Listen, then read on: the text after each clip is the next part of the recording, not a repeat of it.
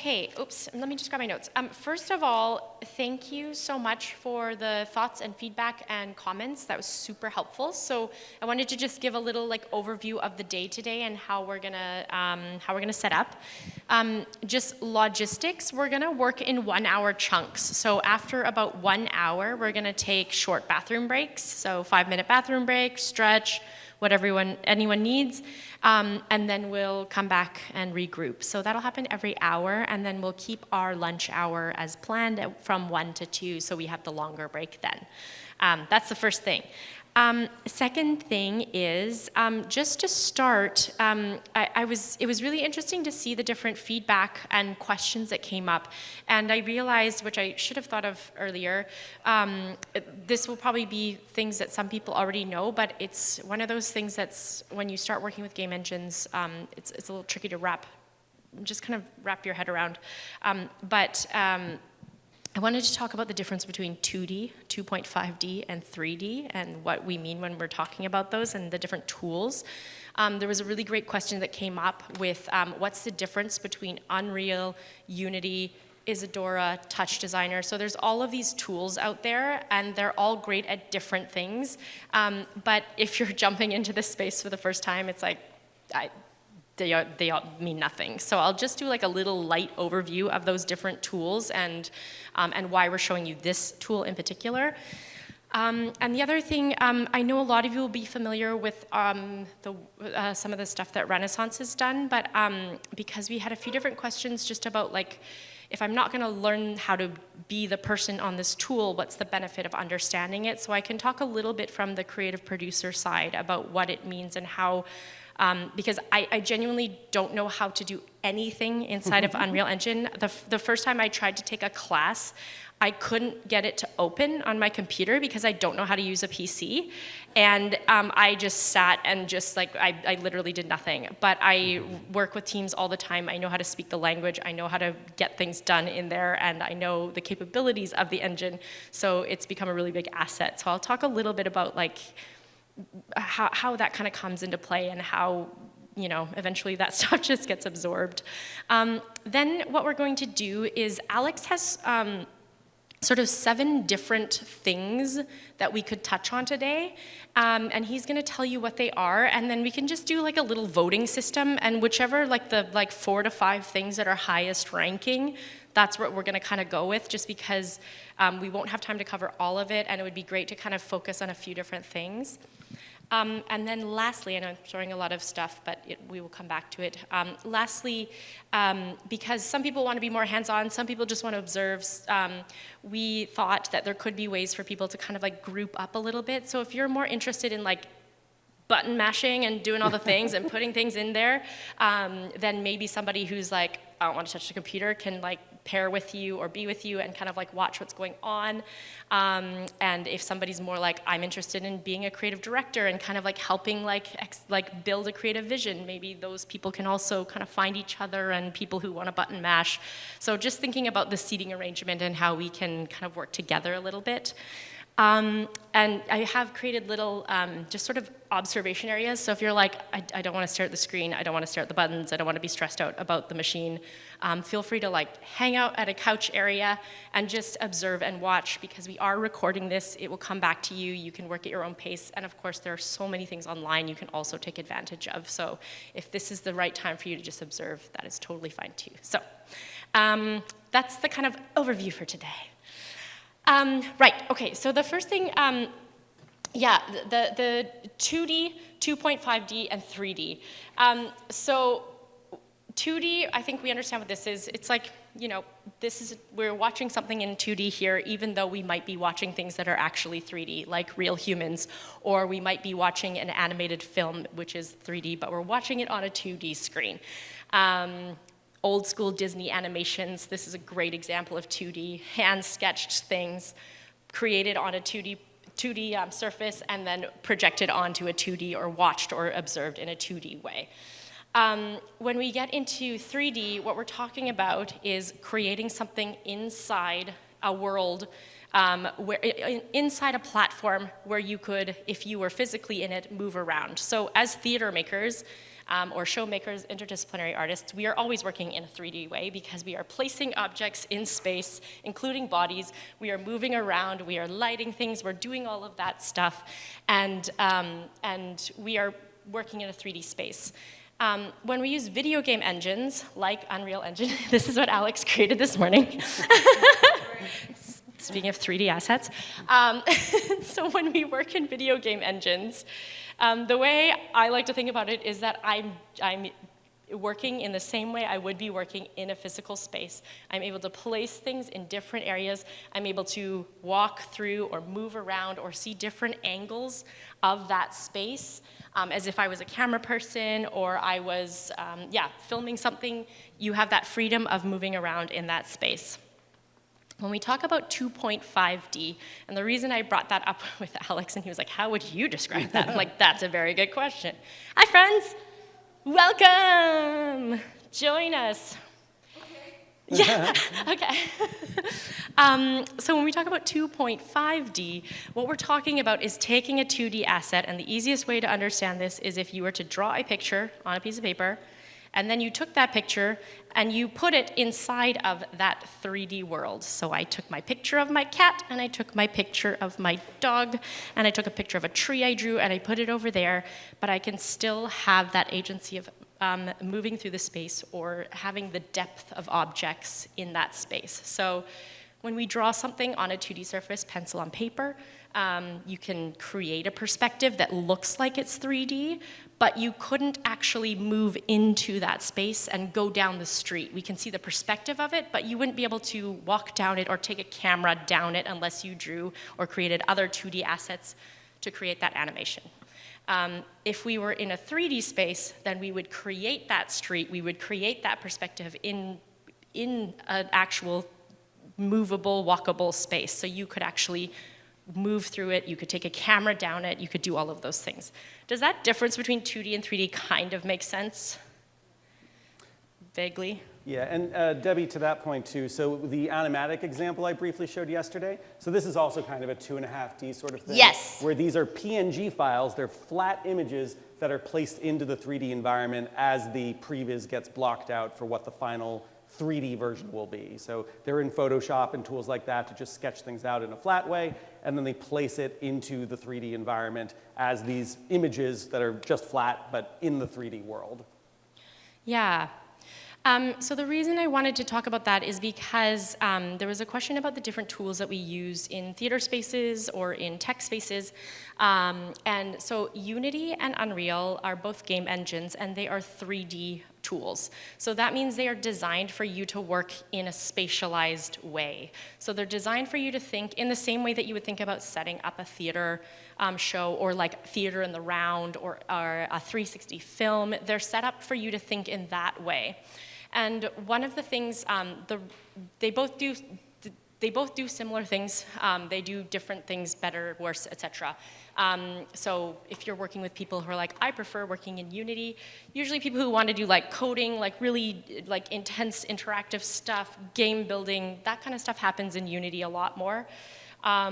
The things that happen in Unreal, and why I think it's a great tool for performers and theater artists and interdisciplinary artists, is because of the visual capabilities of the tool. So you can get really great visual assets, you can build incredible worlds in there, and there's all of these tools that you can use to like bring people into those worlds, like as if you were like a camera person again.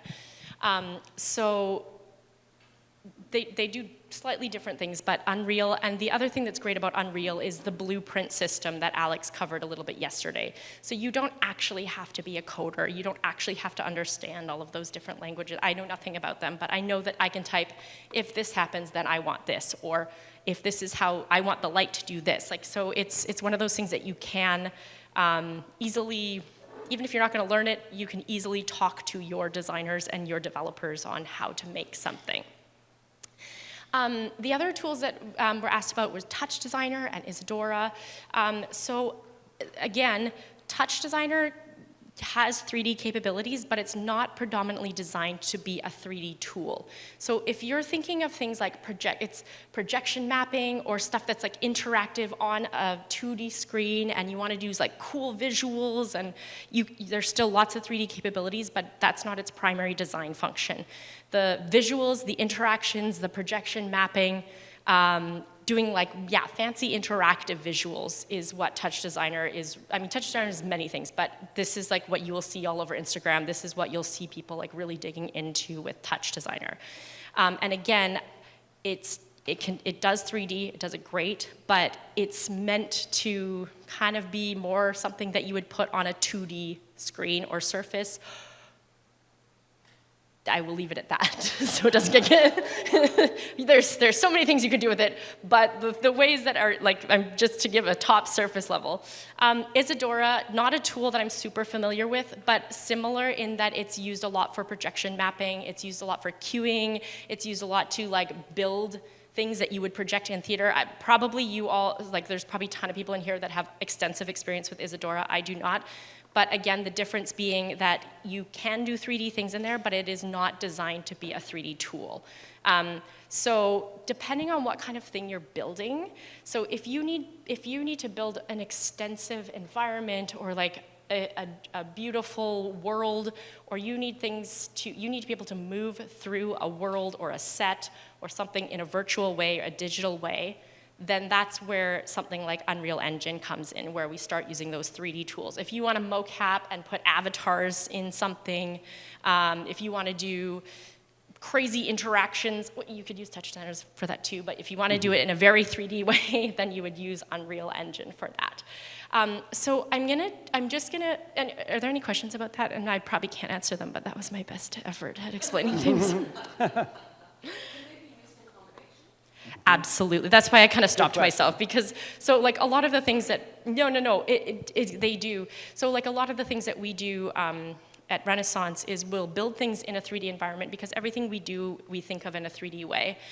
Even though most of the stuff that our audience experiences happens on a 2D screen, like in a 2D way. We're not putting people in headsets because they're very cumbersome. I don't love them. But we're projecting them in a 2D way, but the reason we build them in a 3D world is because I want to start in one shot where like we're at the thing I'll show you, it's like we're at the mouth of a river. And then I want you to be able to follow our characters down the river. So what we do is like what you see on the screen is like a boat, and the boat goes down a river, and you get to follow them. But inside the game engine, what that looks like is we have like a giant like island of rocks. We have an actual river. It's like having like your little model, like your set model in front of you, and then we have a little boat that goes around, and we have things that happen in the water and stuff that like there's different lights that flash when the boat goes by. So it's like if you think about like you actually made your physical set thing, that's what you're doing inside of Unreal Engine. But then what you can do is you can attach a camera to the boat, and then we can see it go down the river on the screen. Or we can change all the lighting so that it looks different every time you go around the loop in the river. Or we can increase the waves so that the boat's rocking all over the place. So we can, those are all the kind of special effects that you can add in there. So that's sort of like the exciting part about working in Unreal Engine. So yeah, I'm gonna show you a little clip, and I can just kind of tell you what is going on. I can't show you the project because I don't know where it is. Neil. No. It's because my main technicians are not here. And again, I don't know how to use Unreal. Do you mind? Yep. Oh, sorry. Were there any other questions just about that before I just kind of talk through? A lot of you have probably seen this, but this is what I have on hand right now. Cool. Okay. Volume? I don't know that we need volume. Okay, so here's the thing about the boat I was just talking about. And I told you how that boat is actually in a little diorama virtually. And we wanted to do it in this way where we were projecting what was happening in the virtual world and piping it out to people who wanted to stream the experience. But then in the theater, this character is being performed live. So that's a dancer who's moving their body with motion capture, which is going into Unreal Engine, and it's being put onto an avatar, that avatar. And then there's a different singer voicing the voice of the character. So we thought this was really cool that we could take the voice of an actor-singer and the body movements of a dancer and put them both in one avatar. And that was such a fun thing to play around with. Then what we did is, you can see these like streamers and effects that are going off on the arms. So we created these visual effects that happen when the dancer does certain movements. Yesterday you talked about colliders yesterday? Yeah, so one of the things that we've played around with is if somebody's hand hits like a rock, then an effect happens. But what we do when we pipe it out is we make that rock or that block invisible so that the dancer knows where it is, but when it happens in the theater, the dancer will hit it, and we've said if anything crosses through this space, then these effects happen. So the hand goes through and fireworks happen. And so the dancer knows, okay, if I go up here and I swipe my hand through here, there's going to be explosive visual effects. We've similarly done that. So in this example, I don't have the music on. We can actually, Alec, can we put the music on this one and just back it up a tiny bit? The volume is on. Oh, okay, maybe the music, okay.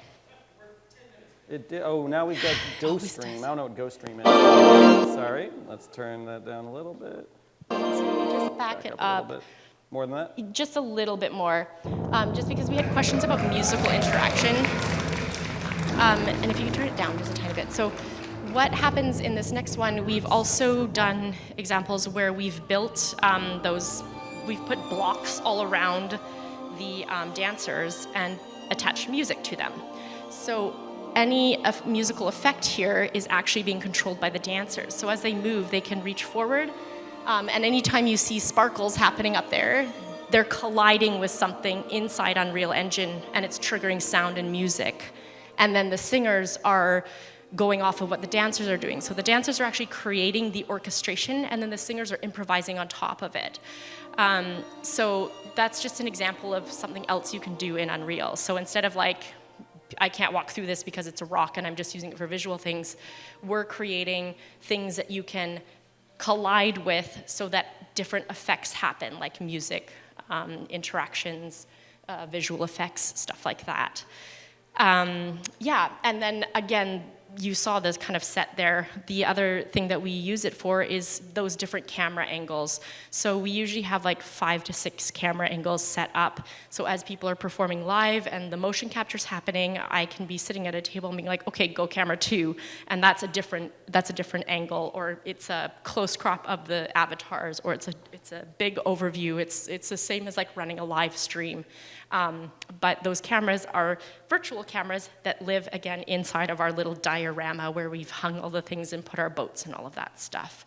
So, yeah, that was just a little bit of an overview of kind of an application of Unreal Engine with theater stuff. Yeah. Yes, questions? Mm-hmm. So I know in the piece that you've done that in the VR world, the actor has a full avatar face, but when I look at the actual actor, it looks like there aren't, it doesn't look like there are many points to their body. What I was trying to figure out was if I'm the guide and I'm with a participant and they are in the VR context, in the VR space, Mm-hmm. if they turn their head to look at me, do I need to be wearing a suit like that, or is there a way? Am I making sense? So you are. So again, it kind of depends. So I think one of the things that's important to kind of delineate is how you're creating the work. So are you creating it on a 2D surface or 2D canvas or a 3D canvas? So Unreal is a 3D canvas. And then how are you piping the work out, as in how are other people experiencing it? So if the audience is watching it on a screen, then it's a little different than if the audience is watching it in a headset, which means if they're in a headset, then they can be in that 3D world. So if you want to do something like motion capture, for example, and you want an avatar, like motion capture has to go on to something. So if you have an avatar inside your diorama and you want somebody to be playing it live, then you would use suits or you would use a camera to get the body movements of whoever's doing it, and that data then gets put onto your avatar inside of Unreal so that it moves like the person who's moving. Does that is that sort of what you're asking? Yeah, I was really hoping that you weren't going to say require motion capture. No. That sounds like that's the bottom line. That in the way that I was thinking about this thing that's in my Yeah, that's a great question. months, it strikes me that it needs a motion capture sheet, and that just says more money to me. Yeah, so I will talk about the budget thing in just a second because that was another question that came up from a few different people. So the reason I wanted Alex to cover motion capture is because we use it a lot. I love it. It's such a fun tool. There's so much, like, I just love working in these hybrid spaces. And I think, like, using these tools, like, you might walk away from this and be like, this is total bullshit. I'm never going to use this tool. But what I love doing is finding ways that these tools can serve the storytelling. So we're not doing bells and whistles. We're doing like, this is about the storytelling and how does this enrich it. So I think that's part of it. But the thing I love about motion capture is that in our new era of AI, not going to have that conversation. In our new era of AI, motion capture is becoming really easy, and we're like so close to you just like setting up your iPhone and being able to do full motion capture in live real time, so that you won't require anything else other than your phone that you already have. So that's why, so Alex wanted to do motion capture and asked if we had suits, and I said we do. We have very expensive, like top of the line suits, so if anyone ever wants to play with motion capture in that kind of way, you're doing an animated film or something like that, please talk to me. I will let you use our suits. But they're extremely expensive. Nope, more. More. Yeah. Prohibitively expensive. I'm going to come back to the budget thing, but now we can do these things without that. We've always done facial capture, so getting the nuances of the face with a phone. We can do body motion capture now with phones, with cameras, and it's just going to get better. So it's a great time to start exploring in that area if it's of interest to you, because it is becoming affordable and because it's something you can do with devices that most of us, unfortunately, already have and we use all the time. Going to the budget thing, there were a few different questions about budget. I have a whole workshop on how to fund things, including getting very expensive equipment through grants and through different funding streams, and how to fund projects like this. I feel like it's such a big thing, and it's its own day workshop. So what we can do is I can offer that as something like, once the festival's over, we can come back to that for folks who really want to talk about how do you fund these things. Because it's expensive. This stuff is expensive. Working with people is expensive, but working with artists is expensive. And if it's not, it should be. So it's the same. It's the same way we fund things. It's figuring out, like, where can I get the funding from? How do I make that strategic funding plan? How do I get those grant applications in? Who am I working with? What's that exchange of value? Blah, blah, blah. So we can do a whole thing on that. And I love helping people figure out their grants. And this is amazing. I'm on stage with Scrooge. Hey, Scrooge, what's up? Hey, buddy. Yeah. Amazing. See, another way to do motion capture inside a virtual reality headset. And that's because it has all these cameras on it that are tracking things, and it's using really powerful, just like computer know-how to be able to smooth out the movements and stuff like that. So we'll do a whole funding thing. But one of the things that I thought was an interesting question was just about, like, how long do these things take? Like, when I create something like this, am I budgeting for like 3 years of developers like doing stuff? And it's sort of difficult to answer, but it kind of depends what you're doing. But the beautiful thing about Unreal Engine is that sometimes you can turn things around in just a few days. Like, if somebody's got a couple days to sit down and like use pre-made assets, maybe tweak them a little bit to your vision, you can actually like put things together fairly quickly, and then you can decide how much finesse or how much more do I need, what do I need to keep building it out. But for like, the project that you just saw, we spent a lot of time on it because we started in this space very early before the tools that we needed existed. So we did a lot of just figuring things out. But I remember one of our scenes in that river thing, I told my developer, I was like, I need like a river, I need to be able to go around the river, I need the water to look great, I want it to have like bioluminescence. So he took that, and within 24 hours, he had built that scene because he was like, actually, I think I can do that quickly. There's this rock texture that exists in the free store. And then he just took those rocks and just built them into the rocks that I wanted. And he was like, I can do the water like this and put this texture in.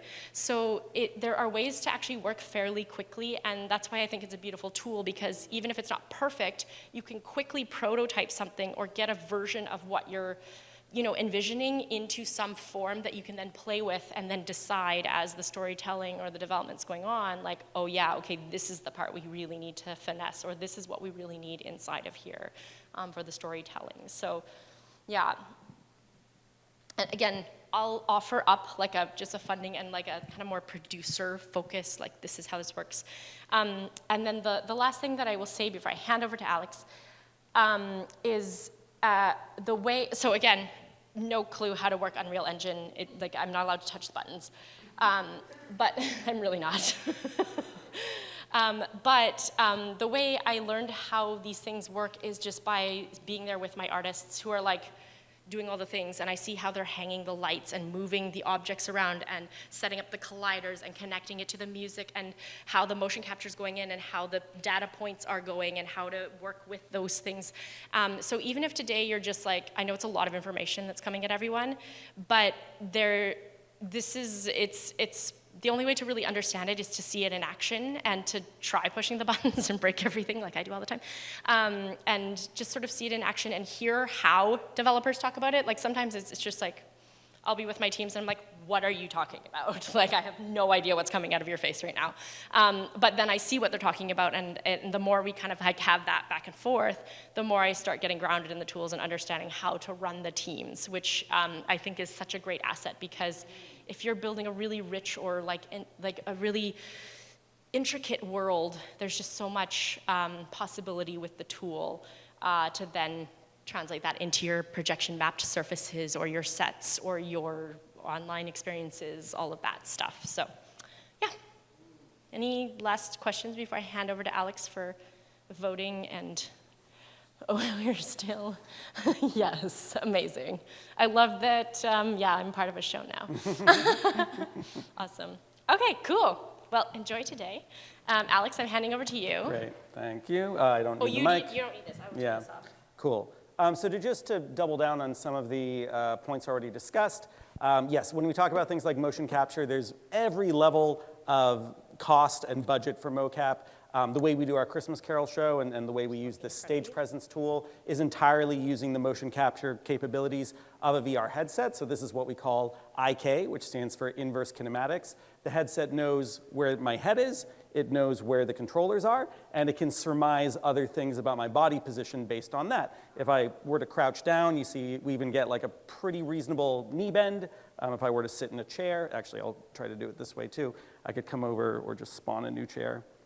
And I could try to, whoops, I'm in my little special space here. But if I wanted to sit down with my character, I could start to set that up in such a way where we're, maybe prevising a show that is going to be in this particular space. So you see I'm in mixed reality right now. I've got a script floating around.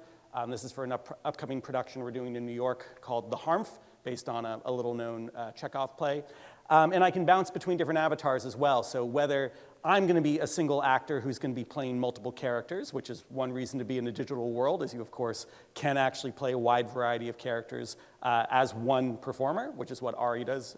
Ari Tar, who's our actor for Christmas Carol, that's what he does. But also, again, this can just be previs. It can just be kind of mocking up some basic blocking. If we knew we were going to be using this stage for a show, we could start to think about, where we'll be at different moments. We've got a very simple lighting system in here right now, which allows me to, start to lay out where lights might be. The way it basically works, just if you're curious, is if I scale this up or down, I'm making the light more intense or less intense. And then if I rotate it, I'm basically translating the vector rotation values, so how much we're rotating, into RGB. So I can do a pink light or an orange light or a blue light very intuitively just by rotating the light. And it's not going to be, exactly the correct lumen value of a source 4 or something like that, but it can just help me start to think about how a show might start to get laid out. These scripts can be placed wherever we want. I could know, like, okay, I'm going to have this monologue when I'm standing at this part of the stage, so I could have this script here. I could walk over to another part of the stage and have a different script over here for a different monologue. So I just kind of have an easy way of seeing that. Of course, the audience wouldn't see some of these behind-the-scenes things like a script. So especially if you're doing something like a table read, it's a really nice way to get people up off a chair and moving around the space a little bit without having to worry about what are my lines again. I'm reading this for the first time. So this is Stage Presence, one of those tools that we've been starting to develop to build a show from the ground up. We have a wide variety of avatars that can be selected. Right now, we see Scrooge's mouth is moving a little bit. That is entirely based on the audio because there's no cameras on this headset. This is a MetaQuest 3. When we use a MetaQuest Pro, we actually are capturing the eye tracking and the mouth tracking, so you get a little bit more capture fidelity here. I'll show you very briefly. Let me go through these buttons real quick. So we've got spawning cubes, which can represent a prop or like a rehearsal cube. If you're just kind of putting, we know this is going to be on the stage here, this is going to be on the stage here. I can spawn the scripts, I can spawn chairs, I can do the lights. I can turn on kind of a physics mode. So if it's important to me to be able to, if I know like at a certain point someone's going to be throwing an object. Hold on a second, gravity toggle, spawn cube. I gotta stack these a little bit. If I know that at a certain point a character is going to be actually dealing with physics and gravity, when I turn gravity on, that allows me to pick something up and then kind of throw it across the room in a way that will actually respond to the geometry in the room as well.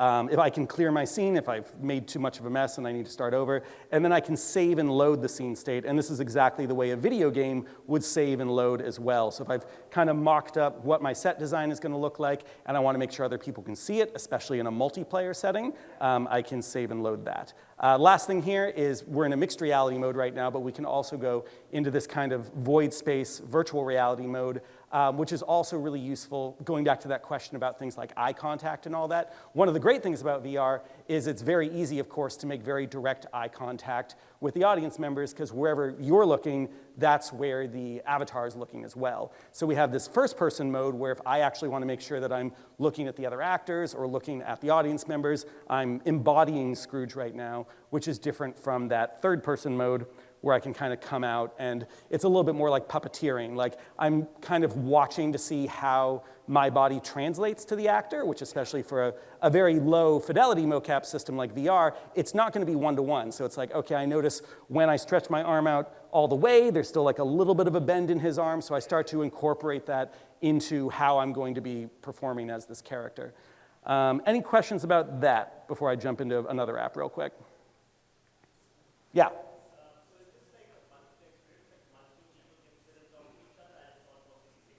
Yeah, so this is the same system that we've used for Christmas Carol and some of our mixed reality shows. So we can have, the most people we've tried putting in here at one time is 50. We don't see any reason we couldn't do more. One of the trickiest things for a multiplayer experience like this is the motion capture data, because we do need to translate everything happening with the body for everyone to see, and that can get very heavy because this system does support other mocap systems like Macopi and Xsense and Move and Trace in the camera I was showing you yesterday. So that's a lot of data to pass around. But we've done this with many actors at once, we've done it with many audience members at once, and it seems to be pretty smooth and stable, so we're feeling good about that. And again, you can have people who are physically in the same space, and or you can have people who are remotely joining and they're seeing everything going on, except if someone was joining remotely, they wouldn't see this space, so I would probably want to insert a 3D model of this space, which is what we're going to get to in a second, because some of you saw me scanning this room before class started today. My link is disconnected. Oh yeah, it's because my computer's disconnected. My computer's like, you're not doing anything right now. There. Okay, so then one other thing I'm going to show you, because I mentioned this replay system. This is something I'm really excited about because this wasn't possible before. And so if I open up our app for Christmas Carol right now, there's not a rehearsal or anything going on, so I'm not going to see anything live. But we figured out how to use this video game replay system. This is like Dickens' home. We got our AI Dickens who can tell you about the show. He's very fun. But we found a way to record our rehearsals, which also means we can record our shows. So you can imagine, as a performer, really useful to be able to record a rehearsal so the actors can actually see exactly what was happening in the show. And then for the audience, of course, how cool is it to be able to say, hey, on Wednesday night, we're doing a replay of the Saturday show. It's going to be exactly what happened during the Saturday show, just playing back in a way where the audience is still there together, but the actors aren't actually there. So it's a different way to experience something live. Looks like I might have crashed it. Hold on one sec. try that one more time. Also this interesting question about how does the audience experience the show, because you can make it very interactive, but we have found that we deal with audiences that are, sometimes they're already a gamer, they're already in VR, and they're trying to learn more about what a live show in VR looks like. But then we also have people who are coming from the world of theater, and they are curious what theater in VR is like. And so we're trying to cater to a variety of audience styles, and that means everything from comfort, like how do you move around the space without feeling sick. Teleport is the most comfortable way to move around. We've got a fly mode, which is a little less comfortable, but actually feels a little bit more embodied, especially because as an audience member, you're a ghost in this experience, along with the other ghosts. And then we have this method that I really like that I call world control, where I can actually change the scale of the world, and the actors become these like nice little almost figurines, and it becomes like a bit of a dollhouse thing. Like I can kind of look down at the world here and watch the performance that way. So we try to give the audience a wide variety of ways to experience the show, and the interactivity is as much or as little as you want. You can pick up things, you can go around, but we've also made sure that if someone puts on the headset and they've never been in VR before and they start the show somewhere like here, they don't even need controllers. They can watch the entire show just from here without moving around, and they're going to see the show. We just also want to allow the Fortnite generation to kind of like fly around and do all the quick things that they want to do if that's the kind of experience they want to have. And you can interact with the actors more and all that. Okay, let me try the replay one more time. Boop, boop, boop, boop, boop. Play last recording. Come on. So this was the rehearsal a week from Friday. And so we've got Debbie Deere there testing out some things as Marley. We're going to have Ari Tar there as Scrooge. And we'll see once I get close to Ari in a moment, there he is, that Ari is using the MetaQuest Pro, which means there's more face tracking. Let me see if I can get a little bit further down. Oop. So if we get closer to Dickens here, you'll see that his face is going to be much more expressive because he's in a MetaQuest Pro, so his blinks and his mouth movements and everything are being captured just by that VR device. And if you're curious, how much can I buy a MetaQuest Pro for? Well, actually, they're kind of discontinued, which means you can get one used for about $400, which is cheaper than a lot of the other motion capture systems out there. Also, wait for him to move his mouth a little bit. But yeah, what's great again is this is all recorded, and the total size of the file generated from a live show is about 100 megabytes, which is nice and lightweight, very easy to package. What I also quite like about what's going on here is the audience members everything the audience members are doing is being captured as well. So if you have one of these serendipitous moments where the actors get to have a really special moment with the audience, you've actually recorded that in such a way that can be preserved either as an archive if you just want to have a way to review this as a performance company later on, or if it's something you actually want to take advantage of and play back at a later date. Let me try skipping a little bit ahead in here to something, because you see I've got this timeline of the entire recorded performance. So if I jump over to here, we've got Scrooge there, and then what's Dickens doing here? Go a little further. Oop. Oh, I broke it again. Okay, well anyway, I want to get into, here we go. So let's see what Ari's doing here. I just want him to move his mouth a little bit just so you get a little sense of the performance capture. Oop. So now he's bouncing between Scrooge and Dickens, which is what he does during the show. Open your mouth, Ari. Yeah, he's like refusing to, but you can see the eye movement. Every blink and every way he moves his eyes, that's all being captured. If he wants to give an audience member the side eye, he is perfectly capable of that. Well, anyone who wants to explore this more, we have all these VR headsets with us, and I'm certainly happy to let people play with them. But let's pause that for a moment because I want to talk a little bit about what we want to do today. Oh, thank you, yes. Yeah, so one of the things we thought would be useful today is to actually allow all you incredibly talented, wonderful people coming from a variety of backgrounds to start to team up and start to work together with the goal of presenting some things by the end of the day, with the prompt being pretty much as general as like, here's a thing that maybe I might use Unreal Engine 4. One thing I did before class started was I did this kind of scan of the room, and so if it's helpful for anyone to kind of ground themselves in imagining, okay, what if I was going to be presenting a show here in this room on this stage, and like replace all the computers with seats and you just imagine an audience there, what would that start to look like? You notice that for the scan, I did not manage to capture the back wall here as much as I wanted to. And so, this is one of those good examples of where it's like, well, if I do want to make sure that I'm taking into account the total projectable surface of this, I just dropped in a simple plane to better match that. And so as you start to brainstorm what you might mock up today, previs, perform if you're really feeling ambitious, I want you to be thinking about, would it be something that is happening physically on the stage with no technology as the final result and you're just prevising it? Is it something where you want to start to think about how mixed reality or virtual reality might start to play a role? And then we get into motion capture and 360 panoramas and all these other ways that we can start to engage with the space. So with all that in mind, I've added a bunch of things into this. It's a bit of a goodie bag. I'm going to pass around this USB key for folks to put on their computer. Next, I'm going to give you some of the potential topics we'll be covering today with the intention that, unlike yesterday, no need to drink from a fire hose. You guys don't need to be taking in all this information all day. It's going to be basically, we'll sign up for kind of the topics we're interested in. Anyone who is interested in those topics can hang out, listen to me going through them. Everyone else can be working on their project for today with the goal of presenting probably starting around 4:30 or 5 p.m. So let's talk about those topics. Yeah, if you want to just make sure everyone gets a hold of this. Will we be getting a link to this? So I don't have my machine Yeah. today, but I feel like when I get home, I'd like to. Absolutely. So you're going to be getting links to everything relevant to today and yesterday, project files. I've also started to put together this lovely little YouTube playlist, which is all the kinds of work that companies like Renaissance Opera and my company and all sorts of other productions have done. So we've got all these different videos here that some of them are tutorials, some of them are here's a trailer for a really cool production that started to use this technology in different ways. Here's a full 360 capture of Hamlet, which is kind of cool because you can look around it in YouTube or in a VR headset. So all these different ways to start to engage with Unreal and these different tools. So that'll be fun. Great. Yes, question?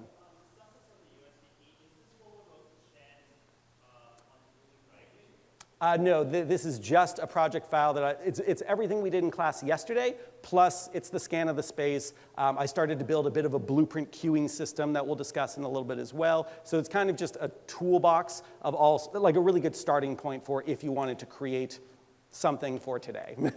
That's the goal, yeah. Great, okay, so the topics that we have as options, I'll run through all of them, then we'll kind of do the thing where we raise our hand to decide which ones you actually might want to be a part of. First one is blueprint interactivity, where we'll talk about how you move through an invisible trigger and it makes something happen. It's where we'll talk about how to set up a queuing system, so you move from this scene to this scene to this scene, these lights to these lights to these lights. That's our visual coding system. Next, one of the options is virtual cameras, shot creation using a phone or an iPad as a way to actually move through the virtual version of your scene.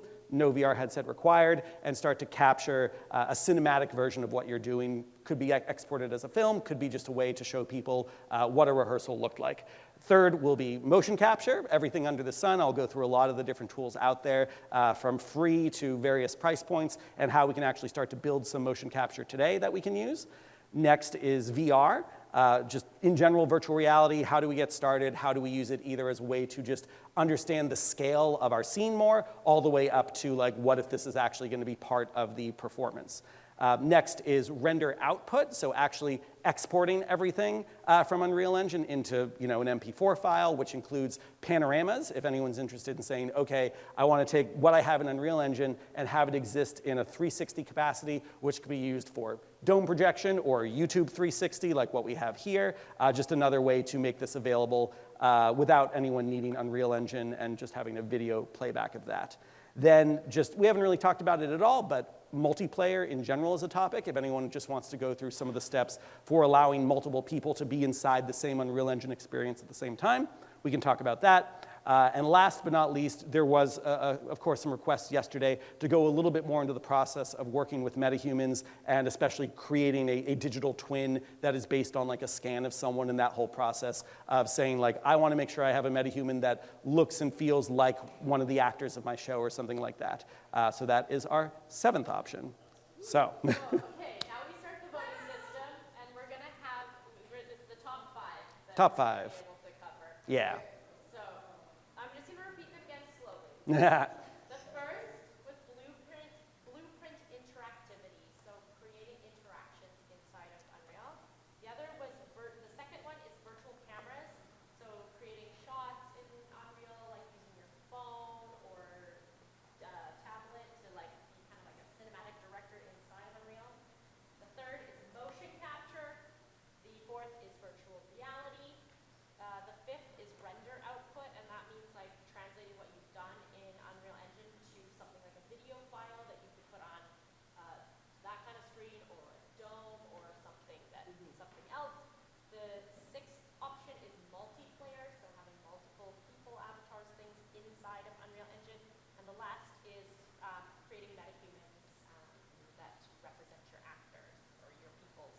Or you. Or you. All right, we are going to start the voting system. If you would like to learn more about blueprint interactivity, raise your hand. You can vote for as many as you want, but it's still going to be the top 5 that get used. Yeah. Yeah. Okay. It's a good one. Okay. Great. Next one, virtual cameras and shot creation. Ooh, okay, that one won. Okay, that one. Nice. Okay. Motion capture. All right. Mocap. Okay, that's a pretty tough in there. VR, virtual reality. Ooh. Okay. Sorry guys, I don't know if that's gonna make it. Render output. Okay. Multiplayer. We'll talk later. And MetaHuman, creating metahumans and keeping them for your actors. Okay.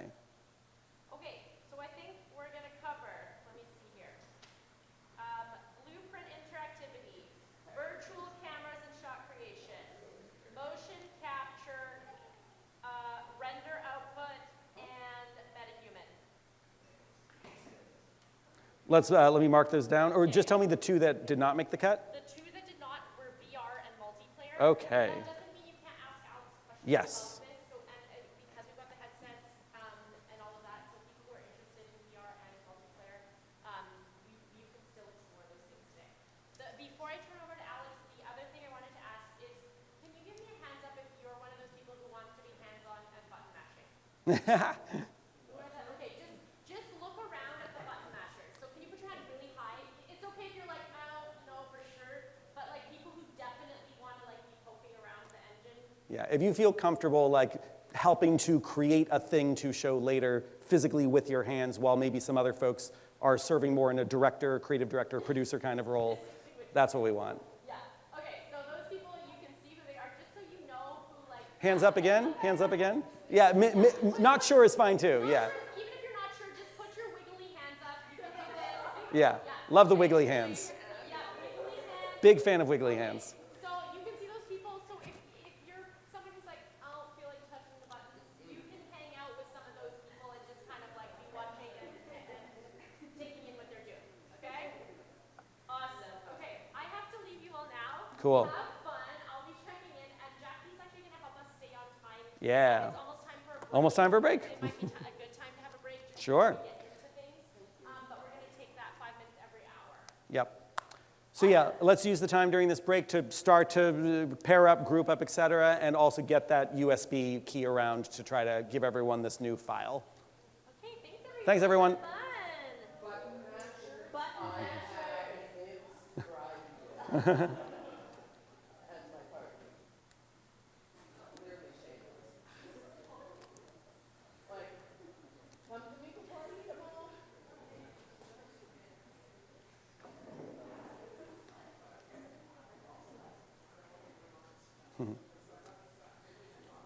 Oh, and for anyone who doubted it, I did confirm last night that we get the outfit conforming to different shapes. Yeah. I don't really know.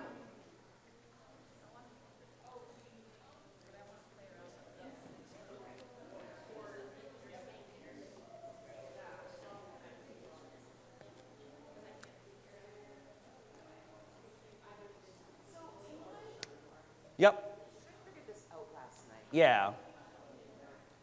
As I was going through stuff. Mm-hmm. That's funny, it's like, Oh, sure, yeah.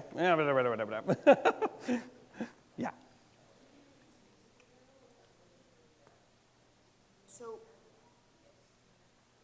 so I think that the thing that you showed today, which was the mixed reality, that makes sense. Cool. And I think is part of how I think the thing in my head that I've had in my head for about 2 years Yeah. would be done. Nice. Because I didn't get to, the last time I got to play with it, I didn't get to execute it the way I wanted. But I keep thinking that, in my mind, that it must involve some kind of projection mapping as well, so that, because in my mind, what I want Yeah. is the participant to be in the world. In the world, yeah. And I want every participant to have a guide. So if they look at this guide is in the world. Yeah. And so I want that for those people, and for there to be multiple people, story, insert, whatever. For them to be able, for the participants to be able to communicate with each other. I don't know if the guides can then as well. I don't, like, I'm trying to figure out, like, who Yeah. needs a headset and who doesn't. And one thing that's kind of cool about that too is you can be very directorial about like when the audience can talk and when they can't and things like that, like unmute, mute, that kind of thing. Well, like very much in my mind, I imagine that people are like I can touch. If Oh, I'm yeah. wearing the thing, I can still touch you. So you could be audacious. True, yeah, Do that. absolutely. But the other thing is for those who aren't guiding, aren't in the virtual world, those who might be who are observing. I guess part of what I want is what I think is projection mapping that they see. So that they don't have to. I don't want them seeing the same things. I don't Yeah. want the participants. So- They're moving through the same physical space, but what everybody's seeing is different. Right, yeah. Like I guess I'm just trying to figure out like I'm thinking about things like how much. Like, would you say $400 for this fucking thing? How much? Yeah, like $400 to get one used. Yeah, I'm just trying to figure, and I'm trying to figure out, like, what does that mean in terms of, like, cleaning, and what does that mean in terms of Yeah. durability, like some of those kind of Oh, yeah, things, absolutely. But then I'm also thinking about, Like throughput, how do you get enough people to see the experience? And a little bit. I mean, I feel like if 3 people come, that would be great. great, fantastic. But I guess what I'm not getting is, like, how... And maybe I'm not thinking about this right, but it feels like there's a missing something to connect those two.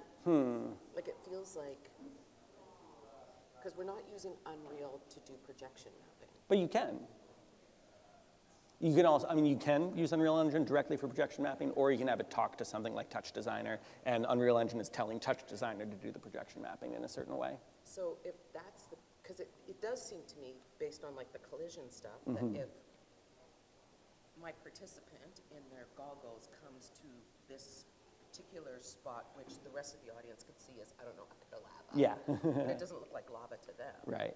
That, whatever it is that, like when they step on that, that can be triggered. Like we were doing that yesterday in the very beginning, right? Where it's like, approach the door and the thing happens. Is that correct? Yeah. So it seems to me that it is quite interactive without having to be projection. Is that True, correct? yeah. Am I thinking this is harder than Well, it is? I would definitely start with a slightly simplified version of what you're describing, but everything you're saying is absolutely possible, and you can definitely like work up to that version that is using all these different tools in this kind of way. Nothing you've described is like, oh, you can't do that. It's all very much in the realm of possibility. But it's all 301 PhD. Sure, yeah. I mean, that maybe not PhD, but definitely like a master's degree kind of thing. Yeah. One step below PhD. So then, because part of what I'm also trying to figure out is what does it look like? What does it look like to invest time, energy, creativity, whatever Sure. into these technologies, Yeah. especially at the pace that they're going? What does it look like to do that in terms of the future? Like what? I mean, kind of calls into, I think about the Canada Council and the stuff that they're doing around facilities, and Right. and you know, there's controversy about that, but I wonder what that does to facility management, what it does for a company. Like, Yeah. does that mean that Because in some ways, watching today, I was thinking, oh, this is what I meant. I mean, they were doing this shit in Second Life. Yeah, that's right. Right? Where Yeah. it's like the orchestra on this side of the world and the dance company on that side of the world are collaborating in the space. That's right. It's, I guess I'm just trying to, it just feels like it's too, I'm not asking a question I don't know how to ask. Yeah, well, Like I don't know how to. well, yeah, and I think it can be a little bit overwhelming too when it's like, oh, you can do anything in here, and so sometimes it's more useful to know like, okay, what's it bad at? Like, what's it not good at, so that can help like box in a little bit. Yeah, exactly. It's good to have constraints sometimes. Yeah. Like, so would I be wrong in thinking that, like, just hitting to roadblocks is the way, like, kind of the way to access the toys within it in a way that's probably got them set up and accessible? I'm making shit up. I don't know. Yeah, well, and it's funny you bring up Roblox too. We just started working with a company that has a web-based tool, so you do it all in a browser.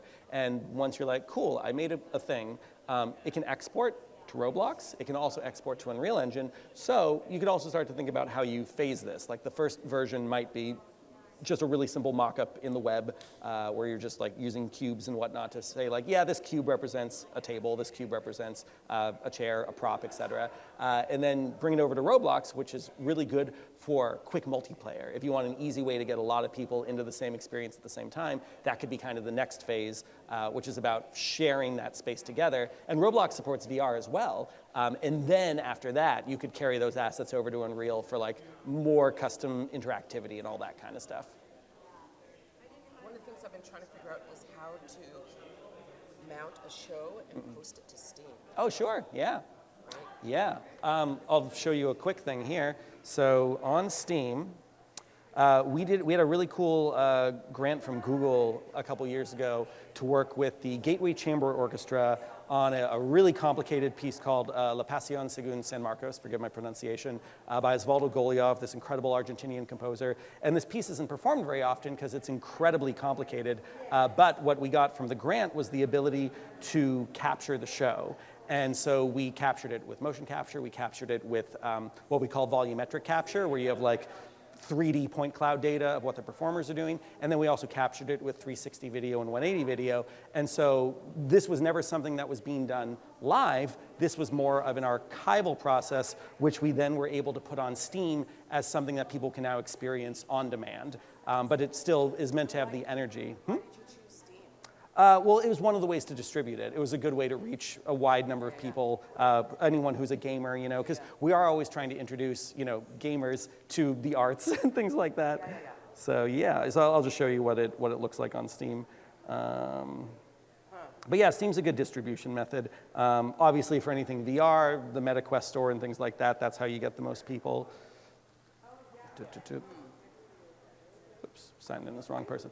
I despair when your machine goes like, I don't like you very much in this moment. Yeah, sure. It tries to like humiliate you. Oh, yeah. What am I gonna do? Yeah, exactly. You're so clever. How am I gonna call? Yeah. I guess this was someone who went through and checked out their own experience. So you can see we're doing these kind of fun things where you have the dancers and the singers and the performers, and then we're using like particle effects and whatnot to create this other kind of ambiance where we're trying to give you the energy and kind of the spirit of what it felt like to be there live, but we're using these digital tools to create another way to see it.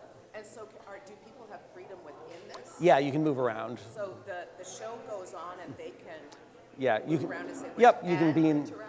Could they stop? They can't stop the violinist from playing. You can pause the entire show, but yeah, you can't do it on like a piece-by-piece basis. You can kind of like freeze a moment and then kind of like explore what everyone was doing at that moment, but that's it. Can you choose your own adventure? The closest thing to choosing your own adventure is when you pop your head into these 3D bubbles, you're now seeing a 360 recording, and when you pop your head out of the bubble, you're in this more abstract, kind of a, not quite interactive, but like, more ridiculous version of the show. But there isn't a way that I could, I'm in whatever this character is, and at some point I come to a choice point, and then I get to choose which character I then take the POV of. Like that's what I think about. Yeah, you certainly can do things like that. That's when budgets start to balloon because, you might spend a bunch of time creating a branch that like 5% of the audience uses, but you kind of need to build that branch out just as much as the version that 70% of the audience uses. So choose your own adventures can get complicated very fast, but it's a totally valid way to create a show. So would I be looking to like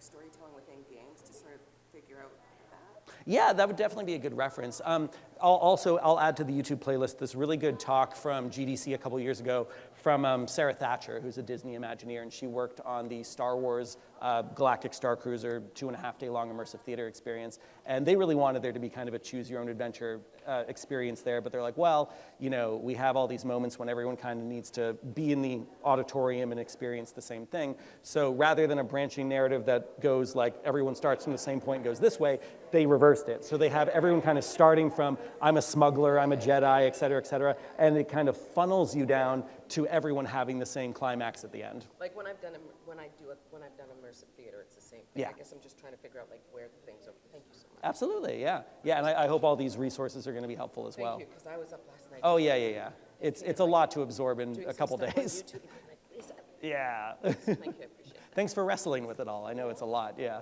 cool. Look, I'm determined. Absolutely, yeah. Cool. All right, just a couple more minutes, guys, and then we'll get started with the first workshop here. Let me also just, I'm going to take a moment to just kind of block out how much time we're going to give to each one.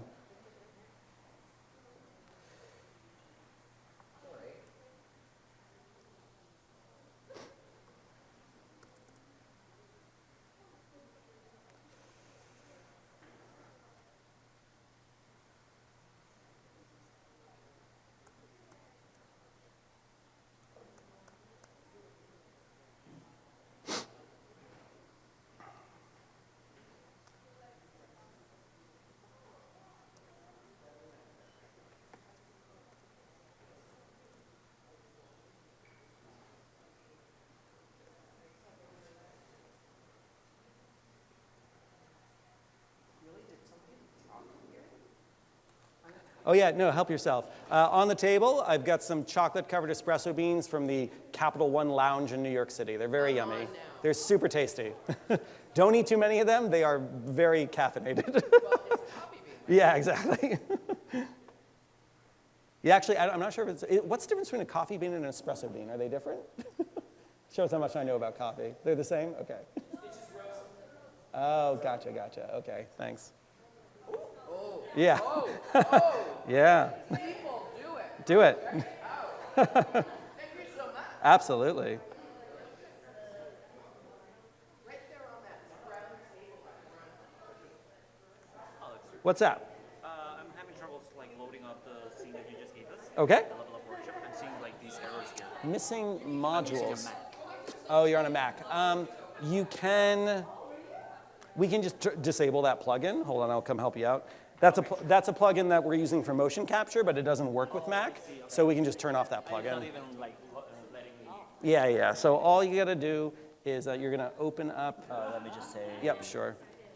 Yep. So you're just you're gonna open up that, and we're just gonna disable the plugin. How do So open open the .u project file in like Double-click or something? no. You open it in like a text editor, Oh, I like see. a Yep. text edit or something. Yeah. Oh, nope. No. Come on, open with text editor. Yep. And then we're just going to scroll down, down, and we're going to disable if they're listed here, all the way down. Subtitles, close down. You know what? It might not. Just try either deleting the plugins folder or name it something besides plugins, like plugins 00 or something. Yeah, exactly. That might actually be all you need. Try opening it now. Let's see if it'll open.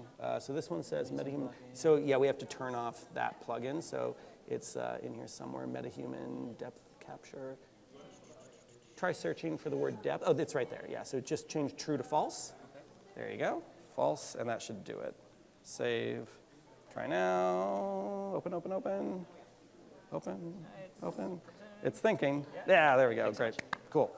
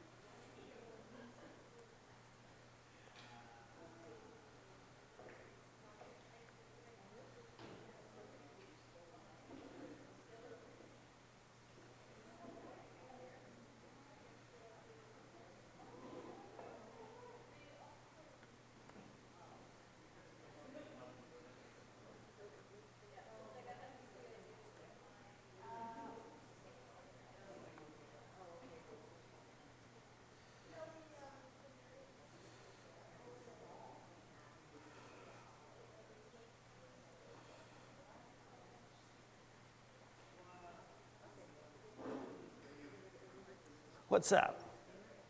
Like if it's a regular static mesh that you have, if you have a regular static mesh, Yes. like any kind of like prop or like clothing or anything, can you still add that to the MetaHuman, or does it have to be a MetaHuman wearable asset kind of thing? Yeah, so there is a video, if you really want to go down that rabbit hole, that walks you through how to take any kind of costume and conform it to the MetaHuman body and then use it. Is that what you're asking? Yeah, like when I was like trying to so there's like a static mesh, basically. Yeah, yes. So I just stumbled on a good video the other day that helps with this a lot. I've not tried it myself, but it seems to be very well explained. Which email is yours? And I will pass it on to you. V-A-N-K-A. V-A-N-K-S. Whoops. V-A-N-K-A-S-A-L-I-N. S-A-L-I-N, like that? Mother. Hmm? N as in mother. Yes. M as in mother, great. Like that? Yeah. At Gmail.com. cool. MetaHuman clothing, you got it.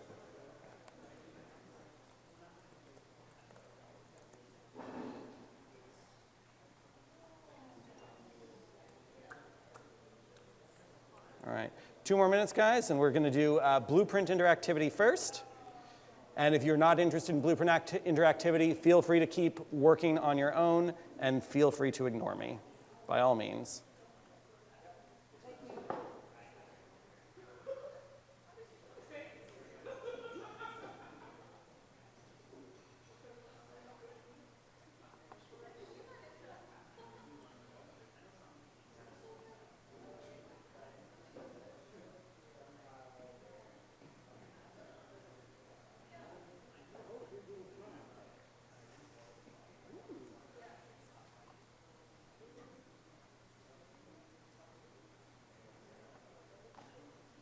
Yeah, this one is a good one.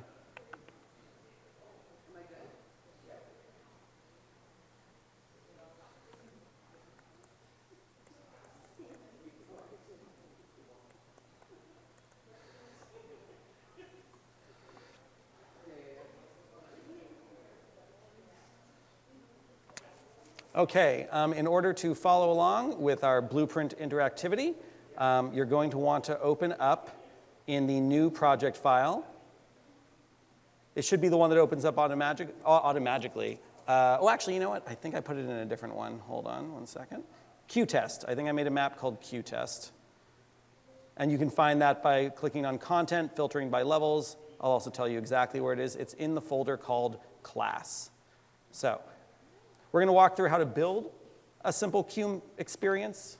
But what I've done here, just to give you a little bit of a sense of like what we're headed towards, is I've loaded up this Qtest level with all these MetaHuman lighting setups. And what this does, when I press play, is I've got a button here that just says Next Q. So every time I click Next Q, we're loading another one of these levels. And so that's really it. So the simplest way I thought about describing today how you can start to create an interactive queue system is how to set up a button, and then how to have each queue be a new level. Now, that's not necessarily the most optimized way to go about things. Ideally, you've got like a setup of lights and you're touching each light individually. But this is a very good starting point for a brute force approach where it's like anything you want for this next queue, just put it in its own level. And so then you're unloading the level for Q2 and you're loading the level for Q3. So that's what this is, and this is what we're going to set up. This one is called Qtest. It's in the new project file from today. I found it because I couldn't remember where I put it. I found it by clicking on content and filtering by levels. So I clicked that. But I can tell you exactly where it is. The path is in the class folder. So we've got a few different class folders. Class lighting, class materials. These are the things we did yesterday. But in that class folder, Qtest is the only thing in that folder right now. Yeah, the USB. Yes. If anyone has not gotten the USB yet, yeah.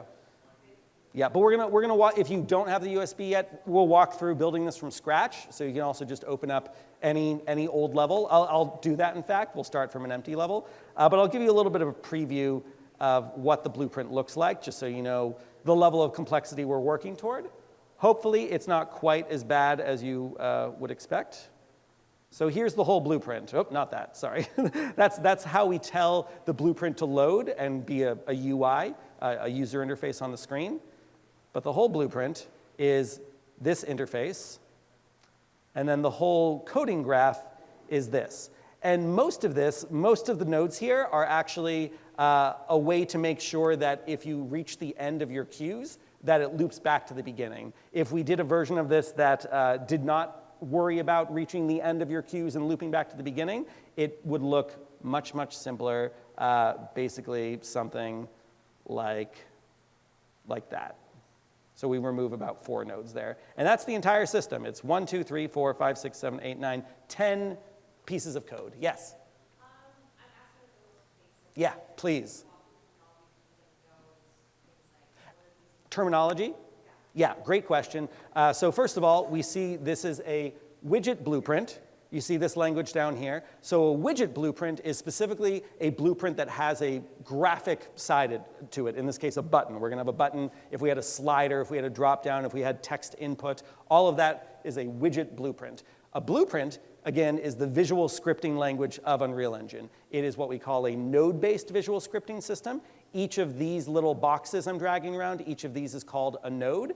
And then each of these nodes does a different thing. So just to walk through this again before we start to build it from scratch, I've got 2 different sections of the widget blueprint. I've got my designer area. This is where I say, I want my button to be anchored to the center of the screen, because if someone's on a giant widescreen monitor or they're on a portrait-style vertical monitor, I want to make sure that this button is always in the center. And in this designer mode, you can actually test out different resolutions and different formats to see how your button scales. So I can see if I'm looking at this on a phone, it's still going to make sure that this button is centered there on the top. And if I'm using some crazy ultra-widescreen monitor, it's still going to be there in the center. So that's an anchor. Again, we'll build all this from scratch, but maybe useful to see all this right now. So all we have in the designer is that button. Inside that button, we have some text that says next queue.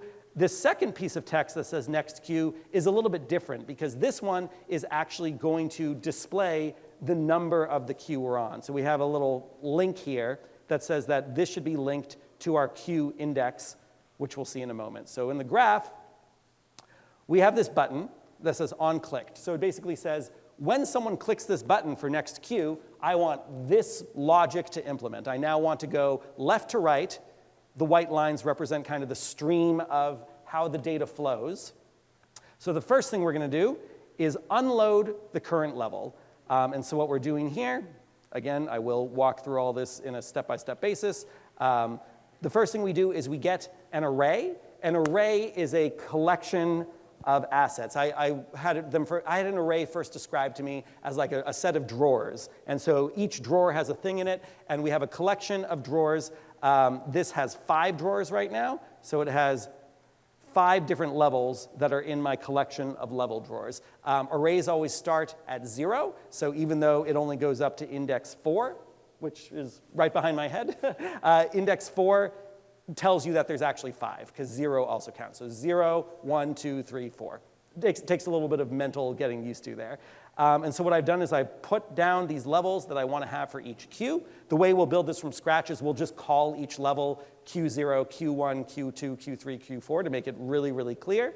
And so what we're doing is we're getting that array of all of our levels, and then whenever you're getting an array, you need to get one of those drawers. You have to know which drawer to open. So I'm getting what's called a variable. This variable is an integer, and it's called QIndex. So an integer, of course, means that it doesn't have any decimals. It's not a float value. It is 1 or 2 or 3 or -7 or 0. Those are integers. And in this case, again, I'm just asking which drawer do I open, and I'm not going to be opening drawer 2.567, so that's why it's going to be an integer. And so the index is something that is going to change. If we are in Q1, we're opening drawer 1. If we're on Q2, we're opening drawer 2, and we need a way to go to the next queue. So the first thing we're doing is we're unloading the current level. We're saying, okay, we're done with this level, with this queue, turn that off. So that's why this node is called unload stream by object reference. And so I've got a pin that goes into this level. It tells which level I'm going to unload.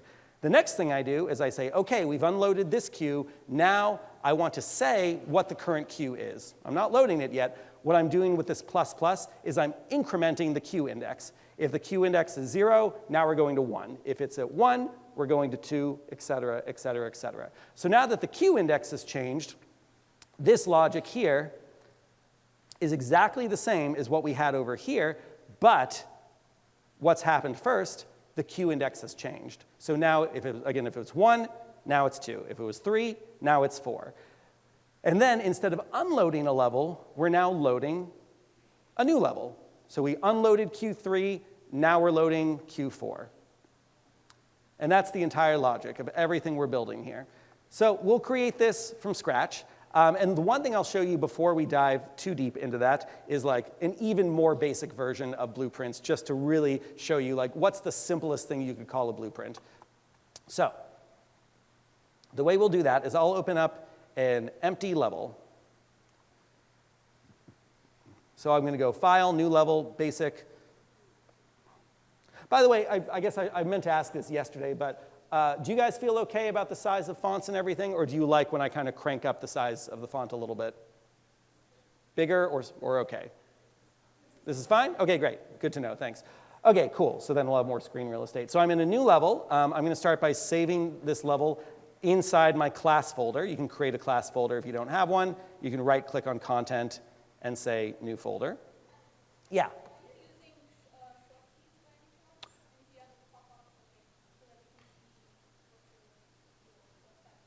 Are you saying there's a thing that could show you what I'm pressing on the keyboard, or you're just asking if I'm using hotkeys? Yes, thank you for the reminder. Yes, if anyone sees me do something and you're like, wait, I don't know how to do the thing he just did, call me out on it, because there are some of these things that I've been doing for 10 plus years, and it is a little bit hard for me sometimes to remember the things that are second nature and muscle memory. I am often using shortcuts and hotkeys. Yes. In this case, so if you don't have a folder called class yet, create a folder called New Folder, go into class, and let's put it in here. And I'm just going to call this level Basic Blueprints. So this is our super simple introduction to blueprints.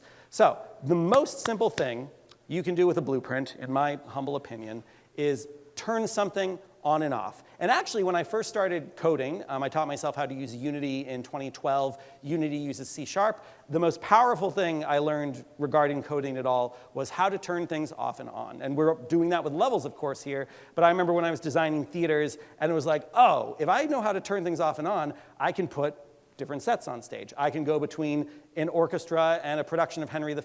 I can change the balcony options. I can change the seating options, because the core logic of all of that is turning something off and turning something else on. So I like this to be the first thing I teach people with all things blueprints.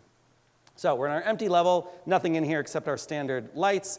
And all we want to do is create an object that we're going to turn off and on. Yes?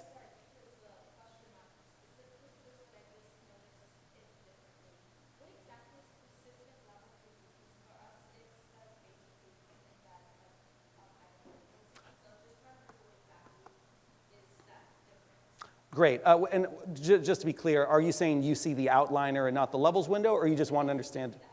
Yeah, outliner is fine. Yeah, so we're not going to use levels right now, but yeah, just to recap a little bit of yesterday, the persistent level is ideally the level that is always loaded. It's persistent. It's always there. And then inside that, you would often have sublevels, and the sublevels are things that get turned off and on, like what we're going to be doing with our queues. Cool.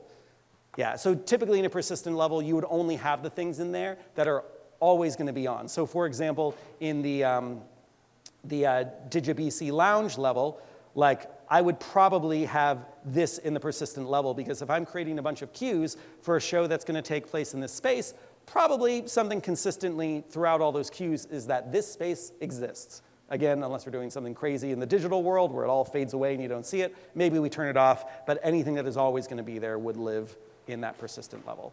Okay, back to our blank level. Basic blueprints. All I need you to do is create anything that you're going to turn off and on. You can grab something from Fab. You can grab a basic cube. I'm going to do a cone. We haven't done a cone yet today, or yesterday. So I've got a cone in the scene. Remember, I can press like the end key on the keyboard to snap it to the ground if I want, and I can reset it to 0, 0 if I want. But in order to turn this off, simplest way possible, is I'm going to use what's called the level blueprint. The level blueprint is a special kind of blueprint because it is the only one that can directly access the objects in your level. If I was doing a standalone blueprint, something more modular, then I would be able to drop that blueprint in any level, and I would be like, hey, find all the cones in this level. Now we're going to do a thing for all those cones in that level. That's nice because it's modular and it can work anywhere. The trade-off is, though, you need to do that extra math and that call to say, like, where are all my cones at? And then doing something with them. Whereas here in the level blueprint, it is specific to that level, but it knows what's in the level and so can access them directly. So what I want you to do once you have an object, cone or otherwise, make sure you have it selected. And then we've got a drop down here. See the little thing that looks like some nodes being connected? That's talking about blueprints. So here we can create a new empty blueprint class, open one, et cetera. We also have here open level blueprint. That's what we want to do. Make sure everyone finds that. And by the way, if you do have your levels window open, another way to access level blueprints is right there, which is really useful if you've got a bunch of sublevels because you can have 50 sublevels and you can open the level blueprint for any of those individual sublevels from that levels window. Cool. Okay, so once you've got the level blueprint open, you'll see there's 2 nodes and they're red. So a red node represents an event. It says there is a thing happening, and we're starting, something either is happening automatically or something told this to happen. Like we know we're going to be able to have a red node that is looking for when someone clicks a button, and it says, someone clicked the button, now I want to execute this sequence of logic, okay? So the 2 we have here are begin, play, and event tick. This is very common across a lot of applications. It's what do we want to do when the game starts or the experience starts, and then also what do we want to do every single frame. As you might guess, it is more expensive. Remember our discussion of budgets yesterday. It is more expensive to have something that is doing something every frame. If you're doing an experience where we'll talk about shows again, if you're doing queues and you are checking every frame to say, did the queue change? Did the queue change? Did the queue change? That's going to unnecessarily weigh down your project, which is why it's much better to have you want that relationship to be inverted. You want to be like, you just do nothing. I'll tell you when the queue changes. So when possible, avoid using event tick. In fact, as a good best practice, delete it if you don't think you're going to use it. You can always bring it back, but it's good to not even have Unreal Engine thinking that you might be doing something with it. It actually saves you a little bit of resources just to delete that node if you don't need it. So on begin play, we're not going to do anything either right now. We're actually going to build our own custom event. Actually, you know what? I'm thinking about how to keep this as simple as possible. I just Control Z, bring it back. We will start with begin play. We're just going to start with turning the object off. I want to make this as dead simple as possible. When the game starts, the object turns off. That's what we're doing first. And so as long as you've got your object selected, cone or otherwise, if we right-click inside the blueprint graph, you'll see this nice little static mesh icon. Looks like a cinder block. And says, create a reference to cone. Cool. Only possible if you're in a level blueprint. And there we go, cone from persistent level. That's what we want. And I'm going to left click and drag off of this pin, which creates this nice little wire. And then you'll see that it says place a new node. So if I drag off that little blue pin, and I'm out here, and then I let go, now it gives me like, okay, what do you want to do with this? And basically, there's so many different nodes and things you can do that it is good to have some idea of what you're looking for. You don't need to memorize the entire blueprint library, but you can try searching the kind of word that you're looking for, and you might find it that way. There's also a very handy reference. If you go to help, there is all the console variables, and then, of course, there's lots of different Q&A forums, et cetera. Honestly, things like ChatGPT and Claude are getting very good at knowing what exists in Unreal Engine as well. So you could literally say, hey, ChatGPT, how do I what's the node in Blueprints in Unreal to turn an object off and on? And what it would probably tell you is it'll say, okay, you can use the isVisible node, or you can use the set hidden in game mode. Not going to go into the nuances of what's different about those right now. Either of those are perfectly fine, but I'm going to type in the word visible. And you'll see even if I type in the word visible, the second choice is set actor hidden in game, which ostensibly for our purposes does the same thing. But I'm going to click is visible, static mesh component. And you'll see it does this handy conversion. It says like, yeah, this is a static mesh, what we call an actor in Unreal. I should have mentioned this yesterday. Everything in Unreal Engine is called an actor. Very fun for us theater folks to know that. Regardless of whether it's a mesh or a character or a light, all of those things are referred to as actors. What actors have inside of them is components. So the cone is a static mesh actor, and inside that static mesh actor is a static mesh component. It can have other components too. We saw with MetaHumans, a single MetaHuman actor has a bunch of different skeletal mesh components. It has groom components. It has that LOD sync element that we saw yesterday. Those are all different components inside that blueprint actor.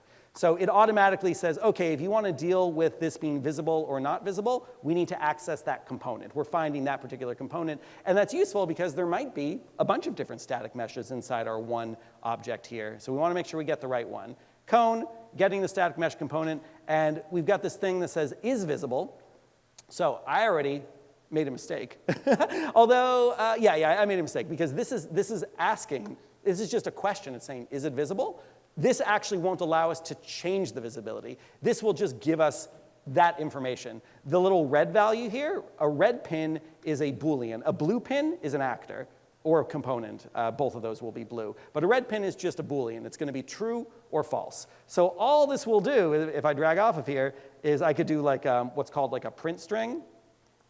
And all this is going to do, whoop, I got to break this because I actually need this to go into the string. Don't worry about actually doing this. I'm just going to show you, and then we'll do it the correct way. All this would do is at begin play, it's just going to say whether or not the cone is visible. Cool? There's plenty of times in Unreal where you want that kind of information.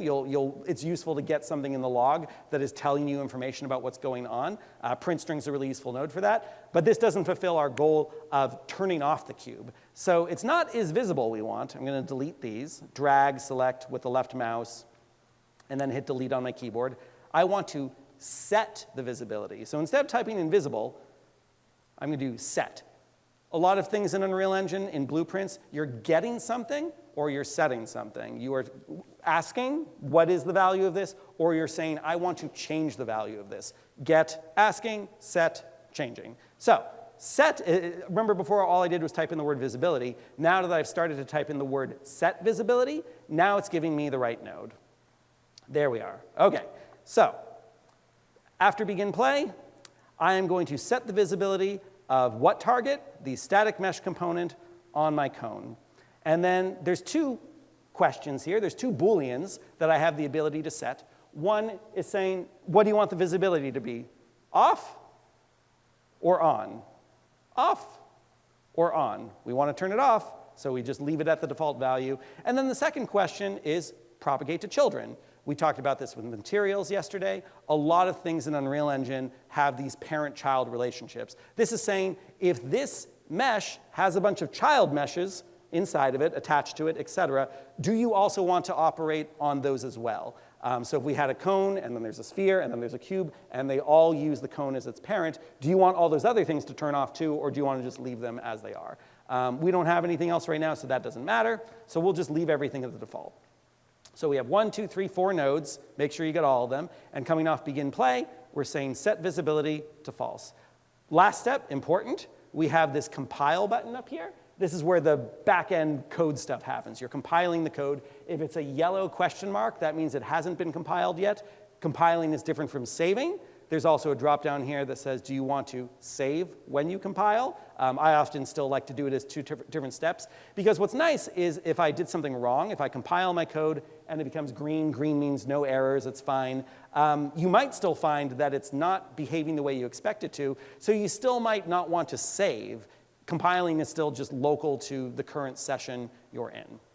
So I'm going to X out of this. Basic blueprints. And it says basic blueprints. It's not the level. It's the level blueprint right now.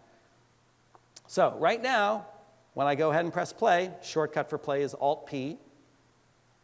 We've got my character, and the cone is gone. I can't see it anywhere. By the way, I did try to see last night if I could get my MetaHuman in the third-person character, and it kind of works. I know there's a couple steps wrong with the legs, but hey, if you want to turn a bug into a feature, time to make some kind of weird roller skating, ice skating game sort of thing. But yeah, the cone is disappearing. Okay, let's do it one step further. We want this to be something that's interactive. We want to have control over whether the cube is visible or not visible. So we're going to forget about begin play for a moment. We don't want anything to happen when the level starts. We want to be the masters of our destiny. And so we want to have a keyboard key that is going to be affecting this. We can pick any keyboard key we want. And you know what? Sorry, I made one. Actually, no. I'm thinking about things that you need to do in a regular blueprint. We don't have to do this stuff in the level blueprint. I'm not even going to mention it yet. Delete begin play. We want to pick a key on our keyboard that is going to execute this. You do need to be careful that it's not a key that's already being used by other things. If you're in the third person template, W, A, S, D, and spacebar are all being used. That's referred to as consumed input. It's like, just imagine that those buttons, it's like, something has chomped on them and nothing else can use those inputs. So you want to pick something else. I'm going to use the tab key on my keyboard. And to find the tab key, you want to start typing the word tab keyboard.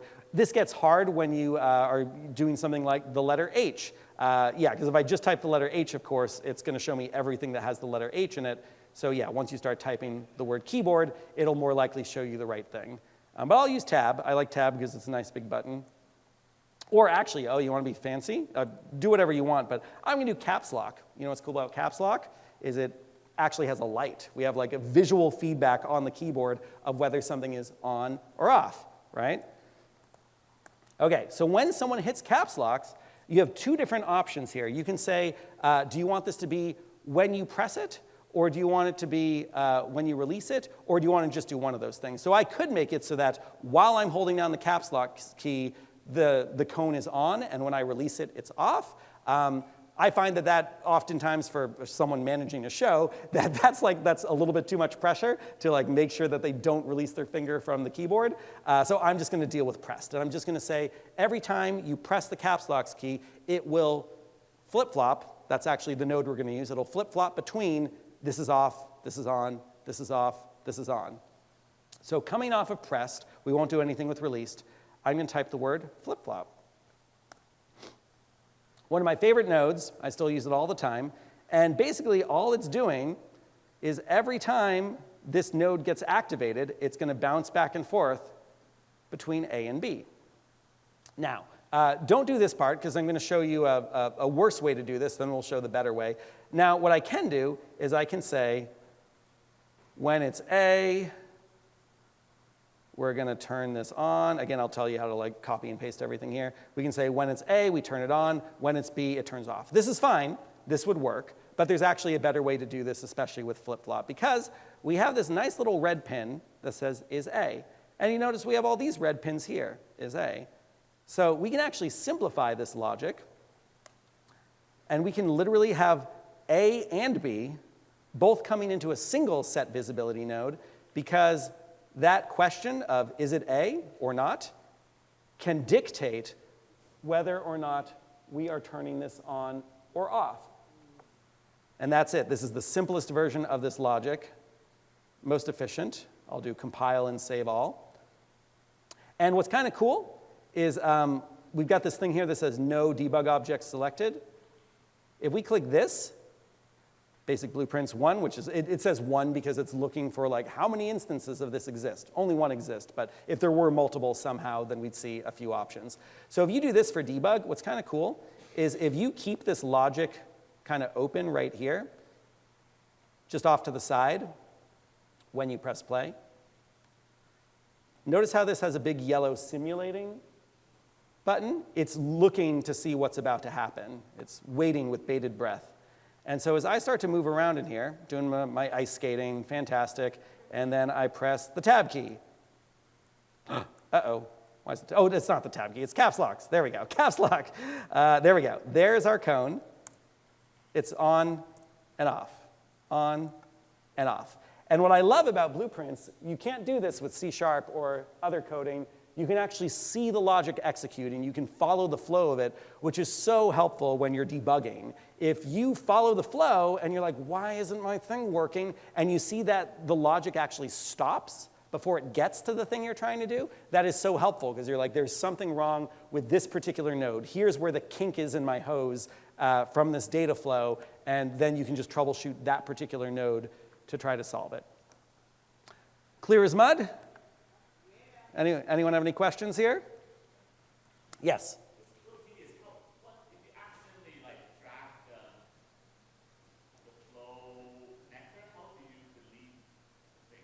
How do you delete the node or the? Oh, sure. Oh, yeah, great question. Yeah, so let's go through a couple shortcuts inside blueprints. First of all, you can obviously delete nodes as needed. If you accidentally connected the wrong thing, so like let's say, for example, that I connected this to here, and I was like, oh, didn't mean to do that. You have a couple different options. One is you can right-click on a pin, and there's an option for break this link. You can do that, but there's shortcuts for this too. If I hold down the Alt key and I click, that's another way to break links. Alt, Alt, Alt, Alt. There's a few other fun ones. I don't always remember all of them, but there's things like if I realized like I created a node that I didn't mean to create, I think if I press, it's like Shift Delete or something. Nope, not Shift Delete, hold on. Shift, nope. But there's things that will like keep the logic clean or something like that. Like rather than deleting all the lines here, it will keep the flow going directly into there. You can tell, yeah, that I don't use that shortcut enough. It would be a good one, especially when you are trying to figure out why something didn't behave the way you expected it to. Okay, I'm not going to remember it right now. But yeah, those are, I mean, honestly, Alt and Control are the major shortcuts I use inside of blueprints. Alt is for breaking things. I use Control when we have variables. I'll show you guys a quick variable. What's a useful one here? Let's go ahead. And I mean, just to understand how variables work, even though this tells us is A, let's also just make a variable called is A. I like to put question marks with Booleans. And the way I did that is for a variable, there's a little plus here. So you might have to hit a drop down there, hit a plus. By default, it's going to be a Boolean, but you'll also see our friend, the integer, that we'll be hanging out with in a little bit, as well as others. The default's a Boolean, let's do that. And then you can name it is A. When you're trying to rename something in Unreal, it's just like Windows. You just kind of like give it a long click, and then you can rename it as needed. And so what we can do here, and the reason I wanted to have a variable here is I wanted to show you the difference between dragging this while holding Alt and dragging it while holding Control. Control and Alt, these are the things I use the most in blueprints. So when we drag with Alt, it's a set. If we drag with Control, it's a get. If you drag without anything on the keyboard, it asks you, are you trying to get it or set it? So if we're pretending that this node does not have is A, then what we want to do is we want to set this variable, set is A, yes, it's A, and then we can Control-C, Control-V this, drag the pin into there, and we say now it's not A. And then, as we go into set visibility, again, we're just pretending we don't have access to the data here. We could now get, hold down Control, is A, and we could have that variable dictating whether or not this is turning on or off. So still keeping this to one node, still efficient. We're just pretending the flip-flop node doesn't give us as much information as it actually does. Delete these extra nodes. Any questions on creating a variable or getting or setting it with Control and Alt?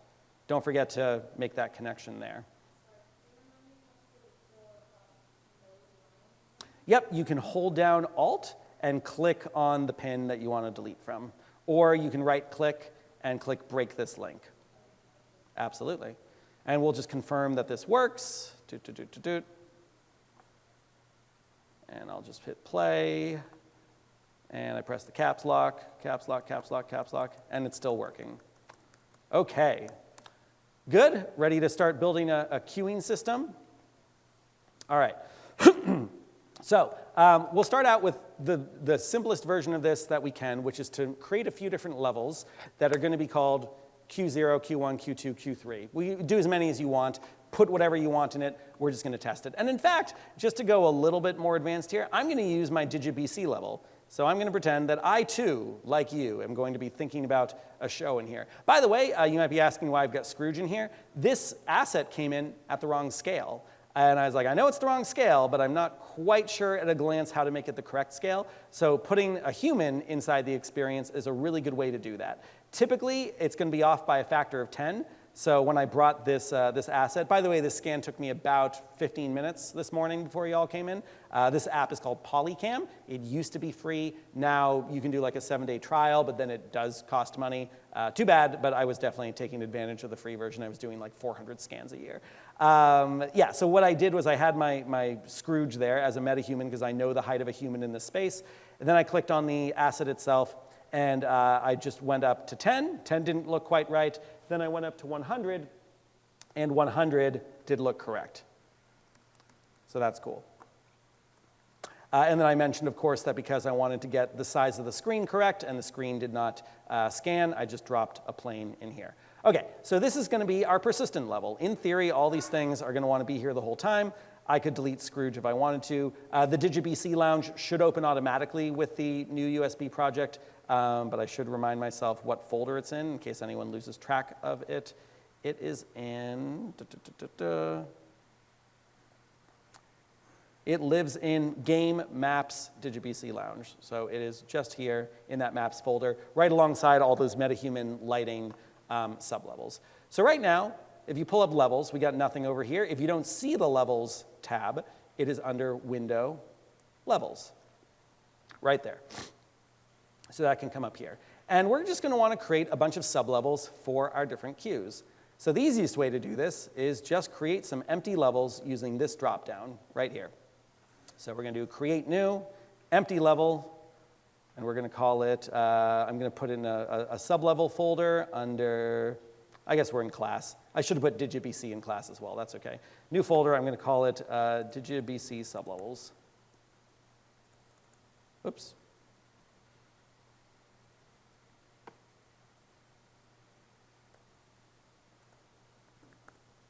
OK, and this is where you start to be a little bit creative. Other than what we're going to name these, which I'm literally just going to do Q0 like this. I'll use double digits in case I end up going more than 10. Q0, OK. And now I could just start to duplicate that level a bunch if I just wanted like a blank template for each one. Where did I put that in? Class, DigiBC sublevels. I could just right-click on this and duplicate it a bunch. That might be a little easier than creating a new one a bunch of times, especially because Unreal is pretty good at incrementing things. Let's see what happens if I go to my level here in Class, DigiBC sublevels and hit duplicate or Control D.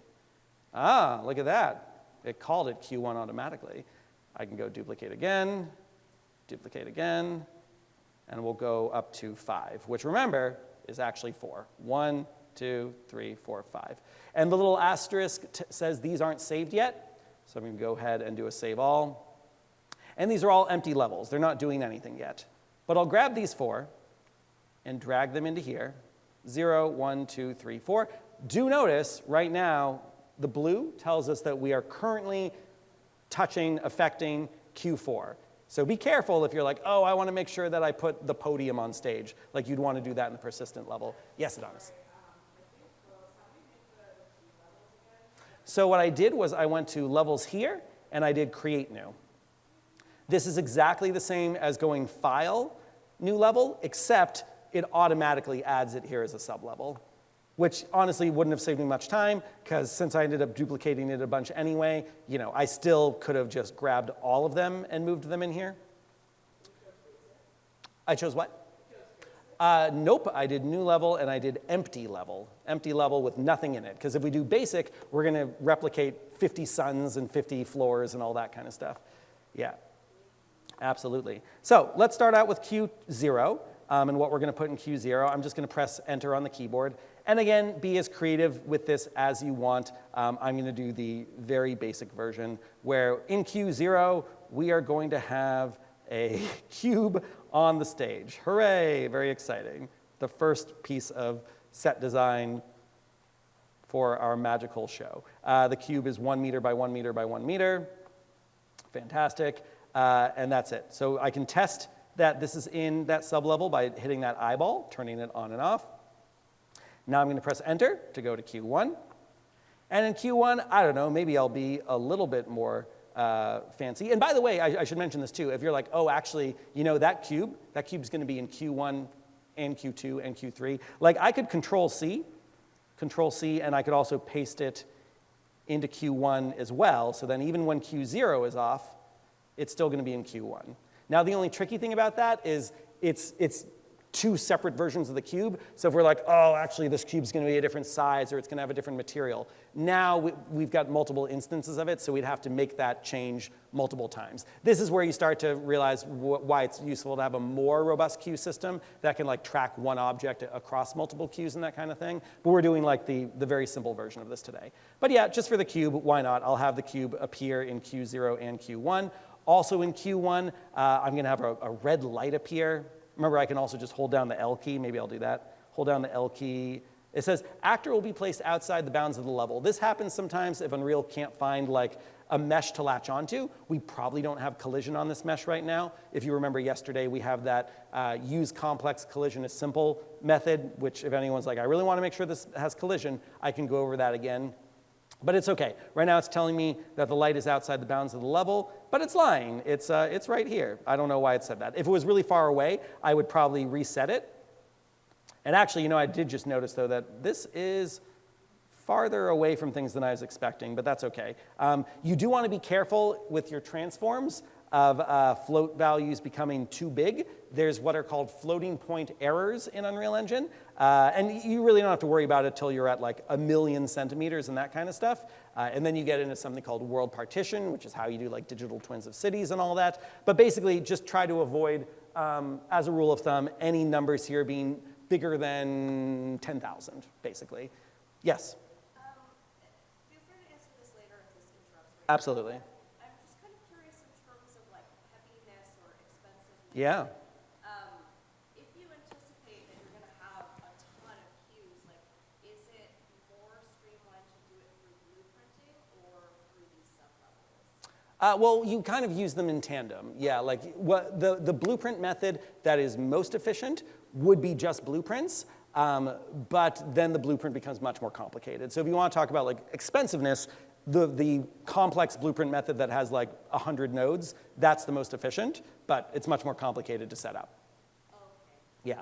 I think the best getting started point for this would be the combination of a simple blueprint with these sublevels that represent different queues. But the thing too is also, instead of calling these queues, the sublevels could be based on the names of like sets or scenes or things like that. And you can load multiple ones at once. So you could say like in Q1, we're loading, you know, the schoolhouse and the fireplace or whatever. And so you could have multiple things that happen with each queue. And then that's kind of like a medium version where like it's a medium complexity blueprint, and then you're still using sublevels, but not in a way where every queue needs its own sublevel. It's like different sets and things like that have a sublevel. Okay, so you're finding that balance. Yeah, exactly, yeah. So for today, we want to keep this as simple as possible. Okay, and in Q1, I've got my light. I'm going to make it a nice red light, make it very moody. And by the way, I mean, if I really want to make this more theatrical, maybe I turn down in these main level, the level DigiBC Lounge or persistent level, maybe I turn down that sunlight to be something where it's like just enough for me to like kind of see the space. It's actually much closer to the lighting we have now. And now the other lights, by contrast, become much more ambient, more effective in the level.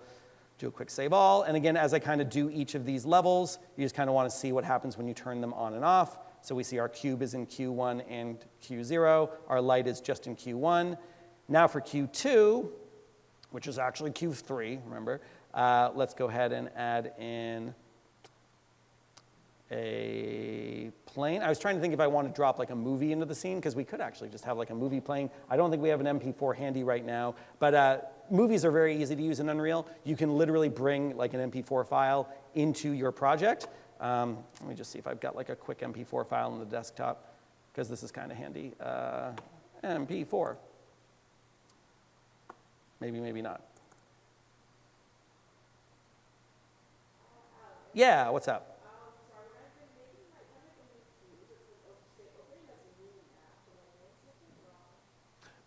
Say that one more time? It's saying new map? Are you duplicating the map or the cube? I'll come take a quick look. Yeah, everyone, just feel free to keep adding more cues and keep adding more things. Real quick, I'm just going to show, before I go help Adonis, what an MP4 file dropped into this looks like. Here's one that's relatively small. That's actually, those are MP3 files. Never mind, I don't have an MP4 file handy. MP4. We'll let that search for a second. Oh, here we go. Okay, so here's one that's 14 megabytes. I don't know what this is a recording of, but I will literally just drop this. Oh, actually, what you want to do with movies for Unreal Engine to be most happy, Unreal Engine does like a movies folder. It still should work without this, but especially if you're going to package this and share this with other people. Unreal Engine treats a folder called movies, spelled exactly like that, movies, not movie, as kind of its own special thing. So if I right-click on that movies folder and I do show in Explorer, like that, and then I drag any video into here. Again, we're doing all of our own cues however we want, but just to show you what this workflow looks like. I have that MP4 file in content movies there. It won't show up here automatically. I right-click, and actually, you know what? I think I can just drag it in. Let's see if that works. Then I'll come, see if anyone's having any trouble setting up their cues. So there you go. I just drag that in, so this makes a reference to it. I can open that up. I can make sure that it plays when I click open. There's my little video. Nice. Oh, that was a mocap dance test my wife was doing. That was fun. And what I can do is I can literally just, as long as I've got Q2 active, which wasn't, I'm pressing enter on Q2, I can just drag this in, and it came in rotated a little bit. And I can just I can say like, yeah, when we're at Q2, we're going to have this video playing on the wall. Scale it up a little if I want. Like that. And if I want to test it to make sure it looks the way that I expect it to, because I might be like backwards or something, I can go ahead and just hit simulate. Okay, actually, this is a good thing to know. So we don't see it. In fact, you'll notice all of these are grayed out. The reason for that is that by default, sublevels don't load. By default, they are kind of in memory to a certain degree, like they're queued up to be loaded, but they don't load. If you have something besides the persistent level that you want to make sure is loaded when everything starts, you right-click on it and you change the streaming method from blueprint to always loaded. In this case, I do want all these queues to be loaded by blueprint, but for just a moment, I'm going to set Q2 to always loaded just so I can see if this video plays the way I expect it to. So I press simulate, and I can see, the video plays, great, but it's upside down. Easy enough fix. Rotate it 180 degrees. Notice you've got some snapping tools up here, which helps with things like angles. And then I'll go back to Q2 being blueprint-based. Okay, so go ahead and add just a few more cues in. I'm going to take a quick look around to see how you all are doing. And if you want to go wild and add even more cues, just feel free to keep going, because the blueprint logic that we're going to create can work for as many cues as you want. All right. So anyone want to keep going? Yeah. For lunch or before lunch? Lunch is at 1, right? I think lunch is at 1. Yeah. But anyone who wants a break, feel free to take a break. Yeah. Yeah. Yeah. Levels, add new level, new map to create new? So you don't want to keep creating new maps that way. So you've got this new map, so call that one. Let's rename it or find it. So where is it saved? It's saved here. So you want to call that Q00. You can rename, or F2. Yeah, there you go. So Q00. No spaces in map names. Yep, great. And then what you want to do is just right-click that or do Control-D to duplicate it a bunch of times. Yep. And then, you have to click off of it so it knows that that's the name. Yeah, so Control-D, enter, Control-D, enter. Control-D, enter, yep, and then just as many as you want. And then everything after Q0, so Q1 to Q5, select all of those and then drag them all in. There you go, cool.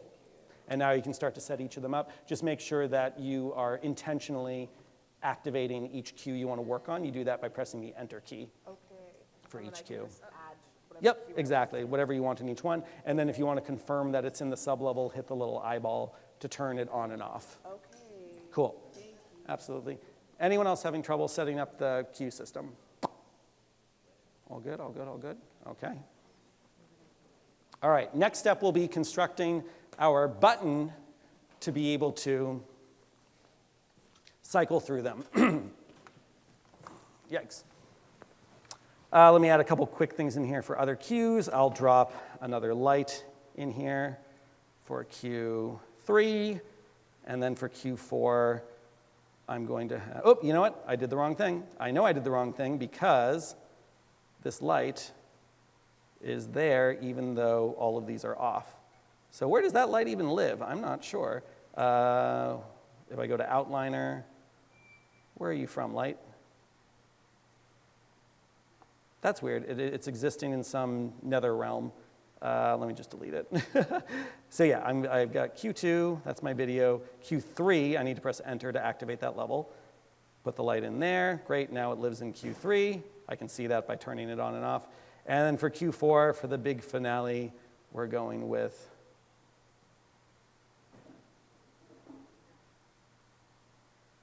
a sphere. Up. I made the mistake again. See, I put it in Q3. I know, it's hard to keep track of this stuff. Enter to be in Q4. Create a sphere. And maybe one more asset and one more light. Maybe I put a material on there if I'm feeling fancy. If I'm just curious, like, what are all the static meshes I've got in my project? Maybe I just do that. Static mesh. And I just find something interesting. Sure, hair slick back. I've got one of the hair cards here. And we're just going to drop a large thing of hair into the level. Why not? Maybe the hair goes on the cube. Cool, lovely, delicious. And I'll give them the cube some kind of material. Brick. And I'm going to put just a light in here as well. And this light will be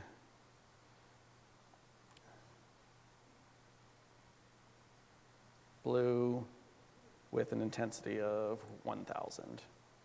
Lovely. Nice shadow cast along the wall. Obviously, lights in Unreal, really good way to mock up how shadows are going to behave on the final version of a particular show. Okay, so I got my cues. I can obviously, and by the way, if you're like, I don't want to deal with blueprints, but I understand how to do this cue system, you could literally be done now and be like, okay, whenever I'm showing someone the previs for the show, I've just got this levels tab open and I'm saying, okay, here's what we're thinking for Q1. Here's what we're thinking for Q2, et cetera. And you can just manually do this. Like you can just show, here's what we've got for each scene. And they might say, great, fantastic. But if we're going to be fancy and start to build a queue system, now we are going to do a widget blueprint. So in class, by the way, the blueprint that I made already, the done version, is in the blueprints folder, BP basic queue system. But we're going to build this from scratch real quick. So under class, I'll create a blueprints folder. And then in there, I'm going to right click and I'm going to type the word widget, W-I-D-G-E-T. Widget blueprint, And there's only one option here, a user widget. Sometimes there's like a bunch of options depending on what kind of asset it is. And I'm going to call this WBP for widget blueprint _Q master or something like that.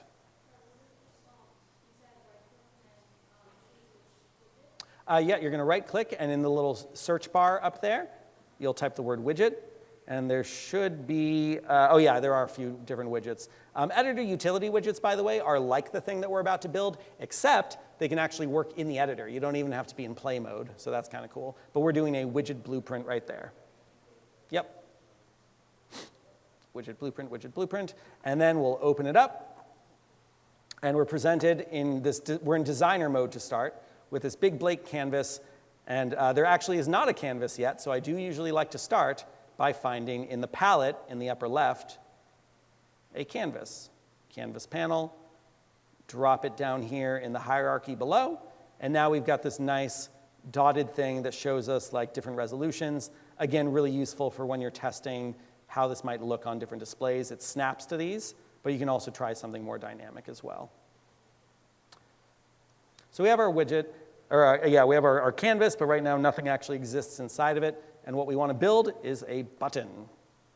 So we can drop our button in. Again, you can drop it directly into here, or you can drop it into Canvas. Yes? How did I, into the widget system? Yeah, so I right-clicked inside my content browser, and I typed the word widget, and then I clicked on Widget Blueprint right here. Let me know when you find it. Cool. Got it? Yeah.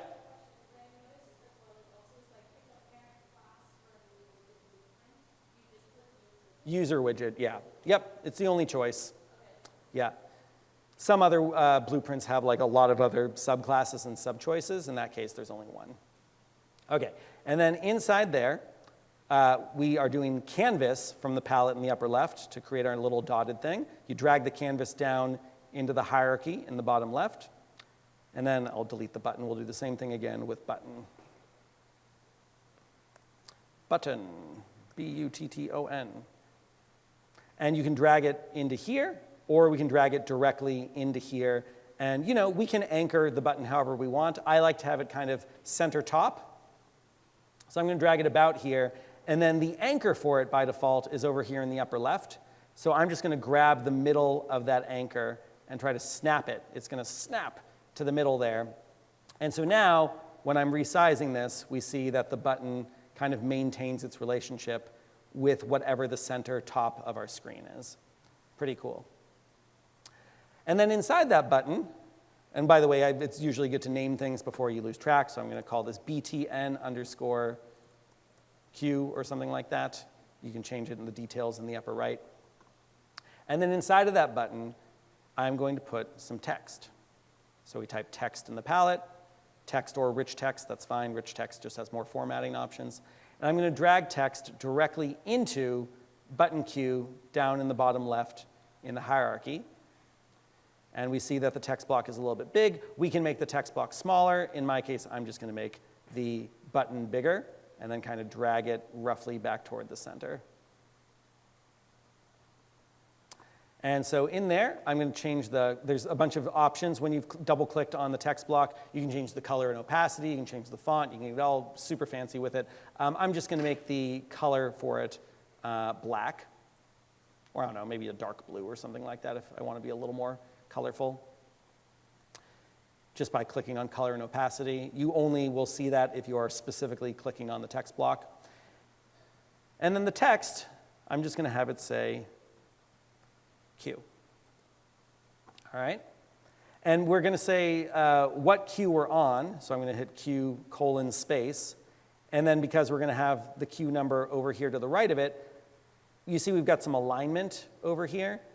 Right now everything's centered. So I'm going to do the horizontal alignment to the left. Just moves it to the side a little bit. Don't worry too much about formatting and all that right now. The main thing we're after is functionality. So then what we want is we're going to have some other text here that just changes based on the Q number we're on. So we haven't created the variables for that yet. So before we do that, we're going to create the logic for what happens when we click this button. And what's quite nice is when you have something like a button in Unreal Engine, the way to create the logic for when you click it is you click on the button, so not the text, but the button itself, and you scroll down in details, and down at the bottom, we have events. On clicked, on pressed, on released, on hovered, on unhovered. Each of those actions that the user is doing can create a different event. Pretty nice. So we're going to say when we click on the button, and of course clicked means pressed and released. So press and release are also separate events we could use if we wanted. So on clicked, we hit that plus, and it creates right here. It moves us over to the graph. So we were in the designer here. Now we're in the graph. It creates this red on-clicked button. And so now it says, OK, you've clicked the button. What's going to happen? Well, first thing we're going to want to do, as we remember, is unload the current queue. And then after that, we're going to want to load up the next queue. So the first thing we need to do is keep track of what queue we're on. So we see there's already a variable right now for the button. We don't need to worry about that. But in the variable dropdown on the left side, we are going to create a new variable, and we're going to call it QIndex, like that. So QIndex, and remember you can press F2 or right-click and rename if you type something wrong. And there's a dropdown for what kind of variable this is going to be. So instead of a Boolean, we're going to make it an integer. Dropdown, integer. Integer again, whole number.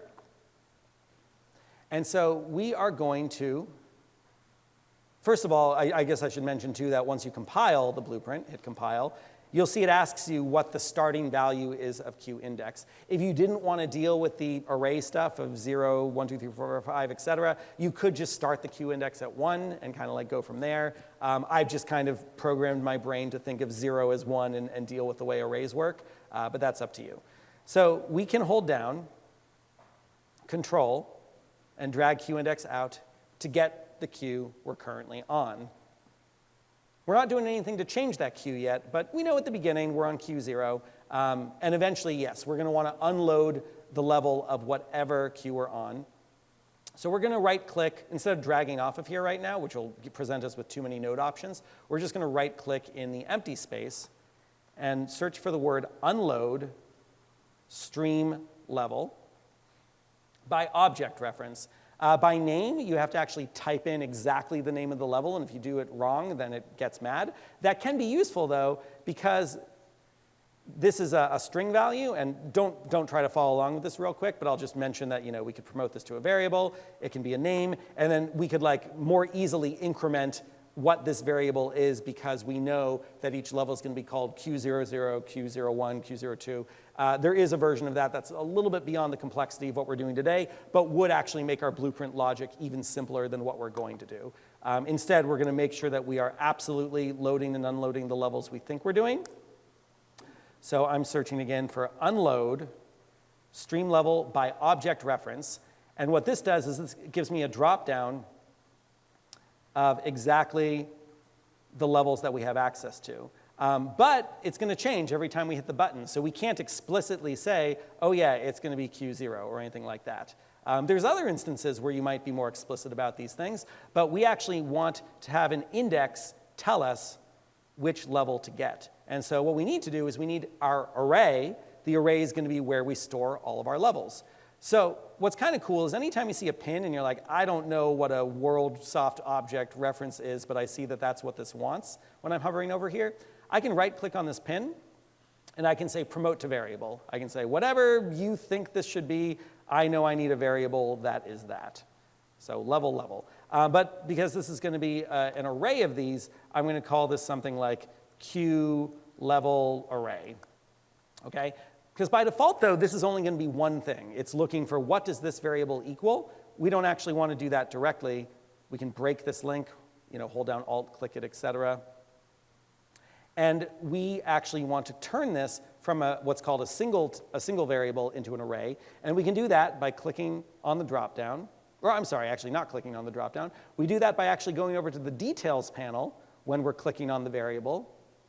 And your variable should say, world type or something like that from right-clicking and doing promote to variable there.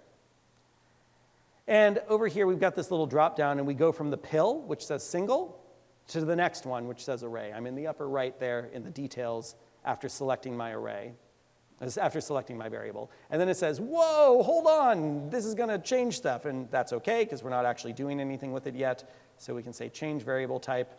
It goes from being the little pill to the 9-square grid. And it's searching for hold on, we just want to look through the whole project and make sure you didn't mess everything up too bad. That's OK. We know we didn't. And now you see that also the variable here changed. It also has that kind of grid version. I'm going to do a quick compile and save all before Unreal gets too unhappy with me. So now what we need to do is we have to find a drawer in this array. So we pull off of that, and we just type the word get. And there's only one option here for getting something from this array, get a copy. So we're getting a copy, and then, look at this. It's saying, OK, which drawer do you want to open in this array? And it's looking for an integer. And lo and behold, I've got QIndex right here. If you don't, just drag it off from our variables, get QIndex. And that's what we're going to pull from. So we've got our array, we do a get, we plug the Q index into that pin there, and then this plugs in to the level we're getting. So out of this, it's only getting one thing. It's pulling a level out of that drawer, whichever index we currently have. And that's step one. Then step two is we need to say, okay, whatever level we just unloaded, now we need to go to the next queue and then load that. So we're going to increment our index so we can get a reference to it. Get, remember you can do that as a shortcut by holding down Control. And we're going to drag off that pin and just type ++ or type the word increment. And all that does is it gets and sets the next number up, ++. Increment is the other word. And then we're just going to reuse some of the logic we already have, because now this has changed, the Q index has changed. So we can copy this, grab these three nodes, drag select, Control-C, and we can paste it over here. You can also pull off of this. That's going to be the same thing. This value will be the same as the new version of Q index, but there's something nice about just reusing the same three nodes there. And then instead of unload stream level by object reference, we're just going to load stream level by object reference. Same node, except it's load instead of unload. And then we want to make sure that we say that it needs to become visible after it's loaded. Because this is one of those ways where you can kind of like load it into memory. If you remember the Christmas Carol example I was showing you last night, we do this thing where the first time you hit spacebar, it loads it into memory. The second time you hit spacebar, it turns it on. And that's a way to prevent stuttering when something loads in the experience. But we're starting with the very simple version. But that's it. That's our entire blueprint logic here. You have the button, you unload the level from the current queue, you go to the next queue, and then you load the level in the next queue. That's it. Yes? Don't you have to set the Q index? That's what we're doing right here. So that increment is getting and setting the next. This is kind of a shorter version of if we were to do a set here. If we were doing set and we were saying this plus 1. Yeah, this node is doing exactly this, but it just saves us a little bit of logic. And same thing with decrement, too. If you needed to go backwards for a queue, you could go decrement integer, like that. And yeah, so you could, you could have one button for next queue, you could have another button for previous queue, and that would be exactly the same, except it would be this. And in fact, I mean, just to show how easy that is, let me just do that real quick. Feel free to ignore me here, but I could just go ahead and duplicate this button. And I'm just going to call this one, previous queue or whatever.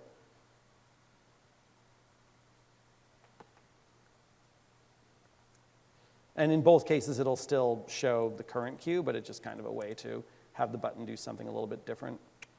Next queue, previous queue. And so, yeah, previous queue, we would want to say when you press this button, on clicked, it's going to do exactly the same thing, except it'll decrement instead of increment. Copy, paste. And then I drag that in, and then I delete this. Or actually, here's another cool thing. So when you hold down Control, when you click a pin, you can actually move what it's attached to, rather than having to reattach things. Yep, so I dragged off of the array pin, and then I just typed the word get, and it's the only option. Yep. Oh, say that a little louder. Oh, did you just right-click in the middle? Yeah, so you do have to be right there at the pin. It's easy to grab this by accident or click a little bit off to the side. You want to make sure that you are getting that wire coming out of the array, and then type the word get. And if you don't, great, fantastic. Yes.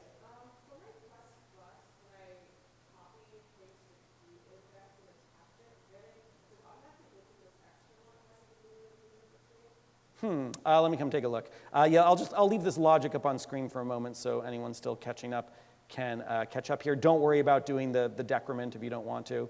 And then the last thing I'll do, which is kind of just a bonus thing, is I'll just make sure that we're displaying the current index in our buttons.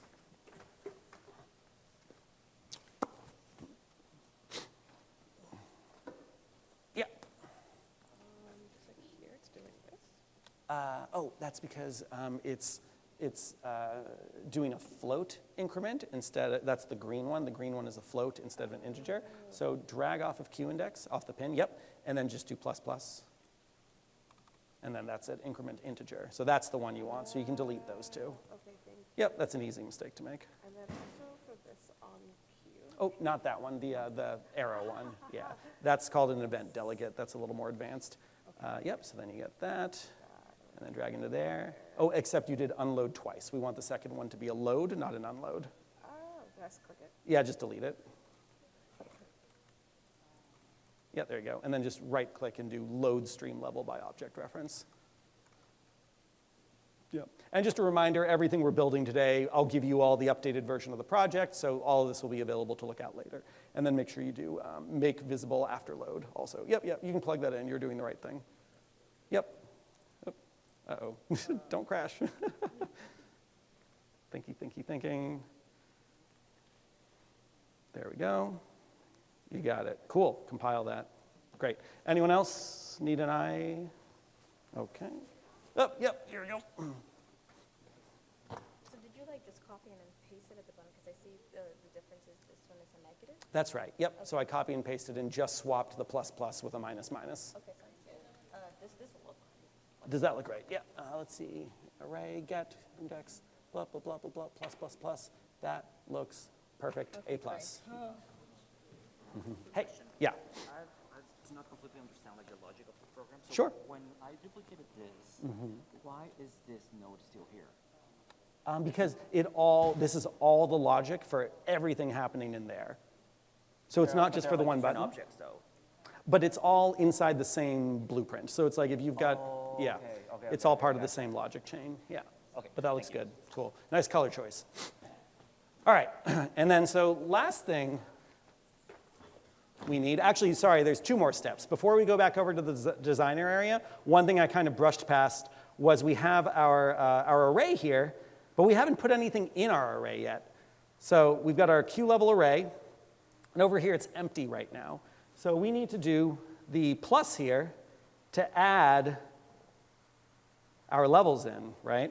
And I mentioned again, this could be a little bit more automated if we know everything's going to be named Q number. And maybe if I find time, I'll actually build that version for y'all to look at when I send your goodie bag after today. But for now, I'm just going to populate these manually. Q0, Q1, Q2, Q3, Q4. There we are. So make sure that array is nice and full. Compile. Again, to get there, I had to click on the Q level array variable, and then in details, I had to hit the plus to fill up the array with the levels that we're going to be loading. And then, back over in the designer side, the last thing I'm going to do is create a couple more text objects. These text objects, for whatever reason, they can't both live inside the box. So this one will have to just be kind of separate. And I'm going to just make sure, I'll call it like number or something like that, and make sure that it's not going to go outside the bounds of the box. And I can also even make the text, actually no, I can't. I was going to say make the alignment go to the right, but it's not in the button, so it doesn't really think about the button. But I'll make the color something visible, sure, pink. And we've got this little hyperlink thing here right there. So if I click that hyperlink, I can just click on QIndex. And so it's always just going to display the value of QIndex, which is quite nice. We won't see anything change here, but we will once we've activated this widget. So QIndex is there, and then I'm going to do the same thing, copy, paste, Control-C, Control-V. And we've got that there, and it actually lost the binding. That's interesting. I'm surprised it lost the binding, so we just have to create that binding again. QIndex, QIndex, those both look fine. Compile, save all. Last thing we need to do is actually make sure this widget appears in our game inside of our experience. Because right now, if I press play, I mean, it's cool, we did all that logic, but there's nothing going on in here yet. In fact, I don't even have a good character to spawn in as. Yeah, I should have moved this player start a little bit so it's easier to see what's going on. By the way, though, when you're like, I don't care if there's a third-person character or something like that, but when you press play, you want to make sure you're actually seeing the level properly. In the drop-down here, in the ... in the play area, instead of default player start, you can just say spawn player at current camera location. So that, kind of like the simulate mode can't, doesn't let you activate events, unfortunately, but kind of like the simulate mode, it will just start play mode wherever your editor camera currently is, which might be useful for a lot of you if you're not thinking about a video game character running around. So ... current camera location. But yeah, if I press play right now, there's nothing happening in here. As I shuffle on around the top. If I don't want to have that character at all, easy thing for me to do is if I still don't know how to find that world settings menu other than going to window here. But if I go to world settings from window and I make the game override just game mode, regular game mode, that will give you like an invisible pawn that doesn't exist as a video game character. So game mode override, regular game mode. Now when I press play, I'm just like basically still in the editor, except I'm in play mode. Okay, so to get this widget to appear, I go into our level blueprint, our good friend there. And on begin play, we basically need to say, hey, the game started, now activate that widget. So we come off of begin play, and there's a node called create widget, like that. And then which widget are we creating? It's going to be the one called WBPQ master, or whatever you named yours. So that gets spawned, but it's spawned, but it's like, oh, it exists, I don't know what to do with it. The last step is after return value. It says, okay, I got this thing, I have this widget, what do you want me to do with it? We're going to say add it to the viewport. Add to viewport. Boop. And luckily it does the connection there automatically. And then that's it. We're done. Should be working, compile, save all. Let's see if it works. So it's create widget, find the correct class in there, then dragging off of the blue pin, add to viewport. Let's test it. We press play. I've got my buttons right here. Next queue, next queue, next queue, previous queue, next queue. Pretty cool. And we're now prevising a show. Yeah, now notice when we go to like -1, so again, in the version of this that I gave you guys all as an example, I've got a little extra logic that is making sure that it just cycles the queues instead of going back, instead of being done at a certain point. And that uses some math stuff called modulo. Oh, I deleted it actually, so it's not. It'll still be in yours, but in BP basic queue system, you'll see a few extra nodes that are basically just cycling when you get past the queues that actually exist. But that's it. We're a little bit over time. I was hoping to be done by 12:30, but any quick questions before we take a little break and then move on to our next mini workshop before lunch? Yes?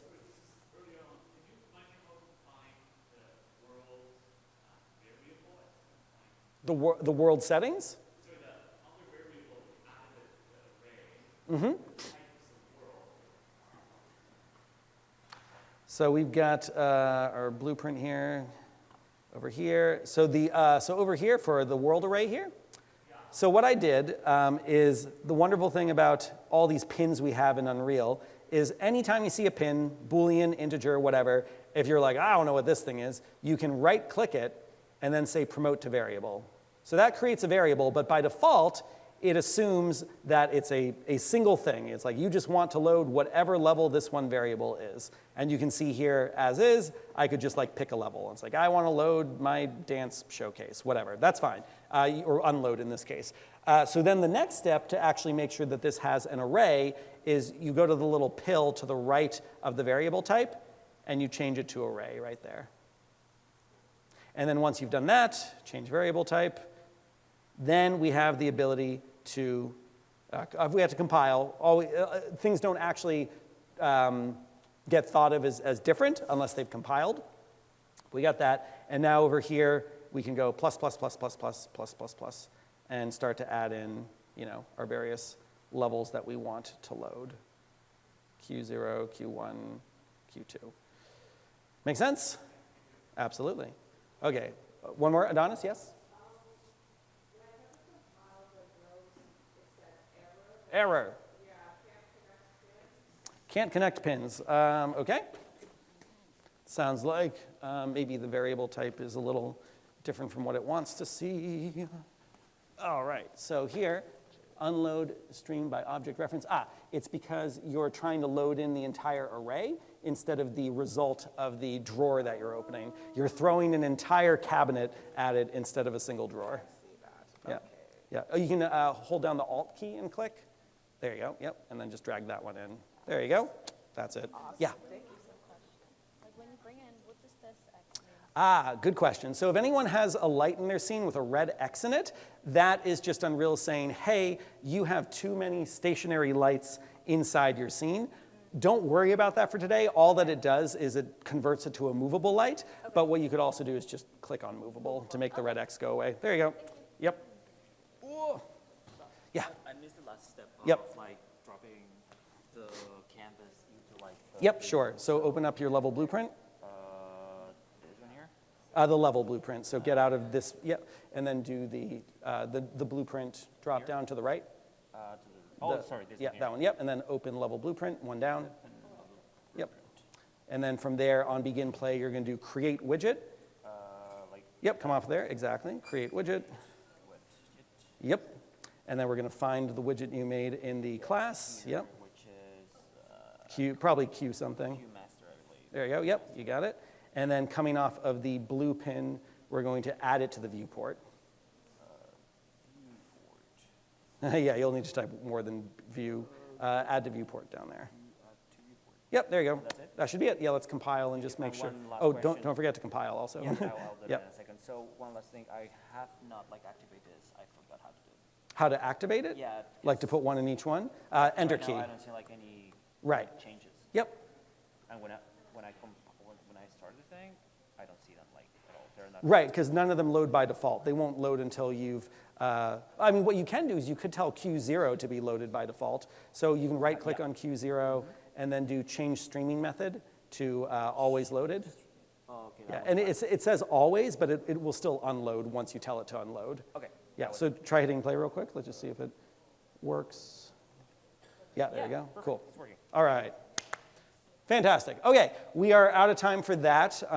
We're going to do, I guess, this next little workshop in, we'll do 20 minutes break for lunch and then do the other half of it afterwards.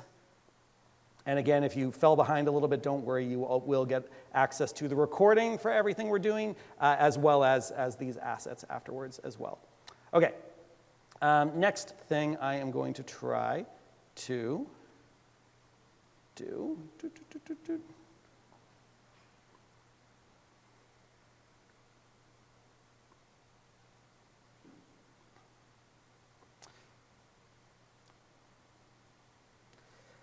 Let's see if we can do some really basic camera stuff, and then after lunch, I'll do the virtual cam setup, which is a little bit more, a couple extra steps, but anyone who wants to get started with that, just search on the App Store.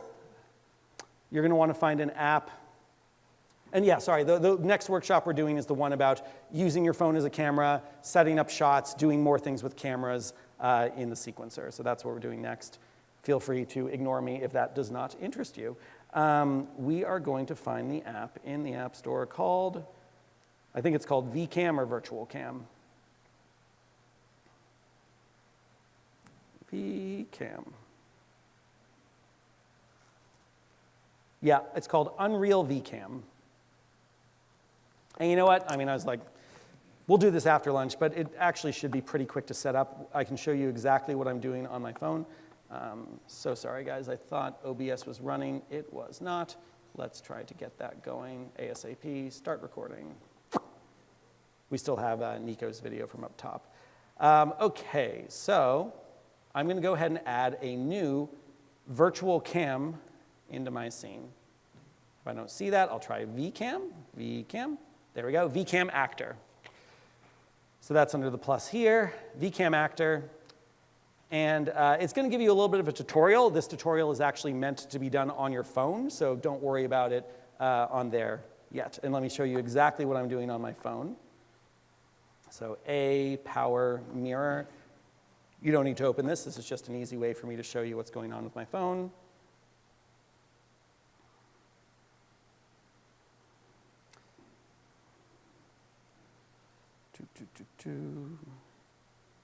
Here we go. If you ever need to display your phone to other people, oh, failed to connect. Missing a driver. It worked yesterday. That's weird. I was just about to recommend you, and now I feel like I can't. A power mirror. Okay, so I do local cast. I do AirPlay.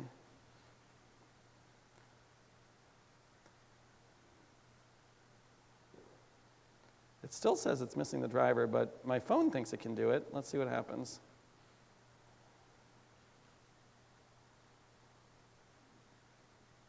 Very silly. It says installed reconnect. Okay, I think it's thinking. It's thinking. Up.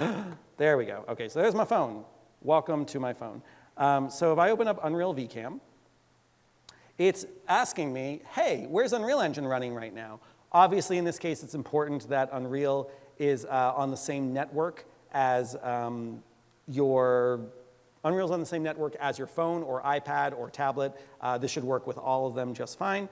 And so I'm going to say new connection. Now I wish that Unreal was like very straightforward about being like, here's my current IP address. But what we can do is if you have the pixel streaming plugin activated, we're not really going to talk about pixel streaming, but if you turn that on and you say start signaling server, it will tell you down here what IP address you have. Now what's interesting is I've got a couple. I've got 192.168.1.78 and also .1.106. That probably means that I'm connected to both Wi-Fi and Ethernet. Probably, yeah, I can see that right here. Signal staff, internet, and Wi-Fi. I'm going to disable the Wi-Fi because the Ethernet connection is probably going to be more stable. And then I go to pixel streaming, and there we go. So I'm .1.78. So here we go. I'm going to do the IP address of 192.168.1. What was it? 78. All right. Up. AR tracking unavailable. It's because it's dark. Here we go. Okay, here we go. Okay, so I'm actually inside my Unreal Engine scene right now. The only problem being that it's a little bit dark. So let's make it a little bit brighter. I'll just bring up my directional light to something a little bit more reasonable. Okay, and now you can actually see directly in the editor what I'm seeing on my phone. Same thing. I am actually pixel streaming right now. And so now I've got a one-to-one relationship between what my phone is doing and what's actually happening in the virtual world. I'm moving 10 steps forward, and then I'm moving 10 steps forward here. Now, you might be wondering, since we're in a digital twin of this space, could I align them? Yes, by default, I'd have to do it kind of manually, but I could also, let's go through the tutorial, press and slide to activate joysticks. So I could also kind of manually do it. I could kind of be in the center of the stage right here, and then I could start to use some of the manual adjustments here to put myself in the right place. I don't know why the tutorial's not going forward. Skip. There we go. Okay. So yeah, use your left and right thumb, obviously a little bit easier on an iPad, to start to navigate around. And I'm going to try to face exactly where I am on the real stage. Something like here. Don't feel bad if you get a little bit lost here. This does take a little bit of practice for manipulation. But here I am just about at the same place I am in the real world. Whoops. And there I am kind of like looking toward the back of the room and all the things around me. There's a ton of controls in here, which we don't really have time to get into before lunch, but there's a drop down. What's the opposite of, or what's a sideways version of a drop down? We have a tool menu. over here, boy, these are tiny, where I can set up like bookmarks of like these are places I want to go to. I can set up recordings from in here. I can play back other recordings I have to see how they look. Like if I've got some mocap of what's going on stage, I could play that back while I'm moving around in the VCam. But it's a really, really nice way to do some one-to-one showcases of the real world compared to your virtual world. And so one of the main things I've used this for in the past has been literally just to like give someone a walking tour of an Unreal Engine project where they just feel a little bit more of the sense of the scale. Like, you know, that's why I love to put people in VR, is of course in VR you really get a sense of the scale. But if someone's not gonna go into VR, or I'm trying to show like 5 people something at once, I'll get like a big iPad and I'll just be like, let's just go for a little walk and you'll understand like what this feels like as you move 30 feet in this particular direction. So, once you've got that, and by the way, all the buttons that are kind of tiny on my screen here, I can click them here as well. So if I wanted to record just a camera move, I'm going to use some camera move that maybe I'll use for previs, or I'm going to export it as a video later. I can go ahead and I can hit this big red button in the upper right, and it's going to open up the take recorder, which, did we look at the take recorder yesterday? I don't know if we did. The take recorder is a really simple way to grab anything that is happening in your scene, especially things that are moving. You do this with mocap as well, and you record it into a sequencer file for playback. So we're going to take a look at that right now. Interestingly, it doesn't have anything inside of it right now. You can always bring this up manually under Window, Cinematics, Take Recorder. But yeah, it can't record anything right now because there's nothing in here. And usually when you hit record in here, it knows that you're trying to record, there we go, the VCam actor. So all I just did was hit record again. And you can see it's starting to record my scene. And I'm just going to fly around for a moment and do some crazy stuff, doop-a-doop-a-doop, rotating. And then once I'm happy with that, I can hit that record button again. And what it just did was it saved what I was doing with this. Now I could have been walking around, I was just using the joystick controls. But now it says scene 1, take 2. And you're like, okay, well, I want to review take 1. You can also do it directly on your phone, you know, again, kind of a tiny screen. But there's this eyeball here, review the last recording for take recorder. And if I click that, it's going to open up exactly what I just did. And this isn't a video, this is a camera that is moving through my Unreal scene because it recorded exactly what I just did with my phone, and I can manipulate that and do other things with it. I could smooth it out, I could delete parts of it, etc. Yes? Exactly, yep, so we are in Sequencer right now. This is our very quick, soft introduction to Sequencer, and you can see if I grab the playhead, this looks a lot like video editing programs like Premiere and DaVinci Resolve, and I can kind of scrub through it to see exactly what I did. And if I really want to get into the weeds of editing this, I'll show you a couple little things. Again, bit of a soft introduction to Sequencer. I'll close the take recorder for a moment. Oh, which will actually take me out of there. So we have to find where that sequence lives. I could do that either in Cinematics, take recorder, and it should be able to show me where that lives.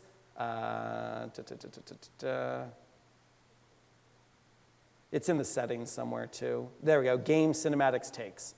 So if I want to edit the take I just did a little bit, I could go content.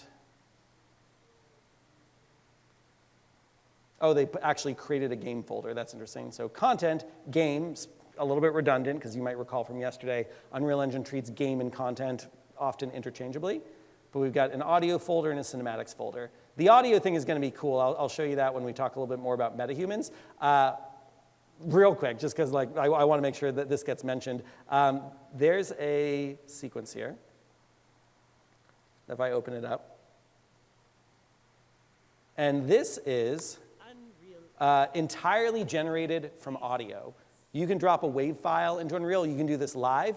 And you can say like, yeah, happy or sad or auto detect. And obviously, any actor worth their salt is going to hate this because it's not really going to be their performance. But especially as a previs tool, it's really cool that you can just take an audio file, any audio file at all, and generate an entire facial animation based on that. So that's kind of fun. But yeah, so in that same folder, game cinematics. Game cinematics takes. Automatically, it's done by date. So there's some stuff I recorded a few days ago, and then there's today's date. And then we can see scene 1, level sequence, as well as some subscenes from the VCam, but we're just gonna open up that main scene, which is the one we were just looking at, scene 101. I, of course, can change the name of the slate and the take if I want.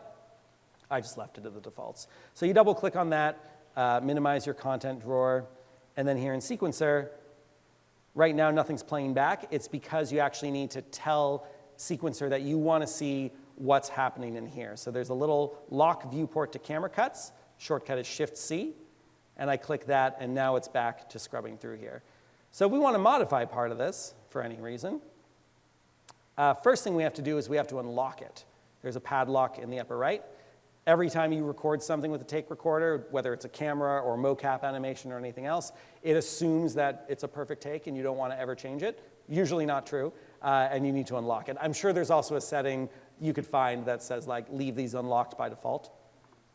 And again, in our soft introduction to Sequencer here, we have a camera cuts track, where if you've got multiple cameras, an A camera, a B camera, and you're cutting between them, you'll see those cuts here.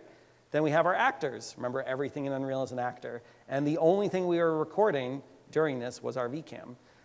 So if we want to edit the VCam, we double click on here, and this brings us into our subsequence. So we've got scene 101, and then now we're down here. We call this breadcrumbs in Unreal, scene 101, and now we're in VCam actor scene 1. I can go back up to scene 1. I can double click on this again.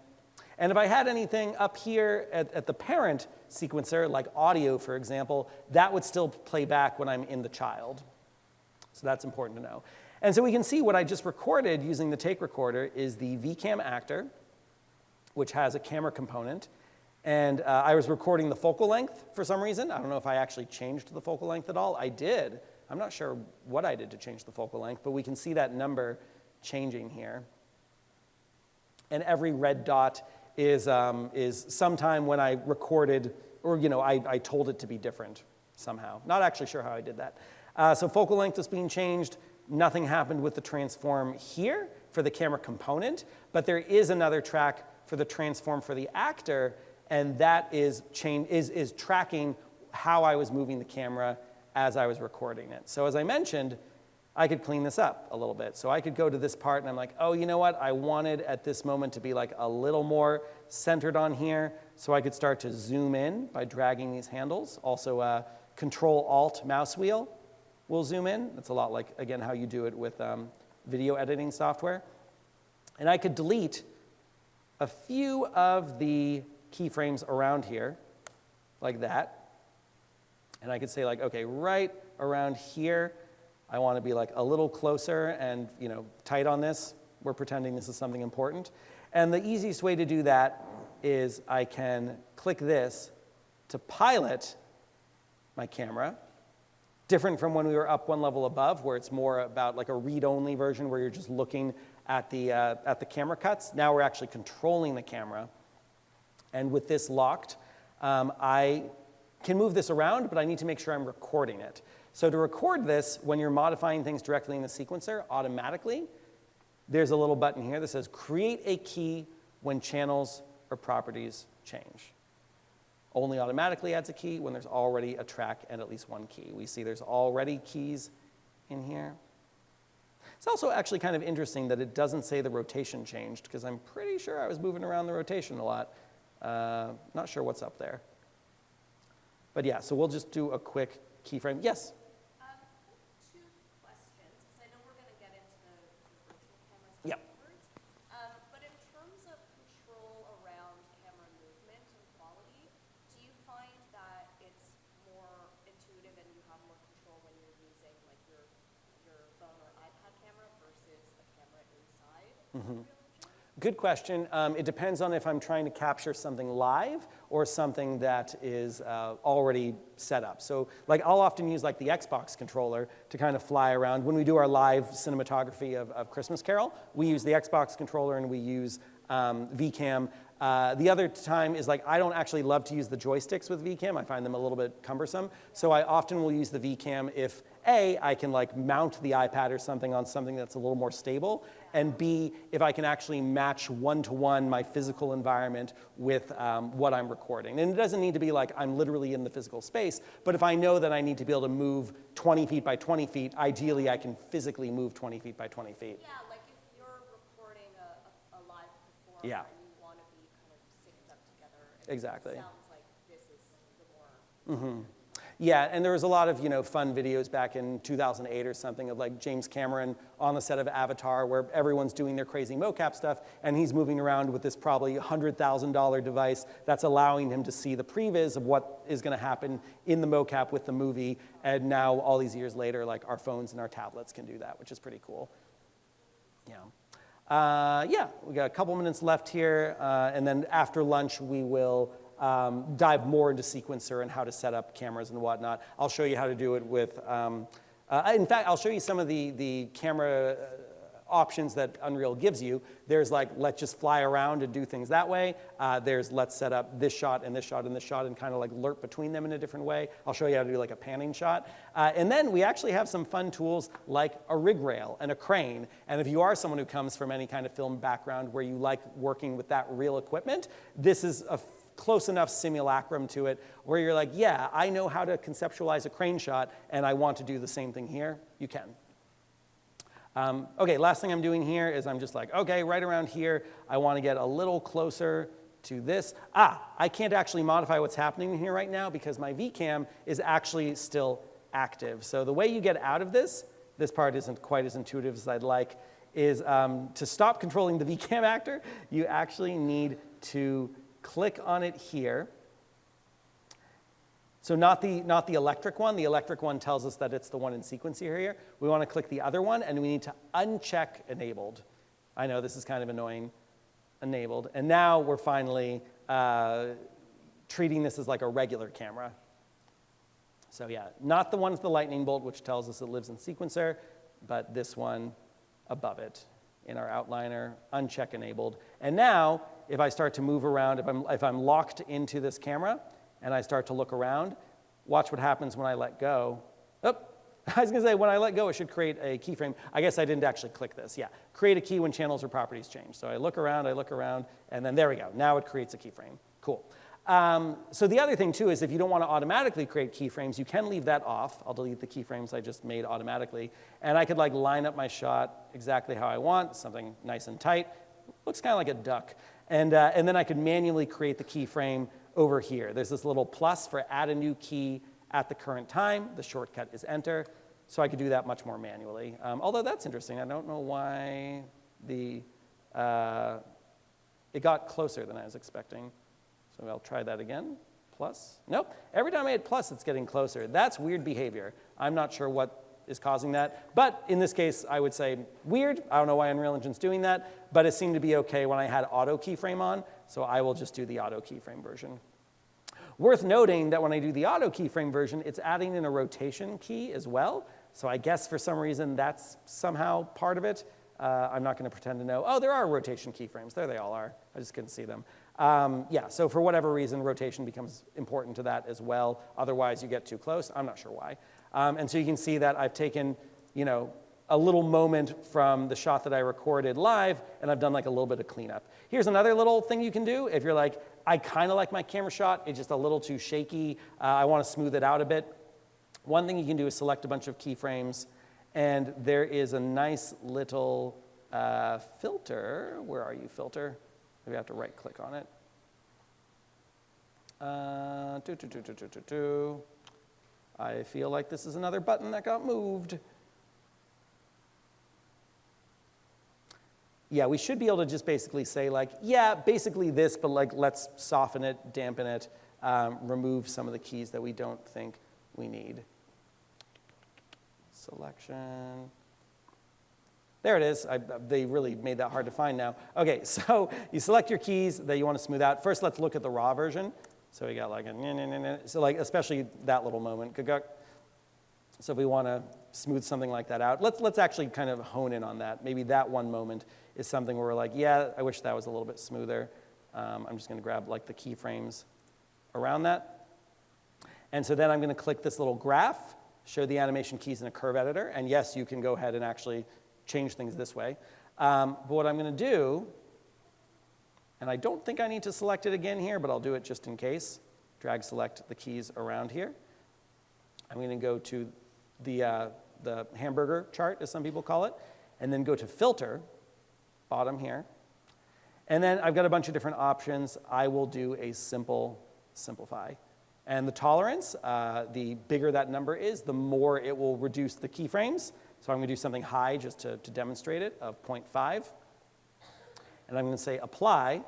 Oh, and actually, hold on, simplify 443 keys. I'm curious if it previews for me how many keys it's going to go to. No, it doesn't. But it's telling me there's 443 keys I'm operating on. So let me hit apply. And you can see it removed a bunch. Let me try a higher tolerance, 0.5. Keep an eye on these keyframes here. Apply. There we go. See? Simplifying. OK. And then I can see what that looks like now. Oh, it's still pretty jagged, actually, which might actually be the focal length. That could be actually the thing that feels jagged about that. I could just try deleting the focal length changes to see if that helps. Nope. Weird. We could try a different method of simplifying that, or just increase the tolerance. And then we'll break for lunch. Just trying that one more time. Here's the graph. Here's everything surrounding that. And you should usually be able to like spot like where does something look kind of jagged. Might be this. We get some like spiky parts there. And you can like drag these and move them around, delete them, etc. But I do like to automate this stuff quite a bit as well. Filter. I'll try smart reduce. Tolerance percentage. Set as a percentage of the values range. Let's try 15. Apply. OK, that really simplified it. Oh, and you know what? I wasn't, here's something worth noting. I was only affecting the location keyframes, but look how much simpler this is. I was only affecting location, not rotation. And I bet if I smooth this out in exactly the same way, it'll look much better. Filter, smart reduce, apply, watch this. Boop. Much, much simpler. OK, ready? No. Yeah, see? Way smoother. No jagged turn there anymore. OK, cool. We'll pause there, break for lunch, see you back at 2, and then we'll do a little more with sequencer and shots and cameras. Thanks, guys. Love the golf clap. Very nice. With Polycam, it automatically created a simple collision model. And you'd say like, oh, that's cool, nice simple collision model. That'd be perfect if it was like a prop, like an asset. But because this is supposed to be an entire room, it causes all sorts of trouble. So anyone who wants to stop this from causing all sorts of trouble, I went over this yesterday, but it's a good reminder of some of the ways you can deal with collision. I'm going to open up the mesh for this, double click it. And I'm going to go ahead and remove the collision geometry that was auto-generated. And then, because I probably still want to be able to like bump into the walls and have some sense of collision, I mean, we can stop there if we don't care about that. But I'm going to use that setting I told you about yesterday. So if I type in collision, and we have that collision complexity of project default. We want to change that to use complex collision as simple, which, for like a phone is going to cause some issues because what we're doing now is we're saying, hey, this, it automatically turned into nanite, which is fun. But basically, these 312,000 triangles, let's use all of those as collision geometry. So if you're like, even if you're on like a much older laptop, that might cause some problems. But we should be OK here, at least on my machine. And so then, when I press play, I've got my queue system. And I can actually bonk into walls. These walls look invisible, but it's only because they're one-sided. So when I'm in the middle of the room here, I see everything, and I can bonk, smack into the walls, bonk.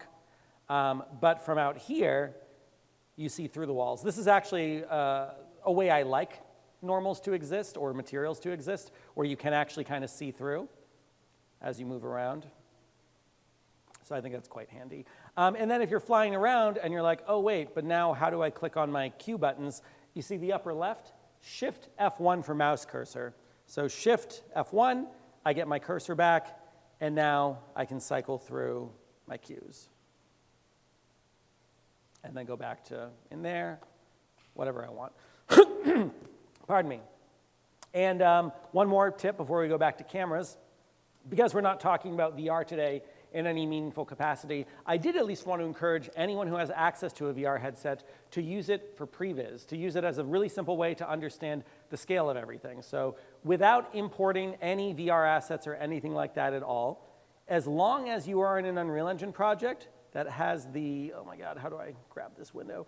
As long as you're in an Unreal Engine project that has edit, plugins, OpenXR enabled, literally just that one OpenXR plugin, you now have a VR-compatible Unreal Engine project. Not necessarily with all the motion controls and hand tracking and all that, but right now, if I get AirLink working correctly, under this drop-down, instead of that play button or that simulate button, I also have a VR preview button. Literally just activates as long as a VR headset is connected to my computer. And AirLink looks like it's doing some funky things, but I'm gonna try pressing play anyway. We'll see if it stays funky or not. There we go. And yeah, I am now inside the experience, and I have a really good sense of human scale. And I can still pilot myself around with like WASD and whatnot, or an Xbox controller. And I can go over here, and this would be another way I could have tested out the scale, is I could have gone here to about the stage and been like, okay, does this feel about the same as I actually feel right now looking out around the room? And the answer is yes. So that's just another clue that I've gotten the scale correct.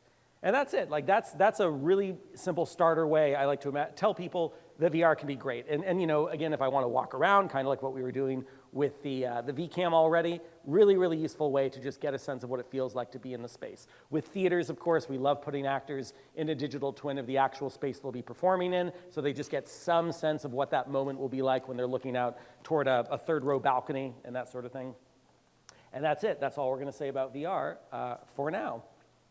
Okay, back to some camera stuff. Oh, and for the VCam stuff, this is going to come up again when we talk about MetaHumans, so I want to bring it up now. You want to be careful when everyone's on the same network, because when you're doing things like VCam, when you're using things like LiveLink, they reserve ports. We're not going to go into too much about how networking works right now, but the important thing to know is that you basically have one person able to use, or one computer able to use one port at a time. So the VCam stuff that I was doing, I'm on the same network as most of you, so while I was doing VCam, you guys couldn't do VCam. And so only one person at a time can be on that network using that port. There's some settings to go and like change the port and some of that, but that starts to, again, go down a networking rabbit hole. But I just do want to note that if you find that for some reason something's not connecting, it probably just means someone else is doing it at that moment. So if anyone wanted to try VCam who didn't do it already, I guess, I mean, let everyone else know so they don't take up that spot. But you would go and, again, add in your virtual cam in here. I always forget if they call it VCam or virtual cam in here. VCam actor, and then you would open up the app on your phone. You'd find the IP address. If you don't manage to see the IP address from launching your pixel streaming signaling server right there, there's a command prompt, CMD for command prompt, terminal as well in Mac. Although I actually don't know what this command is in Mac.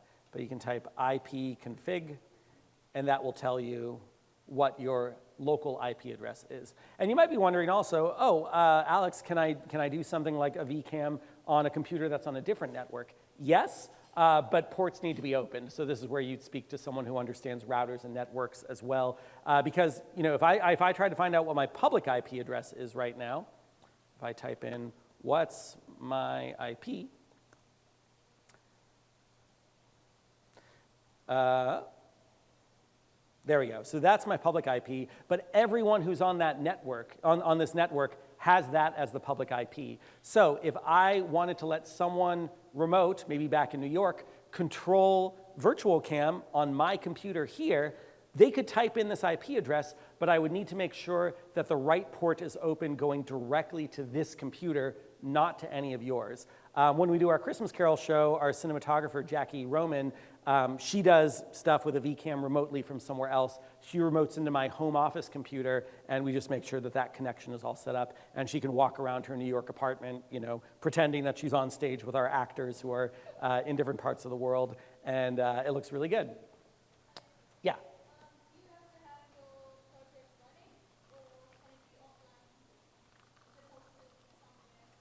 Well, there's a few different ways to answer that. The question was, does your project need to be open or online or anything like that? So you're not going to be able to connect to anything if nothing is running. If you're just on your standard Windows desktop, data will be sent, but there's nothing to receive it. You can do this in Editor. You can also do it in a packaged build. So I could have a executable version of this running on a computer that does not have Unreal Engine, the same way you'd run any video game, and that could receive the data, and that'd be fine.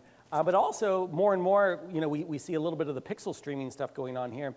Without explaining pixel streaming too much, Unreal Engine's VCam is using pixel streaming, which basically just means remote rendering. It's sending data for what's happening on one computer to another one. So you can also host Unreal Engine projects and experiences in the cloud. You can use services like Vagon and, you know, AWS and things like that to say like, hey, I want my Unreal Engine project or the executable hosted on this cloud, on this server in Houston, or distributed across the world. And then you can go into a browser and like access everything that way. So right now, because I already started my pixel streaming server, I have two options here, one for stream level editor and one for streaming the full editor. This is also very useful if you're showing people what your experience looks like. So if I'm going to be doing a bunch of things like, you know, I'm going to turn some cues on and off in my levels, but I want to let someone see what's going on in here, I can, I can say stream level editor. So what that's going to do is that's going to stream to anyone who accesses my computer just what's happening in here. And in fact, what's kind of cool is if any of you right now, if you type in your browser, I'll show you this because I can do it on my side too. On my end, I can just type localhost. I could type localhost, and because I am already on this machine, it should pop up right away.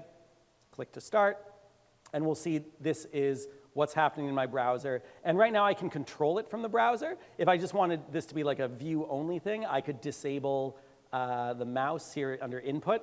I could disable some of these so that people can't actually control it. But there's VR as well, which is kind of fun. But if I told any of you that you could look at what I'm doing directly in here, like you're one of my clients or collaborators, but I don't want you to see all the stuff I'm doing behind the scenes, if anyone right now types into their browser 192.168.1.78. If you're on the same network as me, which I think is the staff one, you should see what's in my browser.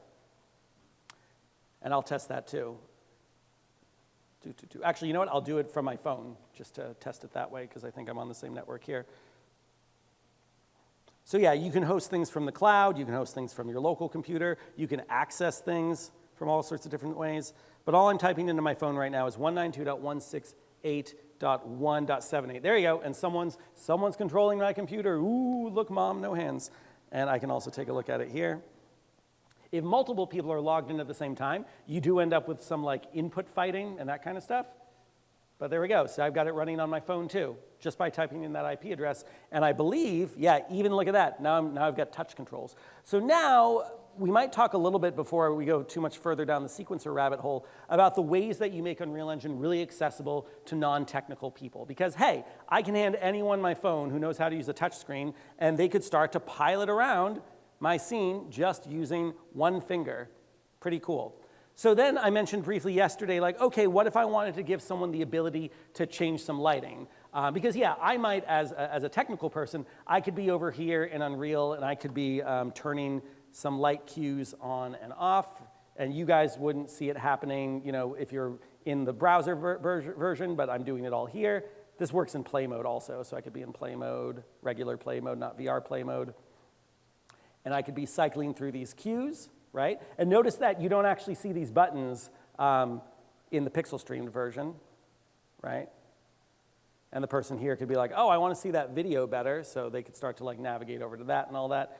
And yeah, it's just one way to make this accessible to someone who does not have a lot of technical knowledge or just isn't familiar with Unreal. So I'll briefly show you the remote control API, which also uses this pixel streaming system. And that's a pretty cool way to give like a lighting designer, for example, a way to change something like the lights in your show. So let's turn down the lights real quick here.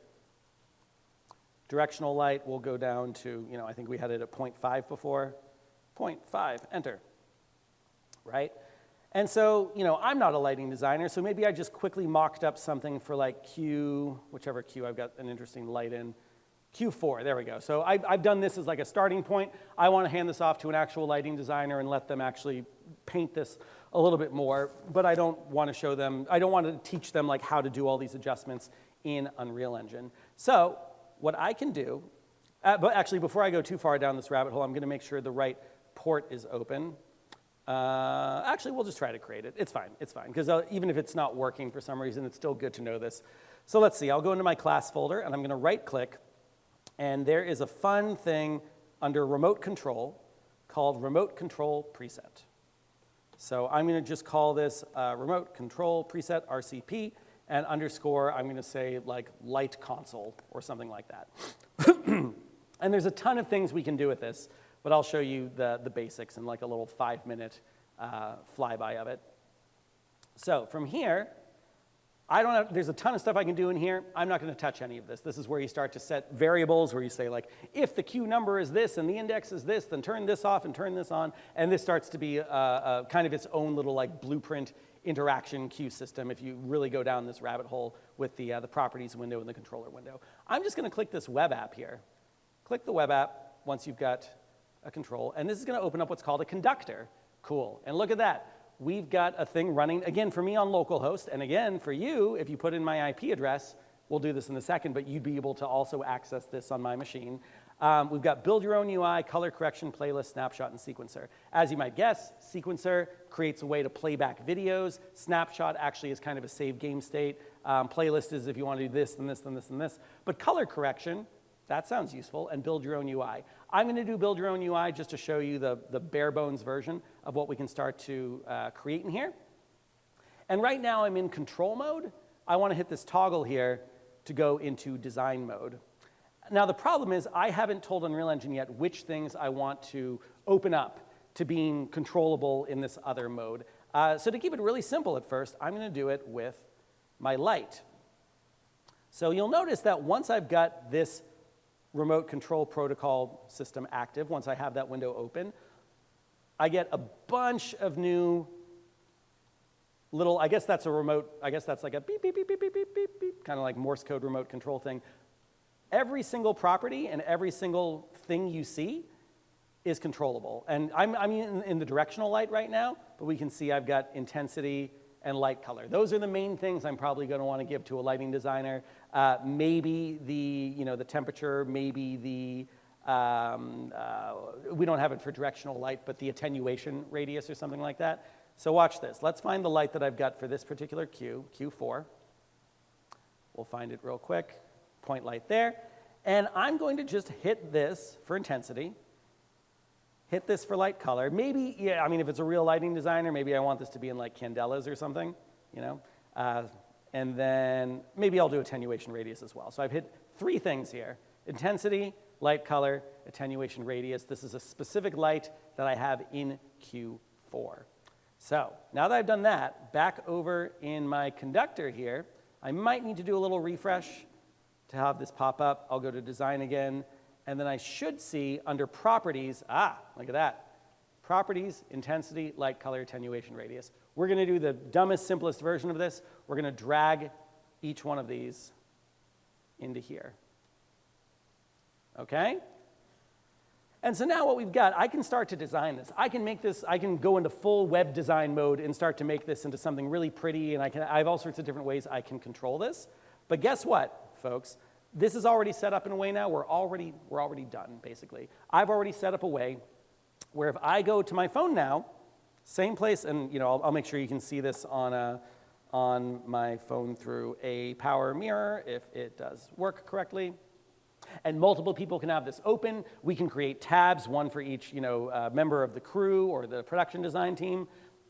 and we give them a way to control Unreal Engine without knowing anything about Unreal Engine. This is a very, very powerful tool. And we're scratching the surface of it. We're showing the 10-second version of it when this could very well be a 2-day workshop all by itself, the remote control capabilities of Unreal. Okay, here we go. Here comes the phone. I don't know why you got so tiny. Oh, it just became full screen on the wrong monitor. Grab and move, grab and move. Scale. That's very silly.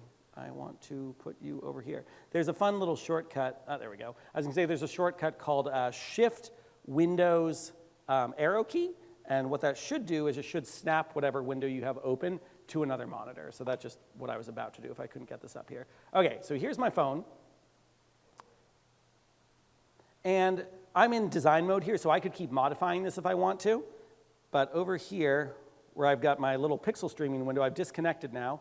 And I'm going to go to a different port now. So the way you go to a different port is you do a colon, and in this case, we want port 30,000. We can see that over here. So again, you can type localhost, you can type 127.0.0.1 when you're on your computer, because that just means like I know this is all running on the same device. But I know that this is the IP address that I saw both in pixel streaming here, as well as with ipconfig.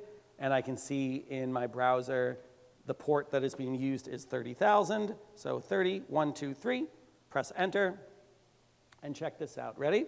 Ready? On my phone, minimizing this, minimizing the place where I was designing this. I have the magical capabilities of touching my phone and changing the light color.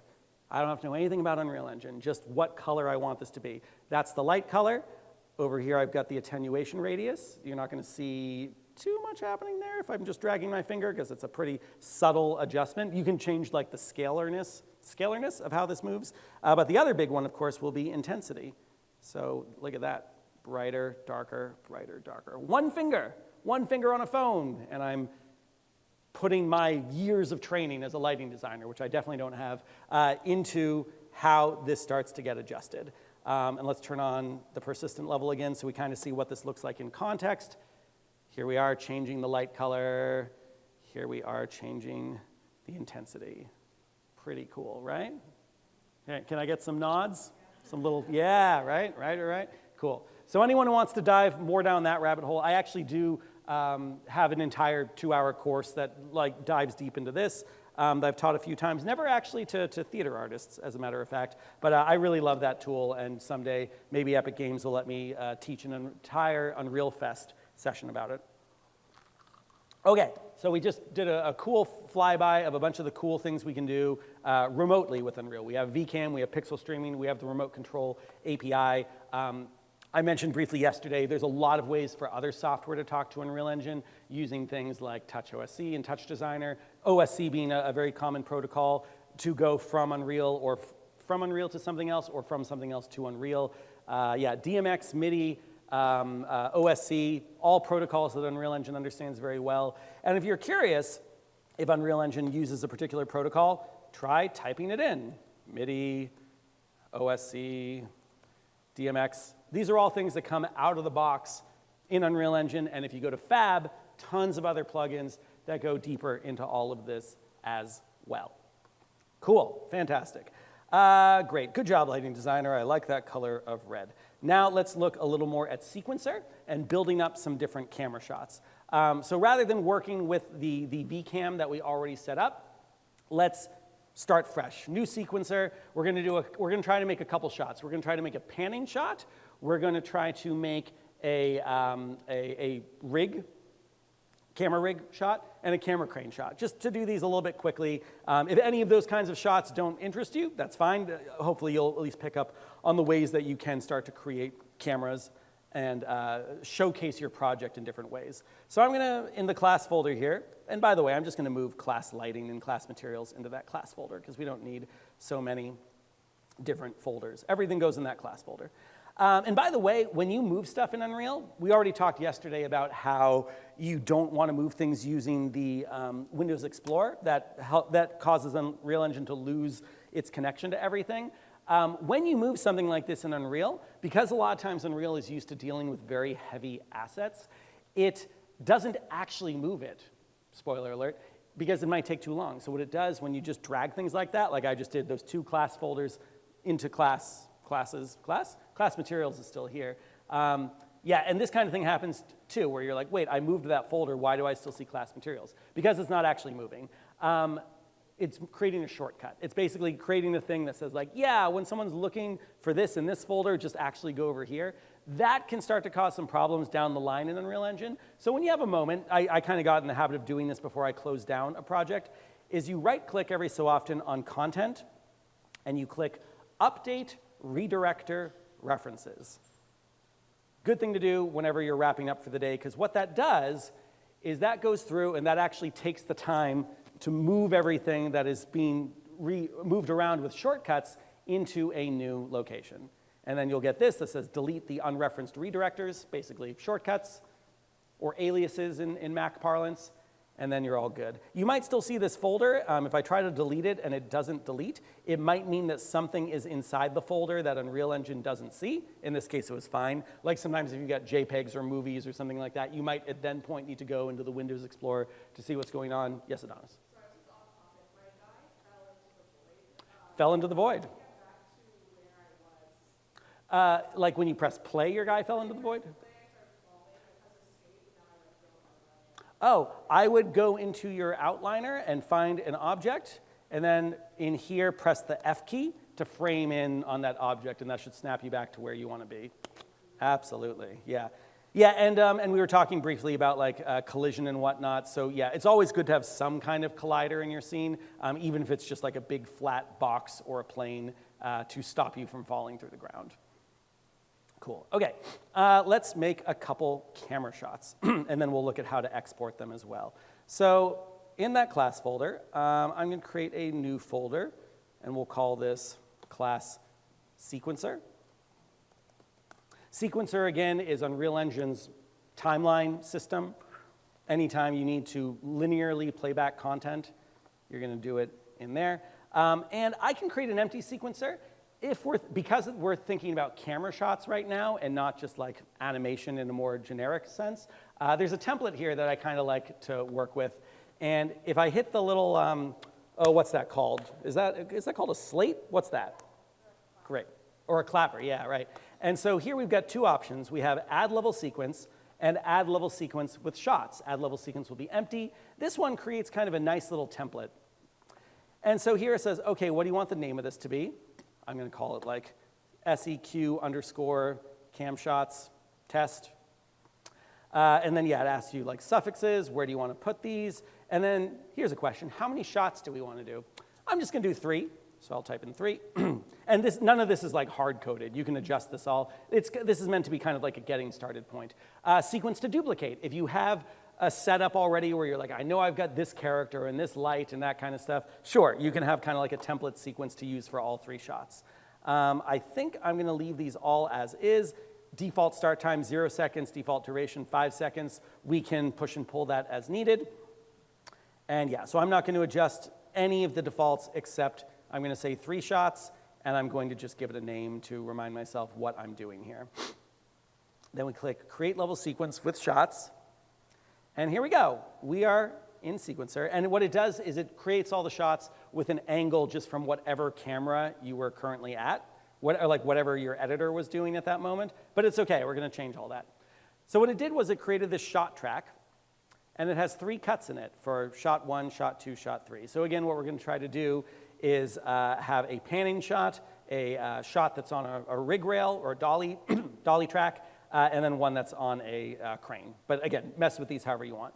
So to start to edit this, because this is kind of like a read-only viewer, the only thing I would be doing up here in what we call this master sequence is maybe if I've got shots that are longer or shorter than 5 seconds, I might start to adjust when we're going from one shot to another. Right now, I just end up with this gray space because each of these is exactly 5 seconds long. So if I end one shot shorter, I've got some dead air before I get to the next shot. So I'll just Control Z that.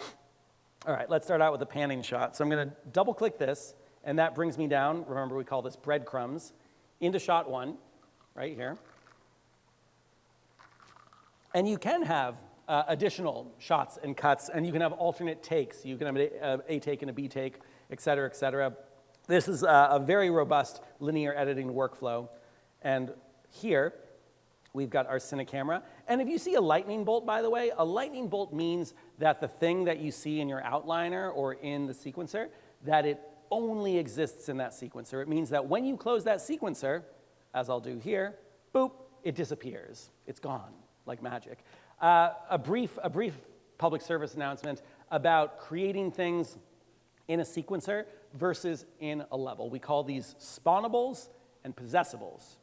Spawnables, possessables. Think zombies or, I don't know, ghosts or something like that for possessables. And spawnables is more just like, okay, we've got a character or a thing that now has been created.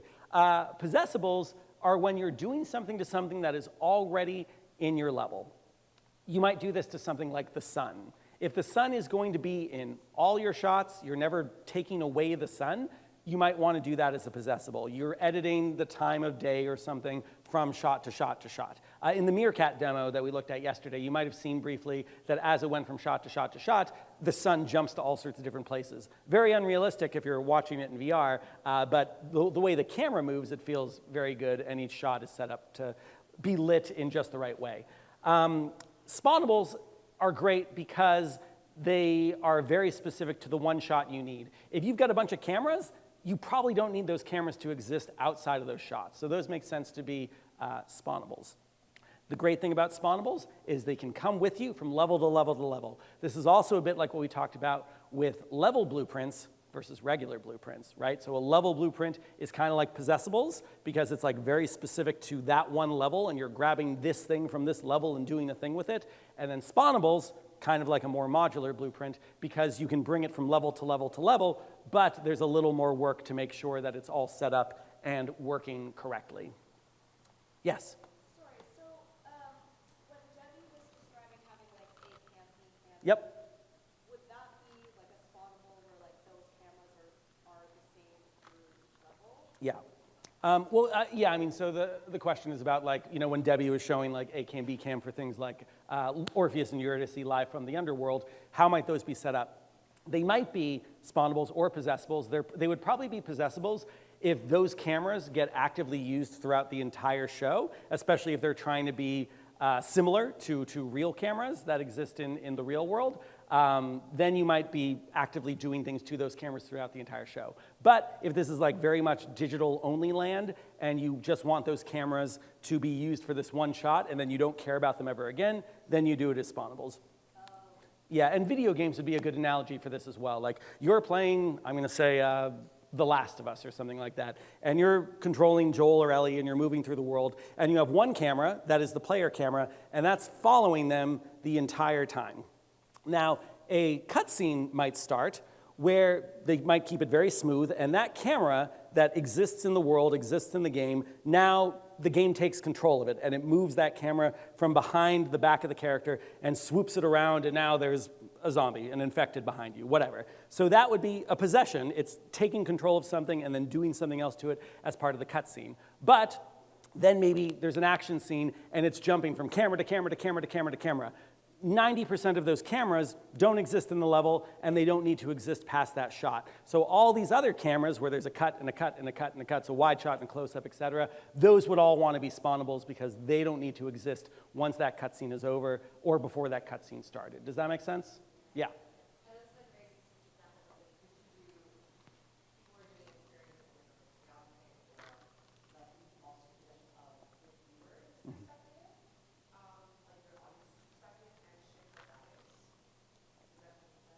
Yeah, so it's going to be a possessable, it's going to be a possession if you're taking something that already exists in the scene. So the player camera, whether it's virtual reality or first-person game or a third-person game, if you're moving what they see in a way where it starts where the player is, wherever the player is, and you're kind of lerping or blending it into something else, that would be possessable. But the moment you have a cut or the moment you're just saying like, now look from here, it could probably be a different camera. There's not necessarily any reason to grab the player camera unless you are trying to smoothly move them to a new location. Yeah. Okay, so we've got our 3 shots. Class sequencer, where are you? I swear I created it. It's there. And yeah, by the way, if you're looking for your sequencer, a lot of times they'll just show up here. So maybe that got created somewhere else. Oh, it got created in the cinematics folder. That's fine. Oh, see, and so this is weird. I blame this on an Unreal bug. But remember, the paths are the same. When we were doing the take recorder stuff, it went into content, game, cinematics. Game and content are supposed to be interchangeable. Here, it just went content, cinematics, even though this also had a path of game. So that was a little bit confusing. I'll drag, I don't want to drag anything right now. We'll just leave it there, and that'll be a reminder for me to poke some of the folks at Epic about doing this in a weird way. Yeah, it's fine. I'll open up my sequencer. I got my shots. Opening up shot 1 by double-clicking on it, breadcrumb, breadcrumb, and I'm going to make this shot a nice pan across the stage. So right now I'm just not controlling, but I'm just looking at the camera cuts. The camera cuts track is always read-only, except for when you're cutting from camera to camera to camera.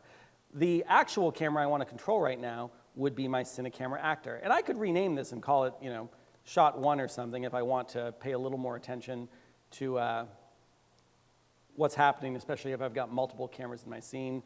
Maybe cam, like there's all sorts of nomenclature for how I might keep track of this. So I want to control this camera. So now I'm locking to this camera, and watch this. If I move this camera now, I'm looking at the stage now, and then I go back to my camera cut track. It's now that angle, but this hasn't updated yet. So I can right-click here, and I can say refresh the thumbnail. Right-click, thumbnail, refresh thumbnail, just so I see what exactly that's looking like. Again, Premiere and lots of video editing programs do a similar thing there. So right now it's still a static shot. Right now we have that one angle for 150 seconds. If all I did was rotate the camera, and if that's all I do, then I've got this static shot, and then when we get to frame 150, it cuts to that shot. So there we go. We've already got to cut one camera angle to another. If you would rather see time in Sequencer as seconds instead of frames, you can do show time as seconds right there. And of course, if you're like, well, hey, I'm a cinematographer, I work at 24 frames per second, you can actually change the frame rate that everything is happening at as well. Great. Okay, so we're doing a panning shot. So I am controlling my shot here. As I fly around right now, wherever I land, that will be my final static shot until I animate it. So how do we animate it? Well, I'm going to start by picking a starting point, something like this. And I'm going to go down to transform, and I'm going to hit this plus under transform at the very bottom to create a keyframe to say, hey, this is where I want to start. You'll notice I'm not doing the keyframe right at 000. Primarily, this is because Unreal Engine gets annoying when you're like one frame too early or one frame too late. Usually when I'm creating keyframes in Unreal, I'll start them a little bit in, like a little bit past the beginning or a little bit before the end. Then I'll move the keyframes to where I want them to be. So here I am about half a second in, doesn't really matter where. I've got a starting point, I've made a keyframe. I scrub a little closer to the end with the playhead there, and I'm going to move the camera about to there. And remember that if the camera's moving too fast for you, when you're holding down the right mouse, you can scroll up or down with the mouse wheel to change the camera speed, which is also settable right here with camera speed. So there we go. That's about where I want to end. If you have auto key on, it will create a keyframe automatically, or you can just hit enter or that plus again. And now we see I've got this. Now, this to me looks very video gamey because you often would not see a panning shot that looks quite like that. See what happened? So I scrubbed out of the playback range, and now it lost my connection to the camera cuts track, so I have to hit that again. Shift-C is the way you do that again. And now it's upset about something. What happened? It's like I disabled it. I did something weird. I'm going to do Control Z a couple times. I did something to make it very upset because now it's grayed out. And Control Z is not doing it. I mean, I can create it again from scratch, but that's kind of funky. I guess I'll just redo a bunch of times and try again. Sometimes Unreal behaves in strange ways. Yeah, grayed out would usually mean that I've done something to disable it. No, there it is. I don't know what's going on. Very weird. And then you see that like I can't see what this looks like anymore. I'll try refresh thumbnail again. There it is. Very strange. Okay, so I've got this shot that's kind of like a pan, but I want this to feel a little bit more like how I think of a pan, which is a shot that is moving consistently and in a very linear way. So I can get really persnickety about this if I want, and I could go down and look at these keyframes a little closer, and I could, actually maybe not even location, but rotation. Like, see my rotation right now is 89.731448. Like, I could go here and make this exactly 90, right? You know, not the way you'd actually be able to do it in the real world. It might feel a little too CG, but if I wanted to, I could tell these to be exactly 90, exactly 90. I could make the pitch exactly 0, make the pitch exactly 0. Although now maybe it's a little bit too high up. Whatever, I'll bring the pitch down a little bit. Not a perfect, oops, -5. Not a perfect pan, but I do like seeing a little bit of the edge of the stage. -5, -5. Okay, the other thing I'm gonna want to adjust here is I don't like the way that it's like, it starts off slow and it accelerates and it speeds up, then it slows down. That's the default interpolation behavior in Unreal. Interpolation is how you get from one key to another. So what I'm gonna do is I'm gonna minimize transform. So even though I've got some other keys here, when I select this key, I'm actually selecting all the keys there. I'm going to select both of these keys. I'm going to right-click on it, and I'm going to change this from cubic auto to linear. Linear, which means that it's going to have a constant acceleration, and it just goes until it stops. This is another weird little bug in Unreal. This is still a circle, but we did tell it to be linear. It is linear. I don't know why it still shows up as a circle. And then as the last step here, what I might do is I might pull the keyframe here a little bit before 0, 0, and I might pull the keyframe here a little bit after 0, 0, 0, because what if I decide later on that I want this shot to be a little bit longer? So you'd also need to make this camera cuts track up there a little bit longer as well. I'll refresh the thumbnails again. Refresh. And then I will hit save all. And down here, right now, there's no looping. If I really want to just take a look at this shot a few times, I can loop the playback range. So then when I hit spacebar or the play button, I can just watch this a few times and say, like, okay, is that the panning shot I want? You know? And then if you're like, also, I want to see as much screen real estate as possible, we can do F11. We already talked about F11 to go full screen, right? And again, it'll keep looping until we tell it to stop. The other thing we have access to is there's actually a special viewport type made for, whoops, there's another viewport type. Get out of there. F11. Interesting. There's another viewport type that, oh, it's there for some reason now. I don't know why it docked off to the right.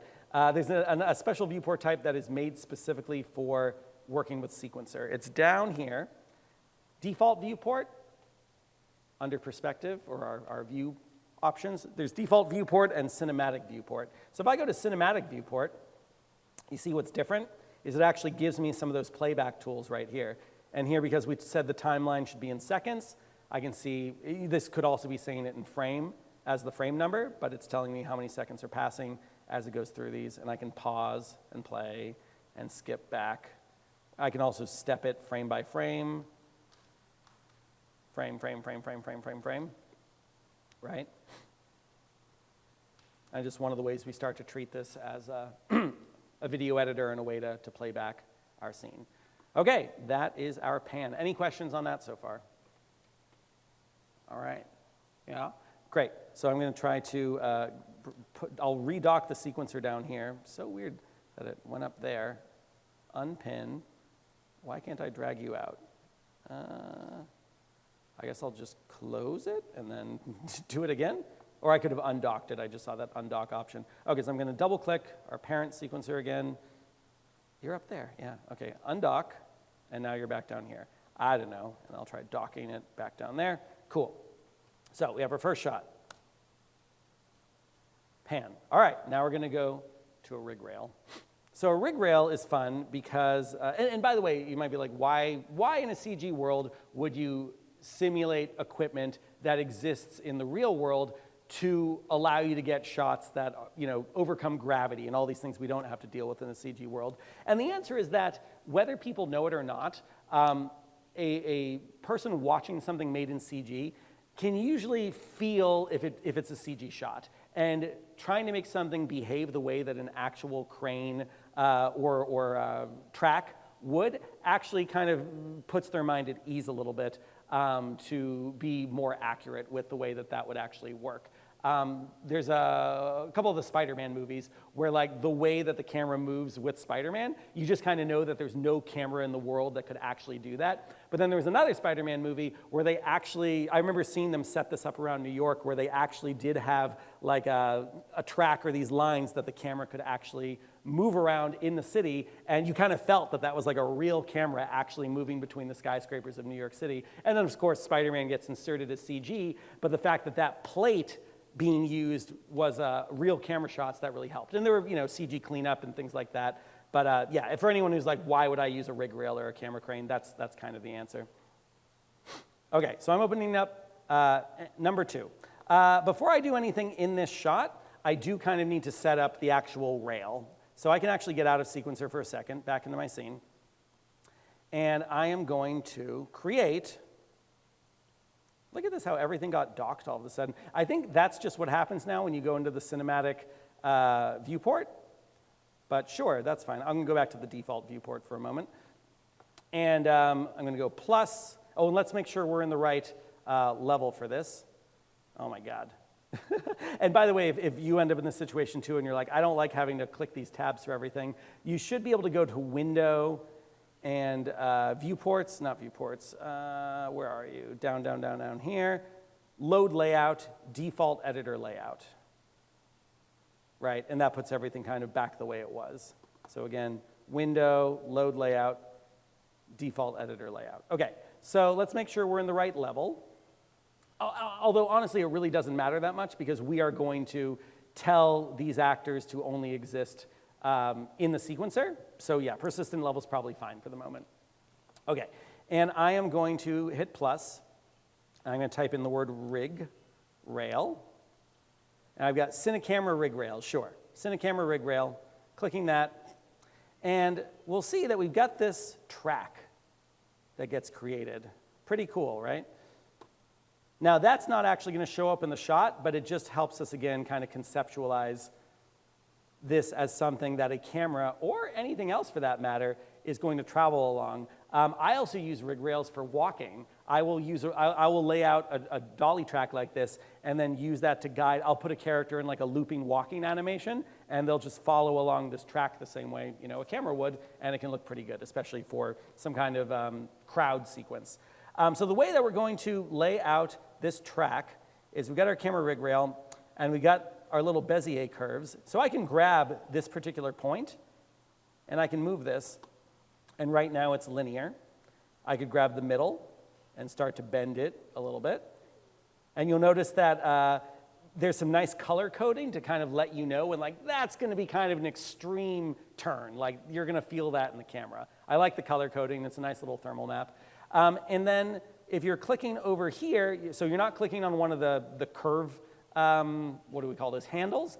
Instead of clicking on the curve handles, if you're clicking on an actual keyframe, you might remember earlier I was telling you that if you hold down Alt and drag, that is a way to copy an object. That's how it works here with the camera rig rail. So if I hold down Alt and do this, I'm basically adding a new keyframe, a new element to the track.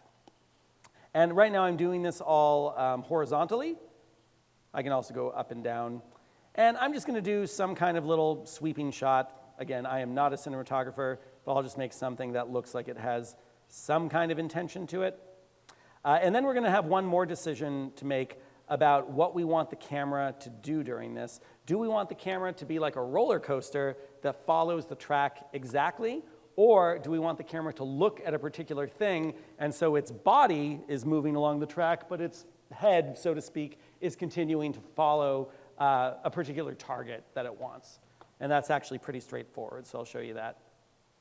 So I'll do something like this, and this. Try to keep it fairly green. I can rotate, or actually I can't rotate that. I gotta rotate. The way you rotate, of course, is grabbing the handles a little bit. And whoops, I made that one go way too low.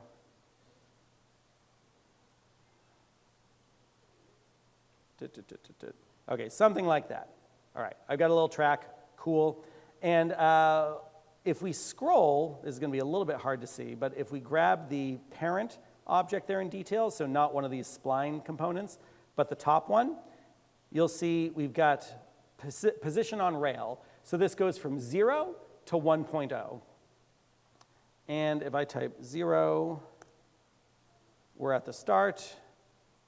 Oh, and let's uncheck use absolute position, because then what we can do is we can start to scrub this, and you can see our little, you know, I like to think of it as a roller coaster, like our little car there moving across the rail, right? And you'll notice, actually, yeah, take a look at this, because it's a good preview of what will happen when we put a camera on here.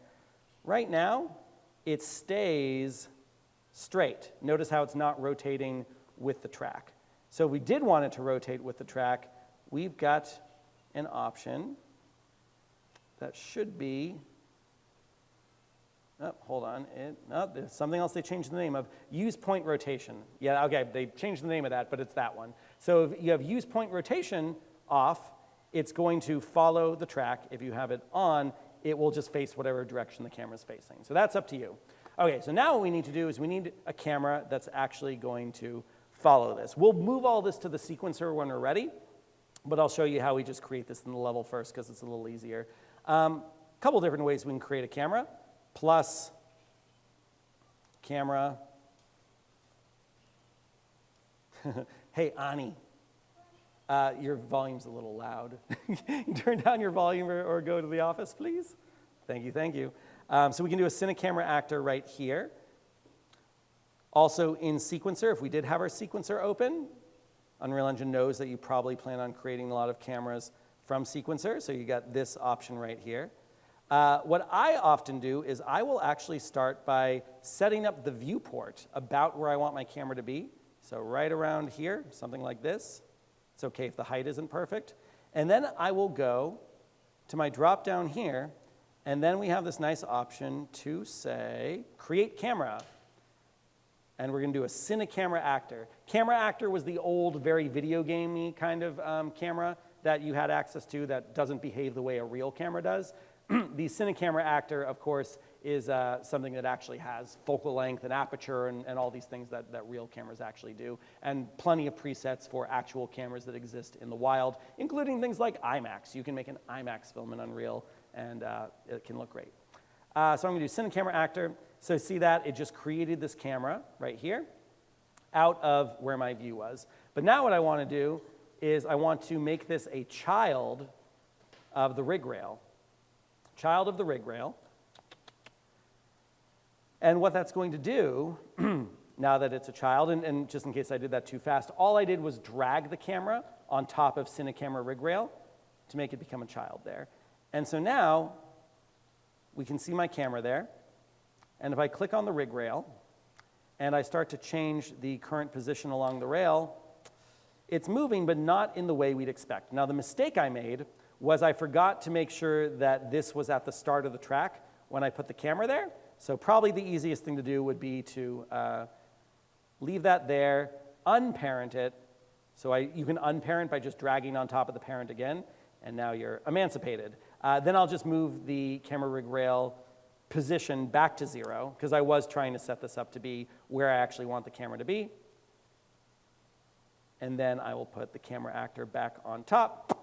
And now, when I scrub for current position on rail, we'll see that the camera's actually moving, and we can see a little preview of it in the bottom right there. It's moving along the rail. Pretty fun, right? And so I'm thinking, you can do this however you like. I'm thinking instead of trying to follow along the rail, I'm going to try to look at that ball on stage. I'm going to say for this particular shot, that ball, whether it is actually going to be a ball or it's a proxy, it's a placeholder for an actor, a set piece that hasn't been designed yet, whatever, that's where I want my focus to be.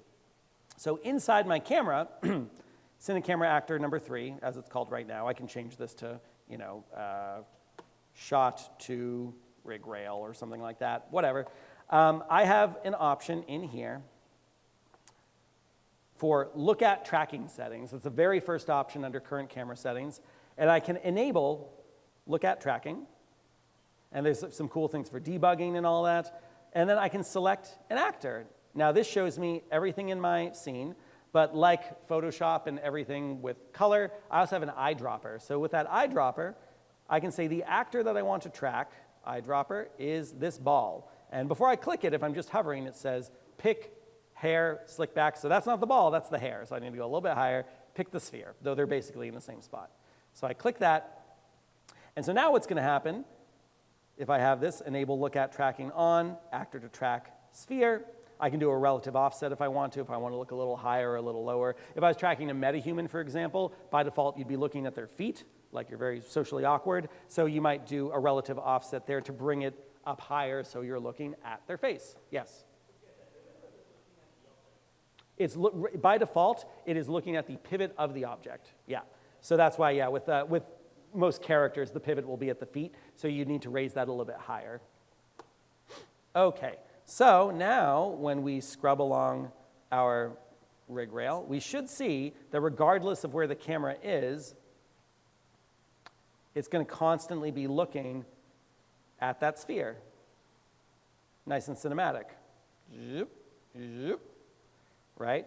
Okay, so we made that, and now we want to get this into our sequencer. And yeah, we don't need this to exist outside of that shot, so there's no reason for this to be something that gets possessed. So what I'm going to do, and this workflow changed a little bit, so bear with me if this doesn't behave quite the way I want it to, but I'm going to go into shot 2, and I'm going to delete the actor that's in there because we don't need it.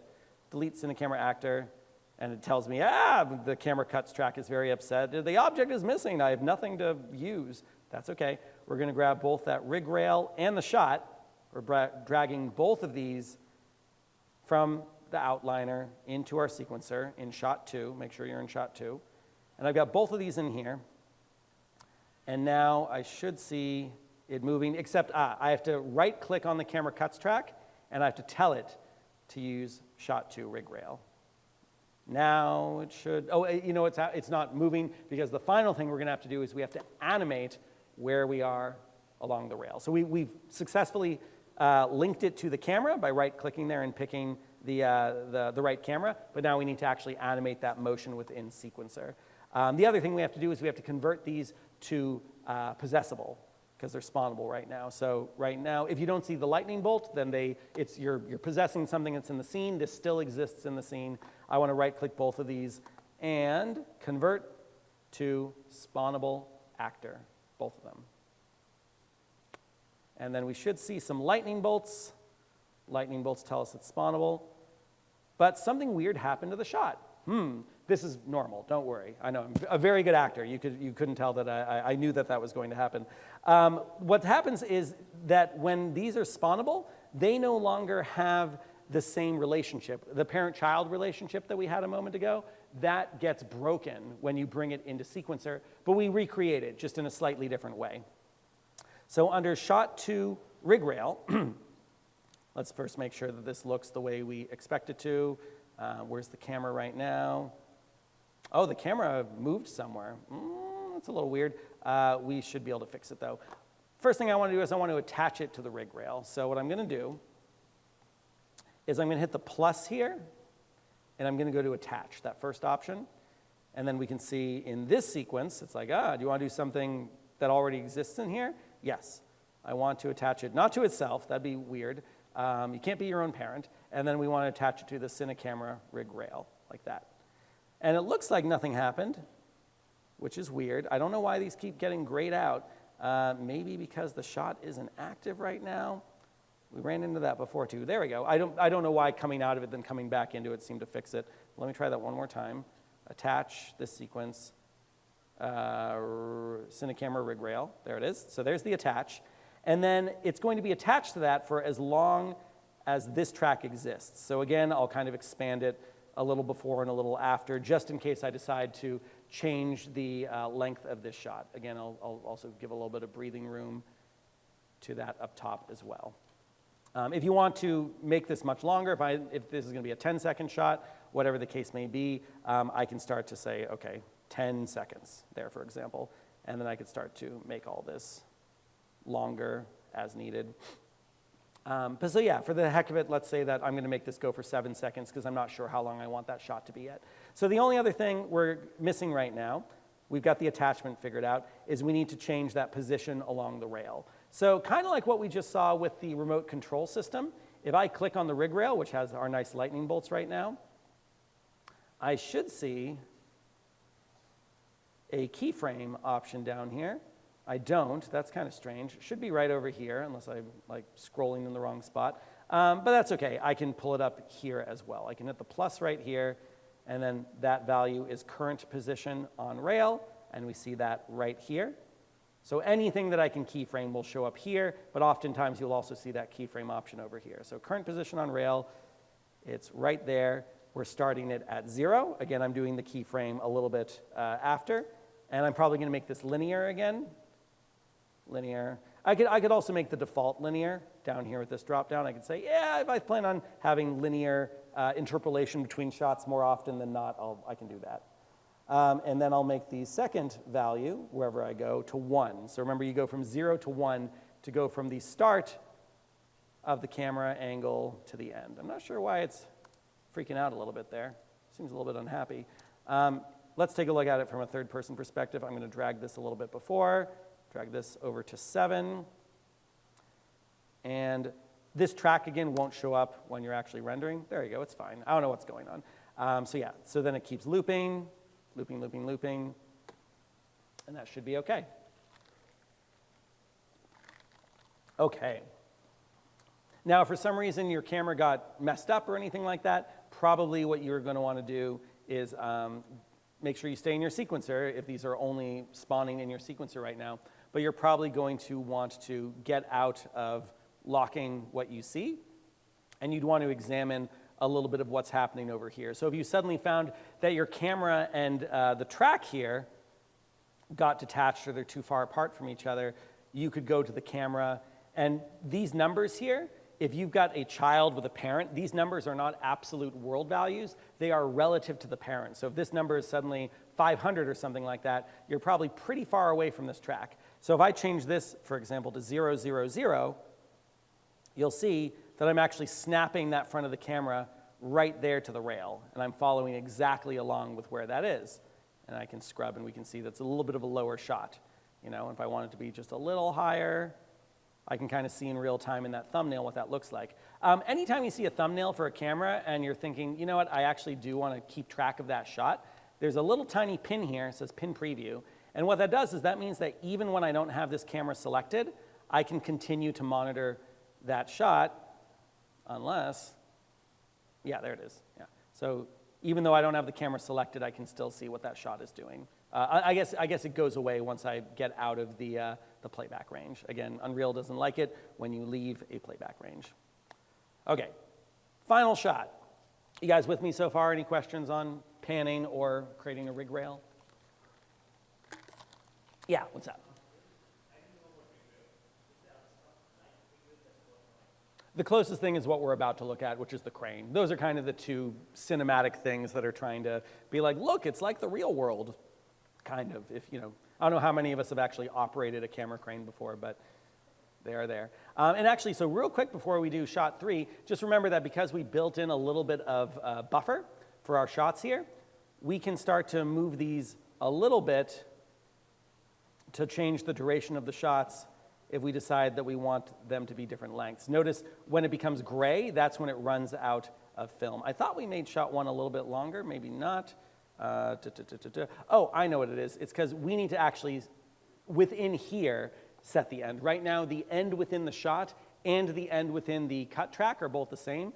Within each shot, you actually want to set the start and end, even if you don't plan on using it at all. So I can do the I key for in and the O key for out.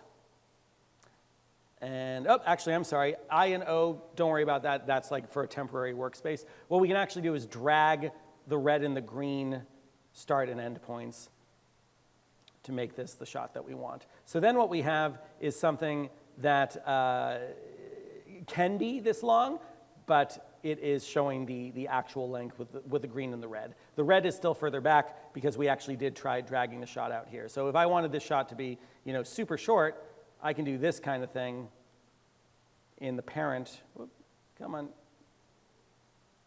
Parent, parent, parent. Super short shot like that. And then when I double click on it, you'll see that the green and the red are just in the middle there. But the other values, the other values we have here, the blue lines are showing, is that the, yeah. Those are showing the total duration that the shot can be. So that's kind of the extra breathing room we're giving ourselves. But yeah, once it becomes gray, you don't have a shot anymore. And we can see that here. We'll see our pan, pan, pan, pan, pan, and then it just stops. It doesn't disappear. It won't automatically create dead air. It will just freeze on whatever the last frame of that shot is. Okay, so back to 0. Yes?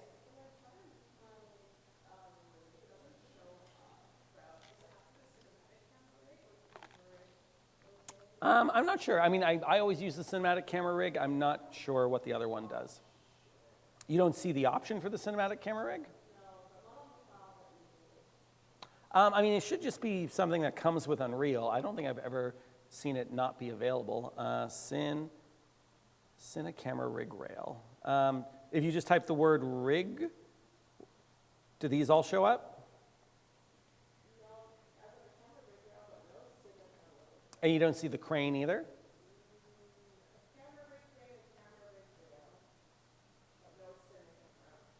Interesting. Could that be from, I'm trying to think if there's any particular plugin. Oh, look, Cinecamera rigs. I guess my guess would be that those are what need to be on in plugins, but I'm not sure. But yeah, try typing in Cine or Cam or something, Cinecam, and I guess make sure Cinecamera rigs is on. It was not. Weird. I wonder how, is that off for anyone else? That's strange. I'm not sure why that would have gotten turned off. Funky, funky. Okay, so yeah, so we're looking at, expanding and contracting different shots. We've got 2 shots so far. We're gonna do our 3rd shot, then we're gonna move on to output. Okay, so out of there. We'll do that, yeah, we're running a little short on time, so we'll do this final crane one a little bit quick. Don't worry if you don't keep up.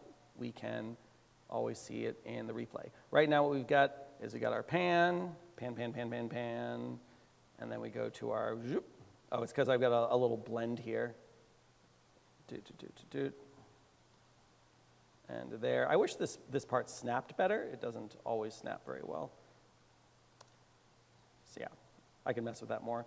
And then we got that going along there. Okay, and then for shot 3, I will just try adding, oh, I can't actually add it directly from there. I will add my crane,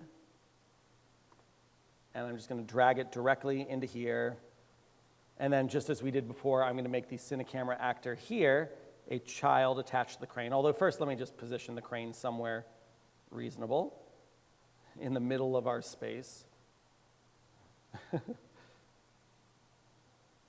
And I should mention, I do not know how to operate one of these in real life, but I'm told people who do are very happy to see all the same controls. Though even here, we can do some things that are not possible in the real world. So then with the Cinecamera here, I'll just control it for a second and kind of position it somewhere near the end of the crane, something like this. Get out of there. Yeah, that's fine.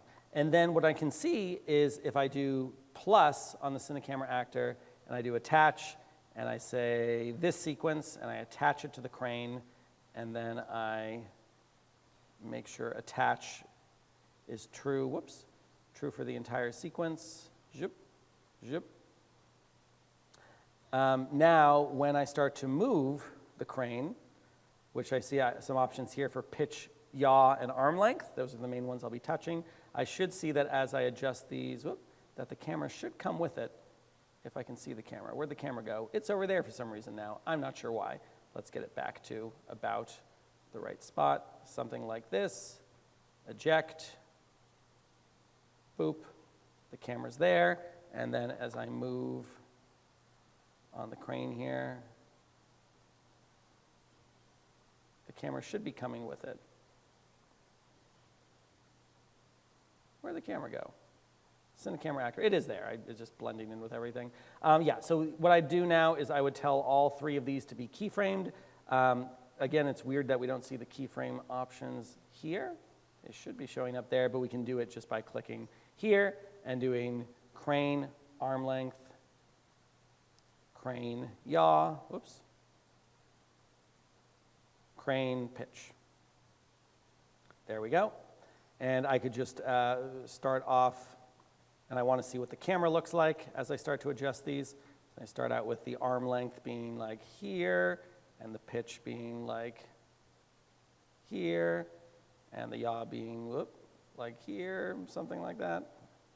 Maybe I need to make the arm length a little longer. And then again, you can decide if it's like looking at something in particular or what. I'll make this one a little more loosey-goosey where I'll just aim the camera manually. But basically, I'm going to create a keyframe, a keyframe, a keyframe here. And then I'll do another one toward the end there where I just move these to a new and interesting place. I'll go much higher up. And then the yaw can be way in the back. There we go. So we're like pulling out a little bit. So there we go. So we got this kind of thing right now. Swooping shot. And I just want to make sure I'm looking, I don't know, roughly toward the stage or the audience for that matter. Doesn't, can be whatever we want. So I'm going to move all the keyframes together. So I'm going to snap using the arrow here to this keyframe. So I'm adjusting the camera in the same place. So I'm going to control the camera, which I actually was already doing. And I'm just going to rotate the camera around. We're going to look toward the audience like this. Nice Dell computer logos. I'm going to make sure I hit that transform there because we need to make sure we have a keyframe there because we don't already have one automatically, since it'll only automatically create keyframes if there's already a keyframe. And then when we're up here, I'm going to turn and look back toward the audience there. That auto keyframed, that's fine. And then as we get out to here, snap to the next transform there. And I'm going to just look back toward the stage, okay? So we got 3 keyframes there, and we can see what it looks like. Whoops. Play space bar, right. There. Yeah, so we can see that it slows down a little bit when we get to here, so maybe I might want to move that keyframe a little bit. But the first thing I want to do is get all these keyframes either at or right before 0, 0, 0 of the shot, something like that. Similarly here, move all these keyframes at or a little bit after the end of the shot. And then we go back in here. And we see it slows down a lot there. So I can eyeball this. I can look in the graph. If I click on the transform of the camera component, we can see how the speed, the acceleration, et cetera, changes. So I might just start to adjust this a little bit to make this feel a little bit more linear, just grabbing that and moving it. And then when I play this, it's going to feel like a more consistent speed, or it should. What I might do here is, rather than this one being linear, I can make this back to cubic auto, which should kind of smooth out that middle interpolation. Yeah, that looks better. Okay, great. I'm going to call that a day with my shots, and then we'll just kind of review them to see how they look. We can go back to here. We will make this bigger, and then I'm just going to make sure this is looping. And I want to see my panning shot. And then our slightly awkward transition to the rig rail. And then our cleaner transition to our crane shot as it swoops around and does all sorts of cool stuff. I do like looking at at what the crane shot is doing. It's kind of fun to see it in the context of the world, although, well, we can't see it right now. That's kind of interesting. Maybe I got to select it or something like that. Crane. Oh, you know what it is? It's because we have a setting that hides it. It's something like hide mesh on play or something like that. I'm going to type the word mesh or hidden It's one of those things. Actor hidden, no, not actor hidden in game. Some setting somewhere about whether or not you see the mesh. Well, if I scrub, I mean, yeah, you kind of get a sense there of the way the crane moves. I think it's kind of fun to see that. You just imagine it as like real equipment plopped down in the middle of here.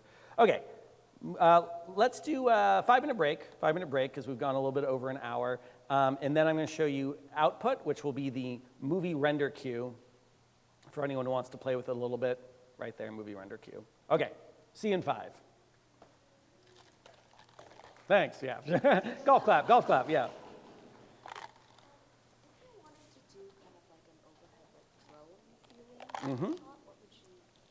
I would probably use something like an Xbox controller and start to like steer it around like a game, and then in post I'd smooth some of it out and whatnot. But I think that's very similar to like the joysticks on an Xbox controller are actually how a lot of people pilot drones anyway. So it's a very similar kind of movement. Okay, so that's not a view canvas, like Yeah. setting up a scene cam? Yeah. Yeah, so what I would do is I'd probably do this with take recorder. I'll add a 4th shot right here just for fun. So let's go here, make this timeline a little bit bigger.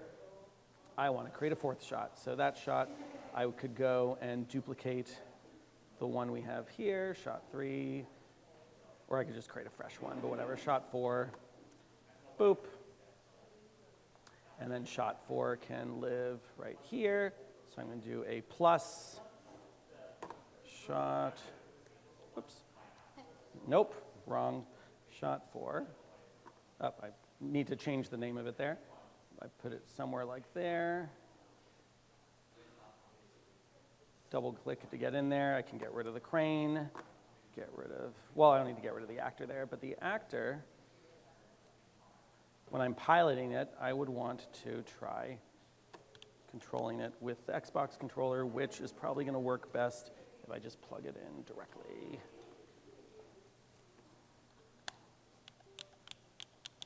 There we go, okay.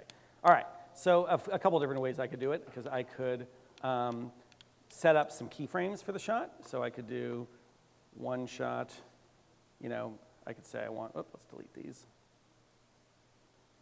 Delete. So I could say I want, I want this to be an angle, and I do a keyframe there, boop. And then I just kind of move around and I say I want this to be an angle, and then it's automatically creating the keyframe there.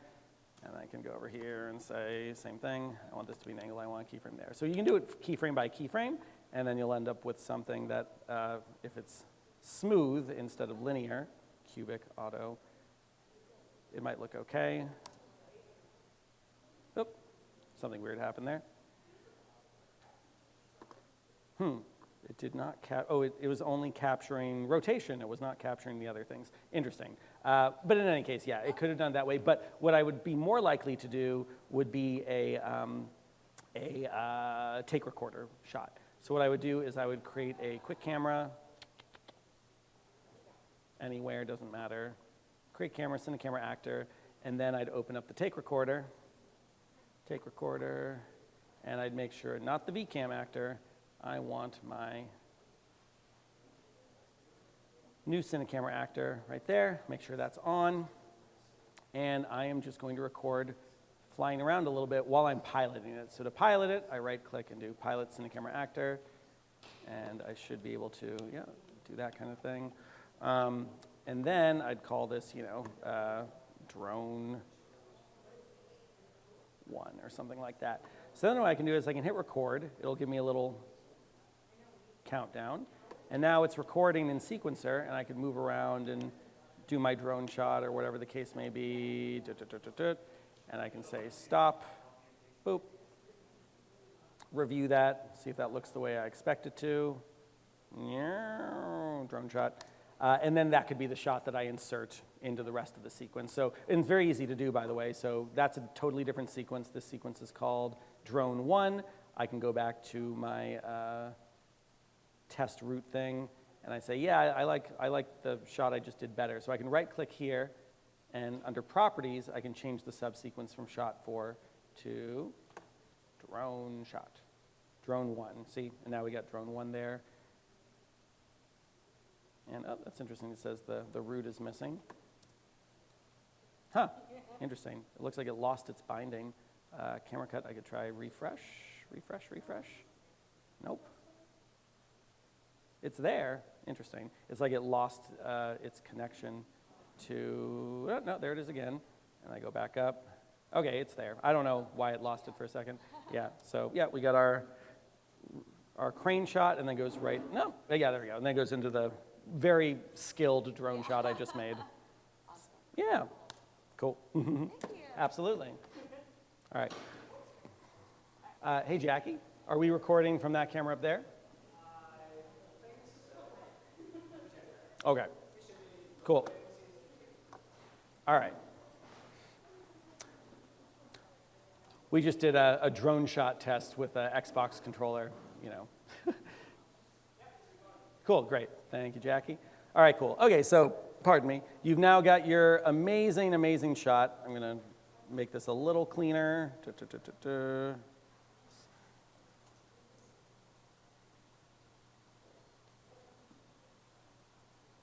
And now we want to export it.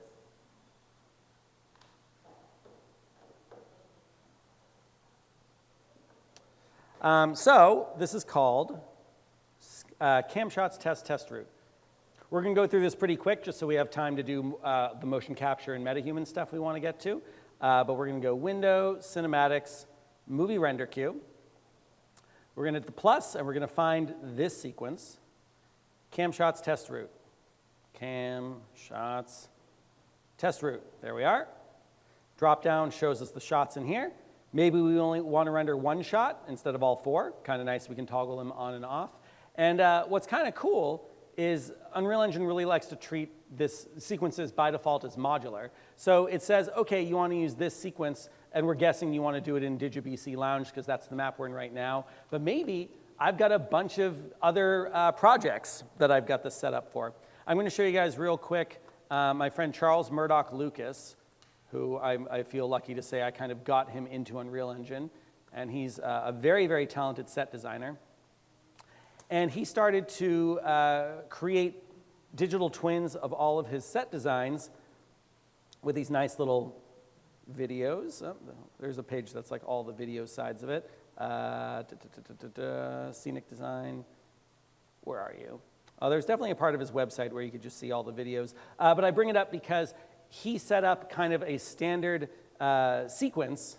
I'll try this video page, or I'll just go to his YouTube channel. Charles Murdoch Lucas, because he set up a camera style, here we are, that he basically reuses the same sequence whenever he's rendering out one of his set designs. We'll just see how this moves, if this is one of them. Yeah, so he likes doing these like kind of panning shot sorts of things. He'll get them from different angles. This is 2.5D, by the way, so he has some elements of this that are 3D in Unreal Engine, and some of them are flat planes. And so what he does, so when Charles was putting together his portfolio, he had the sequence that he wanted, and then he just duplicated the sequence a bunch of times and just kept changing the map he was in. So it was exactly the same camera moves, but showing the different set designs in the different contexts, which is kind of fun.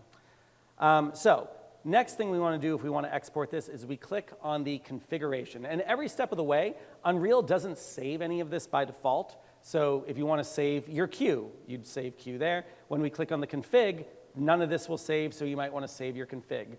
And I'm just very briefly going to go through some of the options you have here before we jump more into mocap and all that fun stuff. So first, of course, is your output. What resolution do you want this at? What frame rate do you want? What kind of nomenclature do you want and how this is named? Sequence name, frame number. One important part of this is the frame, not the frame step. Is it the frame step? It's the number of zeros we want. There we go. The zero pad frame numbers. So if you're going to be rendering out 15,000 frames and then you want to assemble that JPEG into not just an image sequence but a video, it's very important that they all are named in such a way where the numbers are going to be sequential. So that zero pad frame numbers thing is going to be very important, because right now, if we go past 9,999, as soon as we hit frame 10,000, it becomes an issue. So just be aware of that sort of thing.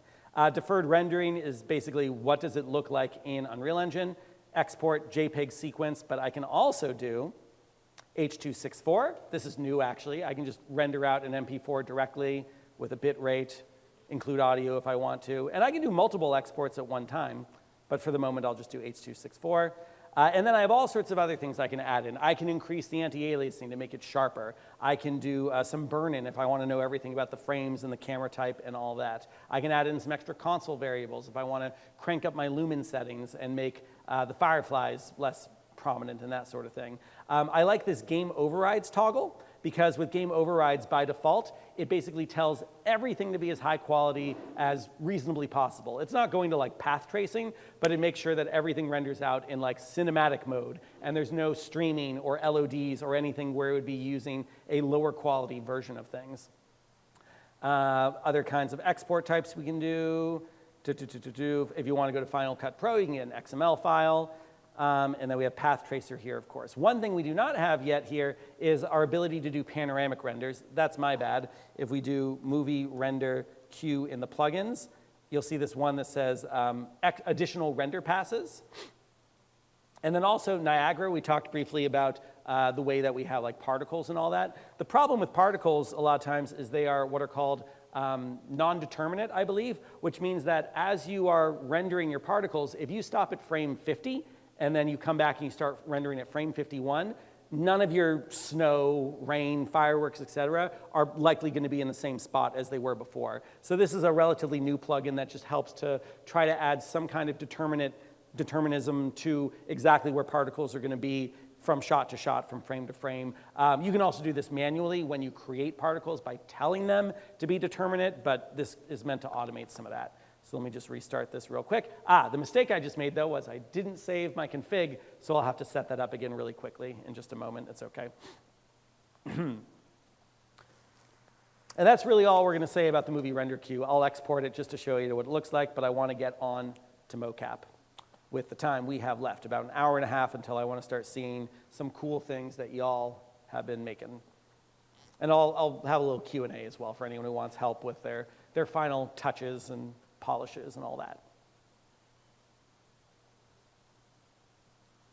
Yeah, probably the easiest thing to do, I'm actually open to Jackie's thoughts on this as well, would be to put them all on a USB, or anyone who's on a laptop, they could bring it up here. I'm just trying to think of the best way for people to present things. We'll think about that. Oh, and by the way, for those who are like, what's a panorama? This is a panorama. I mean, this is a real 360 camera for this production we did of La Pasión según San Marcos in the Gateway Chamber Orchestra, but we can do it from Unreal Engine as well. Okay, see, I got to do it all over again. That's okay. Render, test something. Sequence cam shots, test route. Yep, all the shots are there. Again, I could like save the queue, go here. Instead of JPEG, I want H.264, or not high resolution. High resolution is if you want to do like 64,000 by 64,000 or something like that, something way beyond what you would normally render on a regular monitor. I could have anti-aliasing on. When it gives you an error like this, it's basically like, hey, you got to crank up your sample counts. Game overrides, make it higher quality there. I'll do burn-in just so you see what that looks like. H.264 instead of JPEGs. And there we go. Now we have panoramic rendering. And we also have object IDs, which is kind of cool. That's for anyone who understands like a matte workflow. You can render out different passes, which can be composited later. Or maybe you're going to apply certain post-processing effects to certain parts of your scene. This is like deeper in the weeds of the worlds of cinematics and film, but just letting you know that's there. You can render out certain things and then not other things. But I'll do a panoramic rendering pass and a deferred rendering pass just to see what it looks like. I'm going to save this config. And just to render this out a little quicker, I'm just going to do a single shot.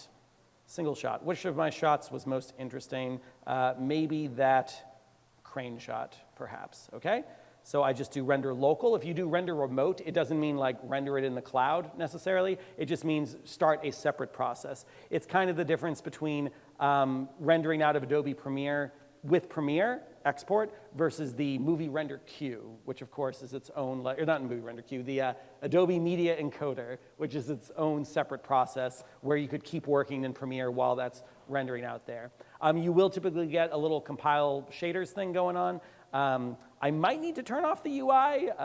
It's showing it in the preview, but it might not actually exist in the final renders. We'll find out in a moment. And all I would need to do to make sure the UI is off is go into that level blueprint and disconnect where we tell the queue to show up. Yeah, it doesn't look like it's there though. Yeah, and do notice that when it's doing the render preview, it does say low quality. Oh, and also this is going to be a little bit dark because even though I've got the red light on in my scene right now, it isn't set to always be loaded. So this is going to be kind of a dark render. That's okay. Yeah, if I just wanted to make sure a particular queue was active while I was doing this render, this is all going to be pretty locked up at the moment. But I could have just clicked on one of my queues here, see how they're all grayed out, and I could have again told it to be always loaded if I could right click on it. That's okay. Cool. Okay, while that is going, I want to get started with showing a few MetaHuman mocap, et cetera stuff. We're kind of combining the MetaHuman stuff and the mocap into our final hour and a half here. Well, we'll say an hour. We're going to aim for an hour, so there's a little bit of time for Q&A before we start asking people to present. So for anyone who doesn't already have it, LiveLink Face, cool thing to pull up on your phone. I'll also show you LiveLink Hub. I don't know if I'll be able to show you that directly because it requires a webcam. Your monitors don't have webcams. My computer here doesn't have a webcam. I tend to use an app called IV Cam, which helps me treat my phone as a webcam. I'll just try to launch it once to see if it comes up. It does have trouble sometimes on unfamiliar networks, but we'll see if it comes up. Oh, hey, it did come up. Great, that's me. Hello. Cool. So as soon as this is done, I'm going to pull up an application called LiveLink Hub, which should allow me to actually use this camera feed to do facial mocap on a MetaHuman right away. So we'll try to do a little bit of mocap for the face and the body, and then we'll very briefly look at how to combine those things together, clean them up, etc. Cool. Okay, cool. I'm just glad to know that's working. I'm going to put that down for a moment. All right, and I got some, not errors. Errors would be red. These are all warnings. It tells me, yeah, I mean, it's giving me exactly the warning that I was telling you guys. It's like, hey, just so you know, you got all these sublevels, and they're all set to blueprint streaming, so these aren't activated, just letting you know. So if you're wondering why a bunch of things are off, that's why. It also mentions that I wanted to export multiple cameras, but I didn't have anything in the nomenclature about like giving the name of the cameras, so it's not going to say like shot 2 or shot 3 or anything like that, but it decided to add it on its own. Thanks, cool, that's fine. Yes, Adonis? Repeat what? What apps?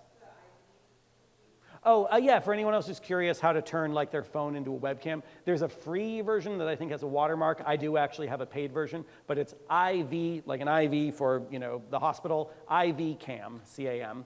So actually very close to the virtual cam, the V-Cam we were using for Unreal. This is IV Cam, no relation to Epic Games. Cool. Let's take a quick look at what we rendered out. Take a little peek, and you'll see, remember, it rendered out two different things. It rendered out a panoramic shot, which should look kind of cool, minus the lack of lighting. Yeah, look at that. All right. So it's the drone shot that I did, but not the drone shot, the crane shot I did, but we're getting a 360 capture the whole time. So I could put that on YouTube so we could look around. I could put it in VR. It could become an environment. We could do it with projection mapping. It's kind of cool. You can do that just out of the box. And then here's the version that is going to be closer to what we saw in the sequencer, right? Yeah. And if you pause that at any point, you'll see things like motion blur. So unless you explicitly turn it off, Unreal Engine does inject a lot of those things that make something feel less CG, like motion blur. There's no reason for Unreal Engine to have motion blur. It doesn't need to, other than the fact that that's what lenses and cameras do in the real world, and it assumes that you want things to feel and look a lot like how things do in the real world. Very blurry Scrooge there. Okay, cool. And then, oh yeah, you can see the burn-in, right? So author, Agile Lens, DigiBC Lounge, and then somewhere we should also be seeing like the frame number. Yeah, some of the stuff down here, 35 millimeter, shot 3. Yeah, let's actually take a look at that while that plays for a minute. If I go full screen, just because I do think it's kind of cool. Because the burn-in is, guess what? It's a widget blueprint. And you can actually modify that widget blueprint to have whatever information you want when you do a burn-in. So last thing I'll mention before we move on to our MetaHuman stuff is that when you are in your config there for burn-in, it just says, hey, what widget blueprint do you want to use? Default burn-in, right?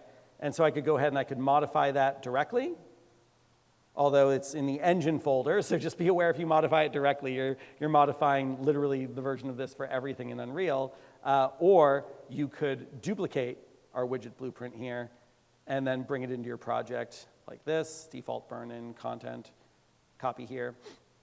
And then that could be the one that you modify and adjust, and then you'll see it there. Obviously, give it a different name. Okay, cool. Any quick questions before we move on to our final segment of our 2 days of crazy Unreal Engine Firehose learning? Yes?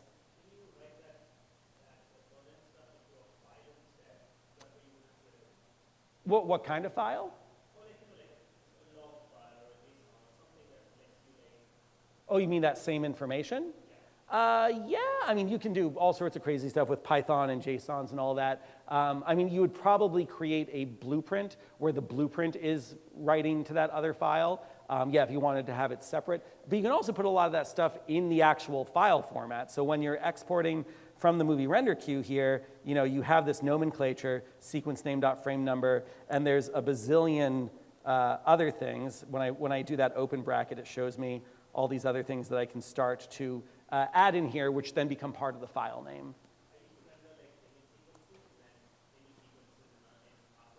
Yeah, yeah, cool. And then honestly, ChatGPT and Claude are really good with Python. So Python is editor only. You can't do it at runtime, but I bet you could get a script whipped up really quick. That's like, give me a Python script to export XYZ metadata from the movie render queue when I'm you know, getting stuff out of Unreal, et cetera, et cetera. Okay, here we go. So for anyone who was not able to create their own MetaHuman yesterday, I've got a few sample ones in this project for you. I did want to see what happens when I start to stretch the boundaries of reality, so I did create a character here called Savi, who is very, very tall with a crazy neck and big eyes, and does have hair as well, nice blue hair, activated some hair dye.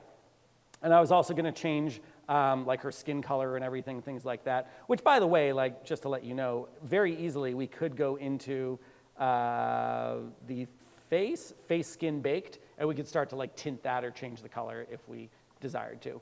But for whatever MetaHuman we want to puppeteer, let's go ahead into a new level, basic, and just bring our MetaHuman in here. Sure, I'll do Savi because I think it's kind of a crazy character design, which did, in fact, conform to the outfit we had. You can see I tried to do something kind of crazy with the legs, and we do see it breaking a little bit here. I think that's like the pockets coming through. But, you know, all things considered, these outfits are pretty adaptable to a wide variety of shapes and sizes. I also like extended the arms beyond the length that they were supposed to be to see if the sleeves would still follow up to the wrists, and they did.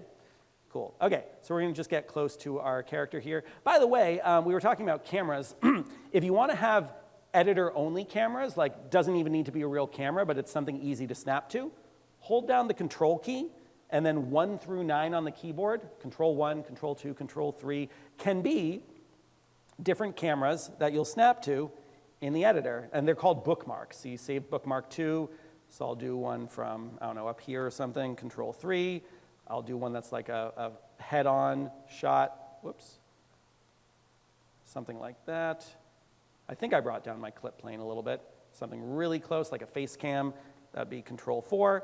And so now, when I press these numbers without the Control key, so I go 1, 2, 3, 4, I've just set up an easy way in Editor to jump between these different views. And at any moment, if I'm like, oh, I actually want this to be a real camera, again, just like in our previous section, we could go to create camera, cine camera actor like that, right? And then we got that, and we can see that the depth of field is a little bit off. I can go in there and, you know, change the depth of field, the aperture, et cetera. just show you briefly how to do that. If you're like, I like this camera, but it's not quite in focus, like that, see? I could go to focus settings, and I could use the eyedrop there. Eyedrop, boop, up, and that should have actually brought it into focus, but I can also draw the debug focus plane, which for some reason is still very far away. It's like it didn't quite know that the eyedropper was supposed to be her. So I just dragged this down to make the focus distance 20 centimeters, uncheck, draw, debug focus plane, and now she is in focus. I could also play with things like the aperture for like how much the background is in or out of focus, right? There we go. Okay, last thing about being cinematic.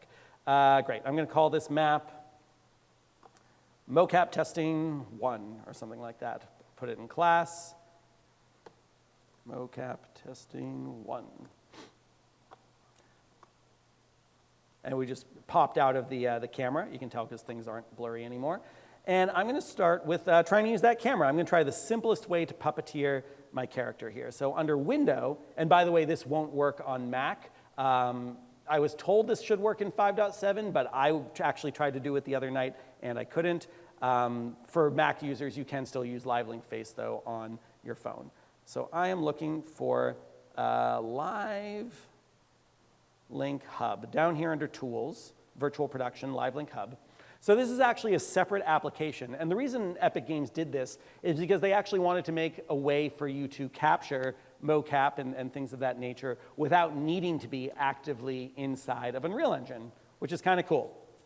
It's kind of like a lightweight thing that is just for receiving live link data, which can be really any kind of data at all. It can be mocap data, it can be video data, it can be OSC data from a wide variety of applications, and you can record it and then do whatever you want with that recording. Okay, so here we are. So first thing we want to do, we're doing live data there, and we're going to add a source. And the source is going to be our camera. Oh, they changed the name of some of this stuff. Let me make sure that we've got IVCam still working. IVCam is here. Yep, cool. Okay, so we need a way to make sure that that source is going to be IVCam. Live Link Face, let me see if it's Live Link Face. That says disconnected. I think that's for the app. Live Link Hub. Oh, where are you? Where are you? Where are you? Where are you? Try Live Link Input Device Source. Okay, so we got the gamepad. So yeah, so we could record the data from the gamepad. Oh, but one of these should just be, actually it might be this, MetaHuman Video. MetaHuman Video. There we go, there's my, so that's the name of my webcam. I don't know why there's a number 1 and a number 2, but if we are in here, we should be able to get the live camera data. Subject name, let's call this just Alex for me. Let's try hitting connect and see if it comes up okay. It's thinking, here we go, and it's gray. Monitor image, input video, there we go, hey, it's me. Okay, cool, so now what we should be able to do is connect all this. Oh, and we can, this is just a quick thing when you start mocap. A lot of times you'll see this button for capture neutrals. That is a calibration for making sure that basically the mocap, oh, you can't actually see my face right now. If you want to make sure that the mocap experience or the motion capture session knows what your neutral face looks like. Whoop, oh boy, that is very glitchy. There we go, okay. It's just having a little bit of trouble with the network, that's okay. So if I wanted to just do this, then I would do capture neutrals, so.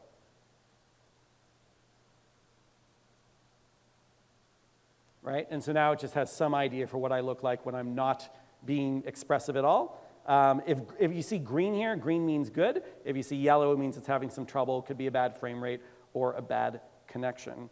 Now we should be able to see all of this happening in real time in Unreal Engine. Let me go ahead and confirm. Yeah, we still got our input video there, cool. So here, now Live Link subject, Alex, use Live Link. And there we are. I am, in a little bit of a glitchy way, live puppeteering this character based entirely on my face, which would be more impressive if I had a bit of a cleaner connection right now. But you can imagine when you've got a very strong connection, especially a native webcam on your computer, that there's a lot of very cool expressivity that goes into this that can adapt to a wide variety of different faces. Blah, whoa. Right. And you can see where it froze. Great. A+, no notes. So that is meant to be Epic's future version of mocap. I'll pause it in another fun expression. Great. Lovely, as I put it away. Oh, and actually, I'm sorry. The one other thing I wanted to show is recording that, of course. As I make IVCam go away, hopefully it comes back. Great. Okay, yeah, we go inside the teeth. So we got here, default session, slate, take one. So this is Savi. I'm going to say Savi, face, take one. Savi, face, take one, and I can just hit record. And it should capture my audio as well, but I need, oh, you know what? I think I actually have to add audio as a separate source. MetaHuman audio, and then I want to make sure it's using IVCam, because this also picks up on audio. I think I need to say connect. I'll call this Alex Audio. That way I actually have something that this can sync to. Connect. Cool, okay, so Alex Audio there. And I mean, I can show the video. I shouldn't need to see the video. But then hopefully when I'm recording, oh, and notice that we've got gamepad selected as well. So if I do start to move around my gamepad for any reason, maybe I'm piloting the camera or something, it's going to remember all of that data. Hey, Ani, can you help me out for a second? I need an assistant. Come here. I'm just gonna have him like move around some things in the controller just to see if it automatically captures the editor camera or if it's gonna do something else. Okay, so hold on. Yeah, so he is piloting the editor camera right now. Hold on, Ani. Hold still. Hold still. So I'm going to press the 1 key on the keyboard to snap back to the face there. Hold on, Ani. Hold on, Ani. Stop moving. Stop moving. Hold on. We want to see the character. Can we make sure we see the character? Zoom out a little bit. Hello. Okay, great. Pause there. Pause there. Pause there. Okay, I'm going to do the G key, so we're in game mode. And then all I'm going to do is hit record. And you're okay to move the camera around while I'm recording, but I just want to make sure that we can still see the character, okay? All right, here we go. Recording, it's me talking with a somewhat silly connection. Wow, I think I'm beautiful despite my interesting proportions, and no one can tell me otherwise. Hi, hello. Whoa. And then I guess we should do some audio, because we're going to do an audio test as well. And we say, my name is Savi, and I am a Navi who left Pandora in a very weird state, and I tried to become a human, and it didn't work very well. The end. Great. Cool. Okay, so we recorded a thing, and now that I've turned this off, thank you, Ani. Now that I've turned all this off, this is all yellow. It's upset now. That was great. Cool. Okay, and in theory, this saved somewhere, probably under our recording list. So here we are, and you'll see that we've got 2 files. One of these is, I'm actually kind of curious what the difference between these are. Let's try opening them up.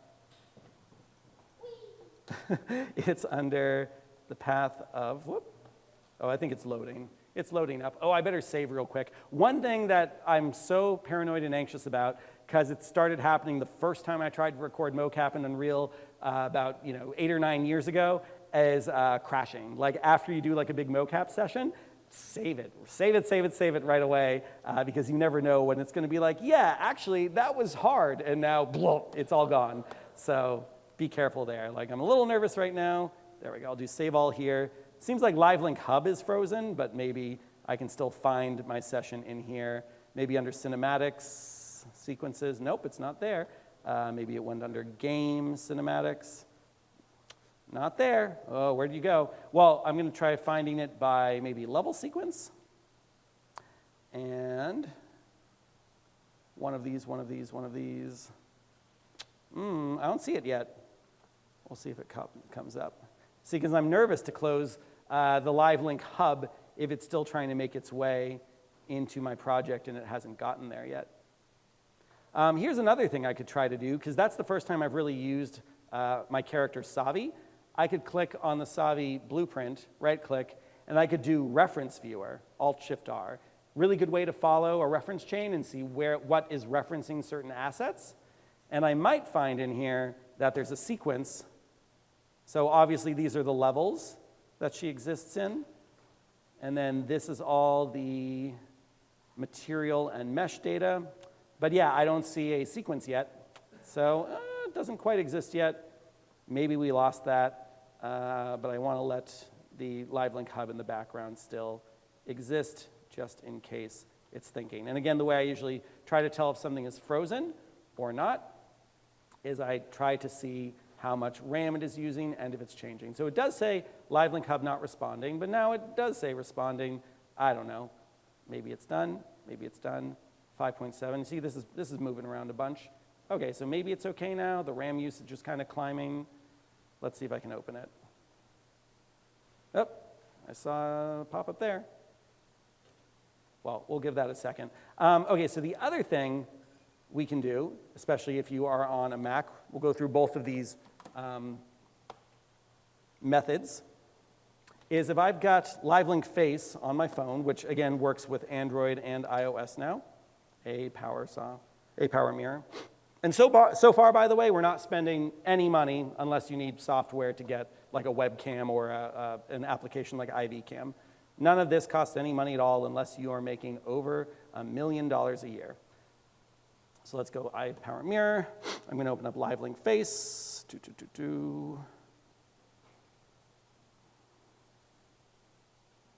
And do a connection to my phone.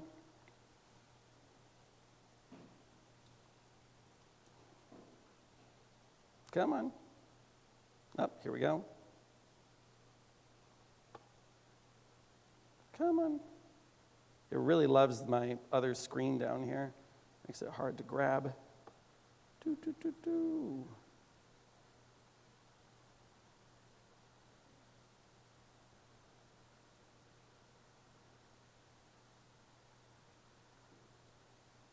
Try the...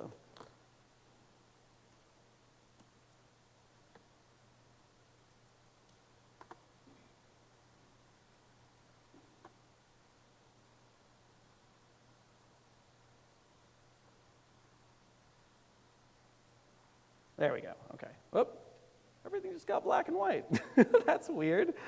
I hope my laptop's not about to die. That's okay, we can look at stuff in black and white for a moment. Okay, so this is LiveLink Face. By default, you're in this mode. What's cool is it can be a live connection. We can do something live connected directly to Unreal. Very similar to what we just did, so I'll show you a different workflow just to spice things up a little bit. What if you aren't on site with an actor and you want to get them to at least record a couple takes on their own? They can self-record. We got a big red button on this app, and I can actually create all the assets I need directly here to bring it over to Unreal to then do what I want with it. Cool. Okay, so we'll do another little test. And again, remember with MetaHumans, the same data can be used with multiple MetaHumans, which is really cool. So I'm just going to, first let me show you a little bit of what the data is that is being ingested by LiveLink Face. Because if I go into the settings here, I've got 30 or 60 FPS. I've got AR kit mode versus MetaHuman animator mode. MetaHuman animator mode has a little bit more detail with the way it gets processed. And then I've got preview depth here, depth and blend shape data. So you can actually see the wireframe, whoop, if this catches up, you can see the wireframe a little bit and the depth data that is being taken from the camera here, both of which get processed when I send this over as a different file. Really curious what made my screen black and white, and it's happening everywhere. It's not like just this monitor, it's happening down there too. Not sure, very weird. Okay, so let me just record something. We're gonna go, this is a LiveLink test. Oh, error, oh my God. AV Foundation, error domain, the operation cannot be completed. Hilarious, so fun. It might be mad that I'm broadcasting my screen. I'll try again. No. All right, I'll try to stop broadcasting. Up. Out of memory. Okay, great. Unreal Engine ran out of memory. Fun. Okay, we're going to close you. And I'm pushing my laptop to the limits here. Close. Okay. All right, maybe it'll work now that that's closed. Nope, let me try killing the app and putting it back up. And when in doubt, by the way, just turn off things you don't need.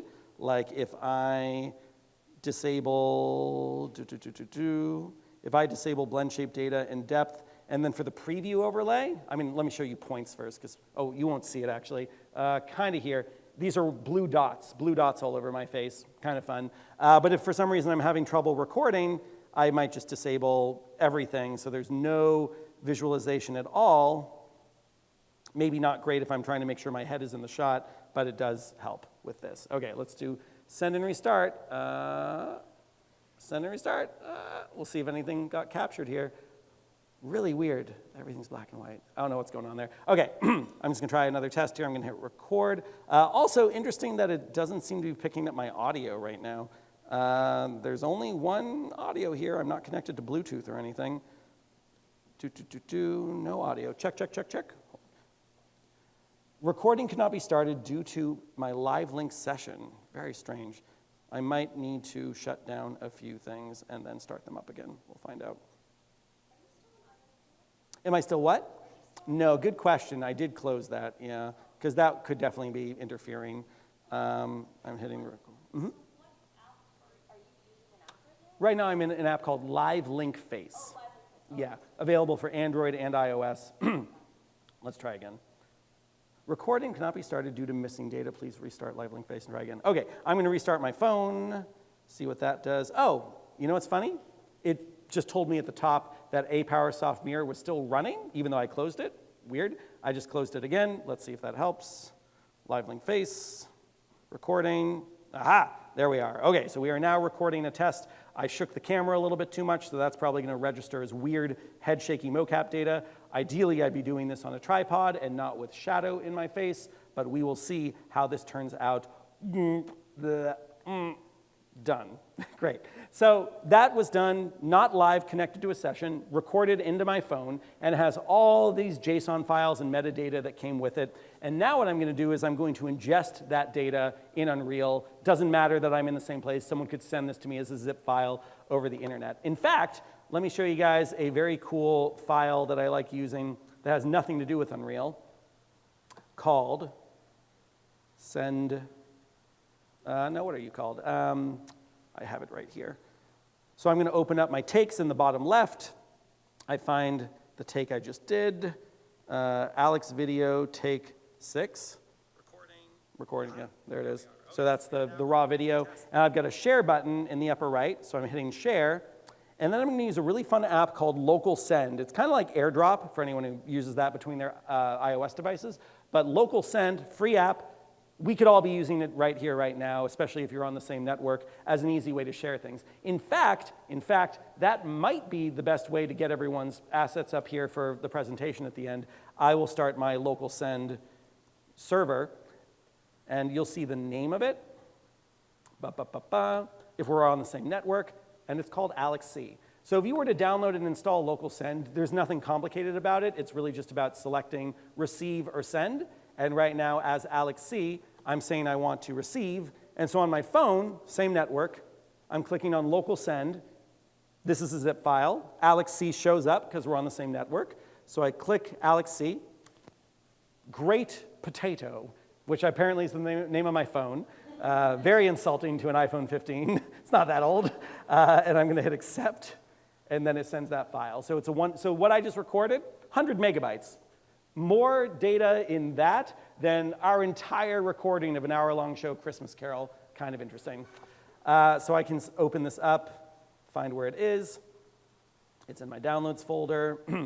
And I am going to bring that over into Level Up Workshop here. Yeah, you do need to unzip it.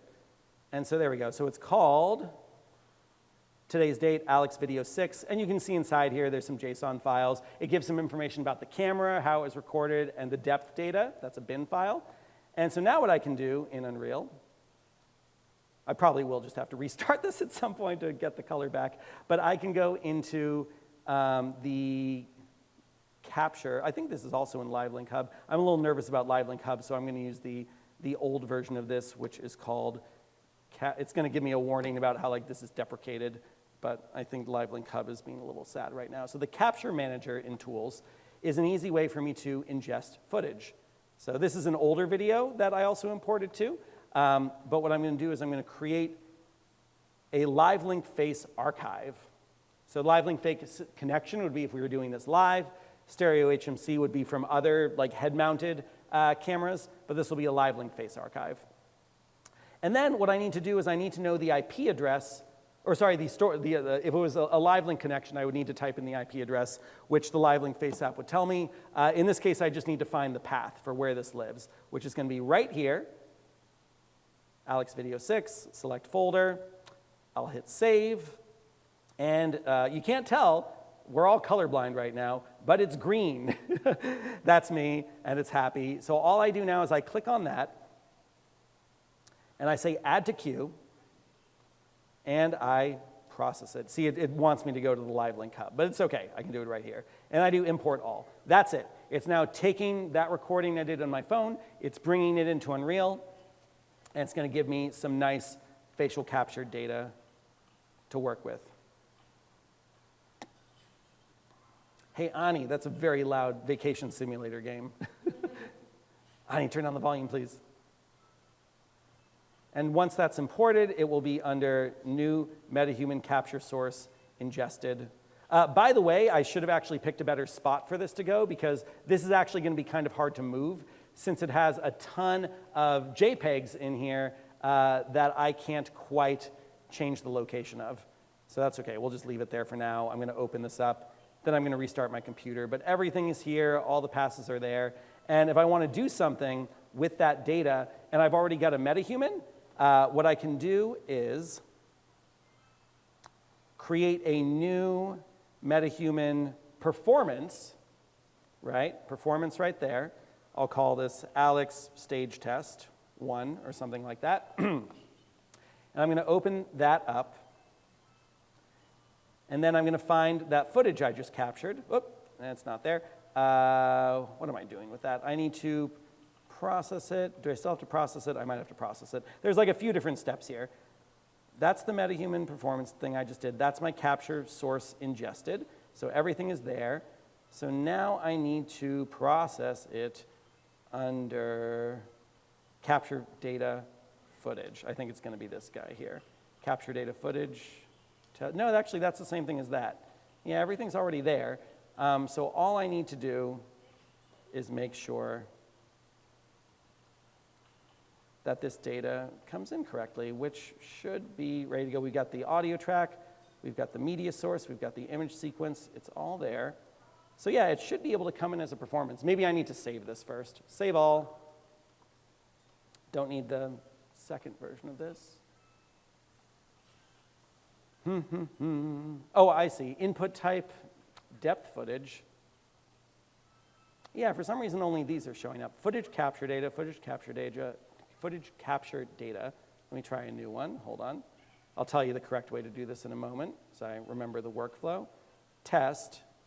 So yeah, that's the weird thing. So I just created a new version of what it wants. It's showing the same things there, but for some reason it doesn't want to take in what I just imported. So we're going to go here. We'll open this up again. Yeah, I don't know why it's only showing these three. Games, characters, Alex Video 2 ingested, Alex Video 3 ingested. Oh, you know what? That's it. I got confused. It's called Alex Video 6.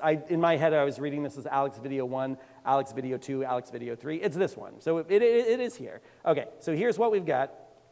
Thought that seemed kind of funky. We'll try to get the audio playing as well, just to make sure that that's there as we expect. Okay, recording. Aha, there we are. Okay, so we are now recording a test. Right, there we go. Okay, so now it gives a little bit of data. That's all cool. Now I need to give it a MetaHuman identity to use. So I've done a couple little tests here. I'll do this one here. So this is the MetaHuman based on my shape that we took a quick look at yesterday. Right, and what's going to happen as I process this is it's going to map it to this face. It'll be my MetaHuman face, but I can also remap this data to everything else as well. So all I need to do now is hit process, and it will go through this, and it's going to do a few crazy AI machine learning things, including deciding the things that my tongue is probably doing based on my audio. So it does that in a couple different passes. It goes through and it does the actual depth data, video data, and processes based on that, and then it does a tongue pass. And so this is a more advanced version of what we were just looking at with the webcam, but the webcam is also pretty good too, and it's all live. This is just kind of like if you're really trying to maximize the level of performance capture data that you want to get with Unreal Engine, this would be the way to do that. While that's processing in the background, which we're happy to look at, when it's done, I'll try restarting my computer and see if I get color back. Yeah? Window Control C? Oh, Window Control C. Weird. Thank you for the guess, though. Or was it like one of these buttons I pressed? I don't know. I'm hoping it's not like, hey, your monitor is now black and white forever. But that is kind of funky.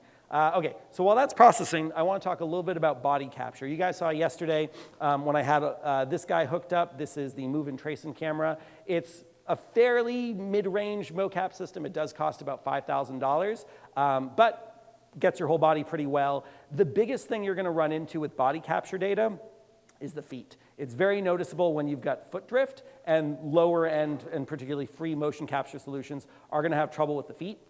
And there's all sorts of cleanup methods in Unreal Engine for like planting the feet, including just like deleting all that recording data. So, you know, ideally in a perfect world, when you are recording using like free mocap software, you want you or your actor to be like seated or just like standing in one spot, because that way you don't have to deal with foot movement at all. If they're dancing, if they're moving around the stage, you're going to see some funky stuff happening there unless you're using a not free mocap system. So two systems I want to draw your attention to, and forgive me for not remembering what's available in iOS versus Android. One of these is called Move AI 3D Motion. And there's also Move Multicam. These are two different applications from a company called Move. I don't know what their current pricing is. I think that there's still some free ones available. And they let you do things like record from your phone or multiple phones and then process that into mocap data. Let's see if I can log into here. And then if I log in successfully, I'll show you what I'm doing with my phone. But anyone who wants to at the moment, feel free to access this. Move One and then Move Multicam, different applications. So I'm going to try to log in with my account, see if it works.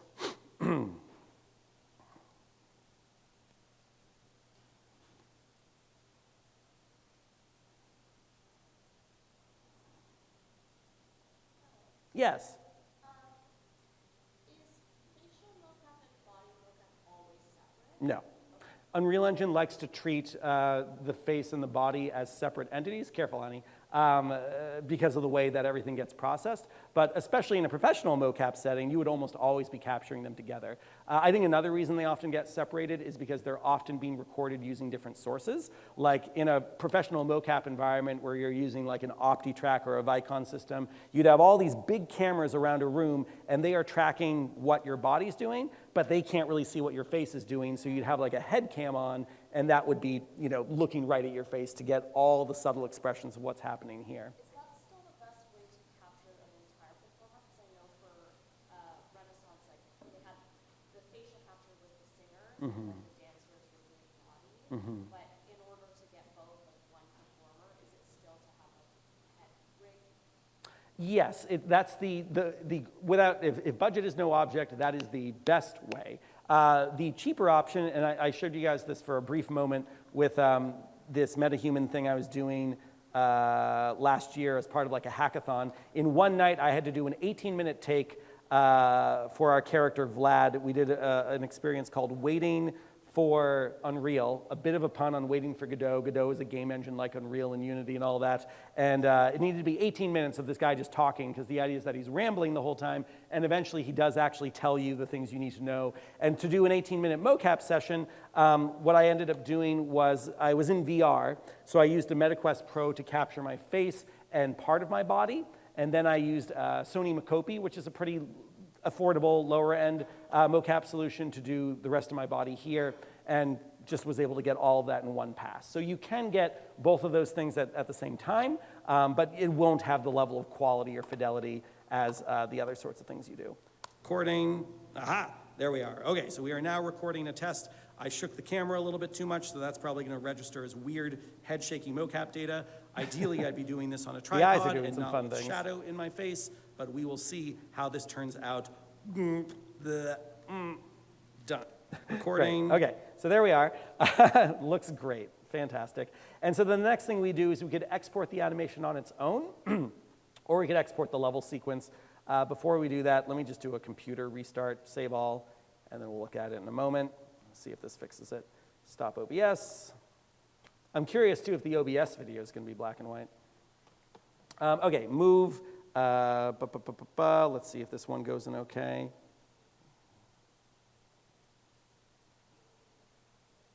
It's making me take a survey. That's hilarious. Oh, come on, video. Hope we don't lose the video. Stopping recording. It's thinking, it's thinking. For those who are curious, when recording with something like OBS, you can use MKV files, which is the default, and those are good because even if this has trouble stopping recording, we'll probably still have access to the video data that it did manage to get along the way.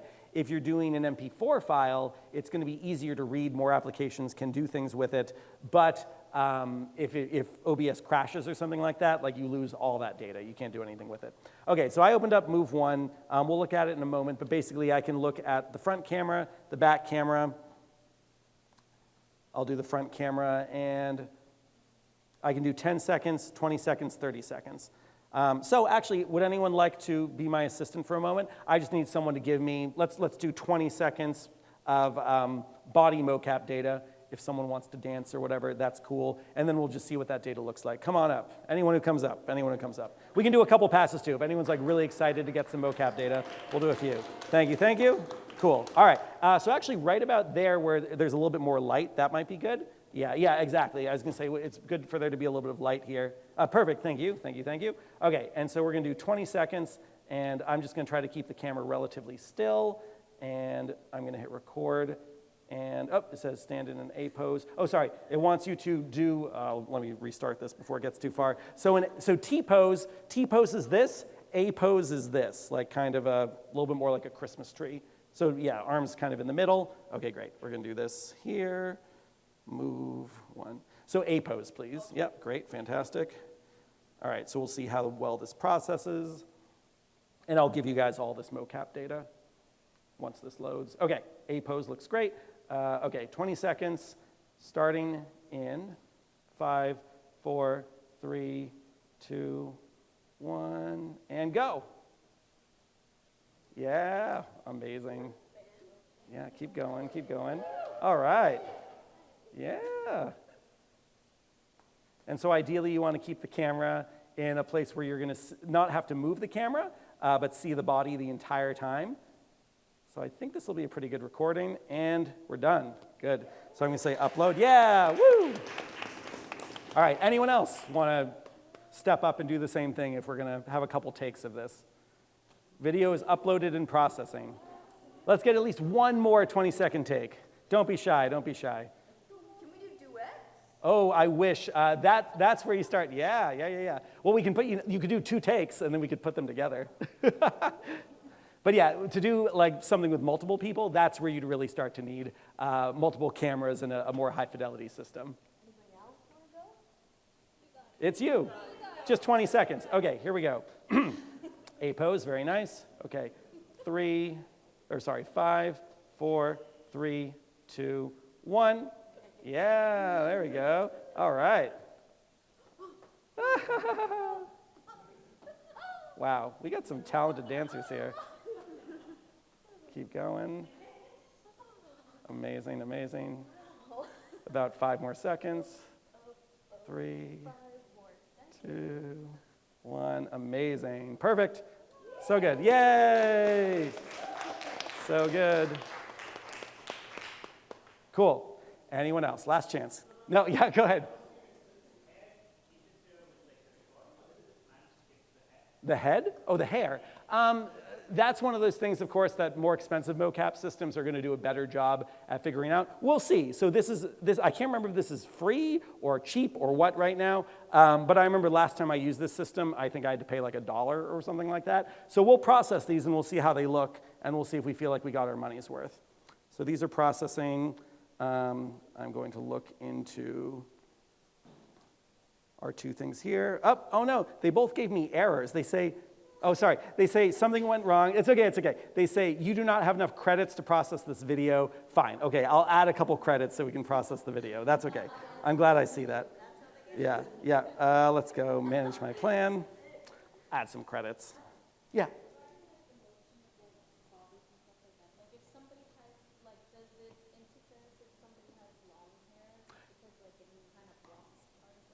It can. So like the move and tracing camera over here has a lot of very sophisticated AI as part of it, so that any kind of obstruction, whether it's hair or clothing, I did a test with someone in like super baggy clothing to see how well it could figure it out, and then like obstructions, like my hands behind my back and all that, and some of those systems do a really good job of like guessing where things are. In a lot of other cases, you're going to see that there's more trouble with that, and it will mess up, and you'll end up with something glitchy, and you can clean it up. Basically the big question you're always asking yourself is like, do I want to spend time and money up front to have a better system for capture, or do I want to spend more time, potentially money later on, cleaning it up and making it usable? Yeah. Okay, wow, there's way too many questions here. This was Move 1 single cam for iOS. Yeah, I got all those. I'm trying to add credits. Billing and plan, current plan. No credits, please upgrade. Yeah, I'm trying to upgrade.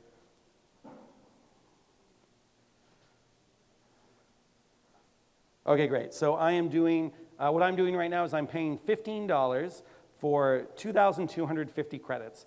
I don't know what that means. We're going to find out. Hopefully it's enough to do 2 recordings. Great. Subscribe. And we'll see how useful that process ends up being. And then, yeah, this is still having trouble stopping the OBS recording, but we'll restart my computer and see where we are.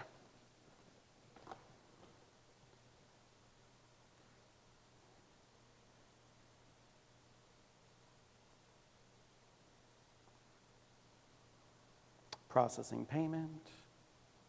Cool. And by the way, yeah, in the next 30 minutes, we want to start getting ready to present some things. And I think local send might be the easiest way to do that, potentially, unless anyone has a better idea. If you have a laptop and you can come up and just plug into HDMI, great. If you're on the computers here, yeah, we might want to just do local send to bring over projects. Or if you feel ambitious enough to make like a little video, then we could bring the video there. Also, this might also be easiest, we can also just do like a little tour around the room and come stand in front of people's computers. Whatever people are comfortable with, it's fine with me.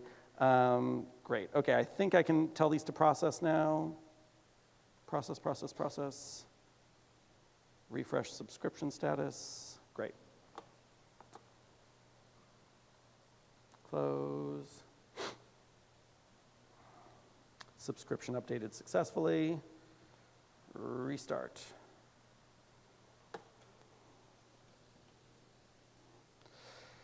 Okay. Processing.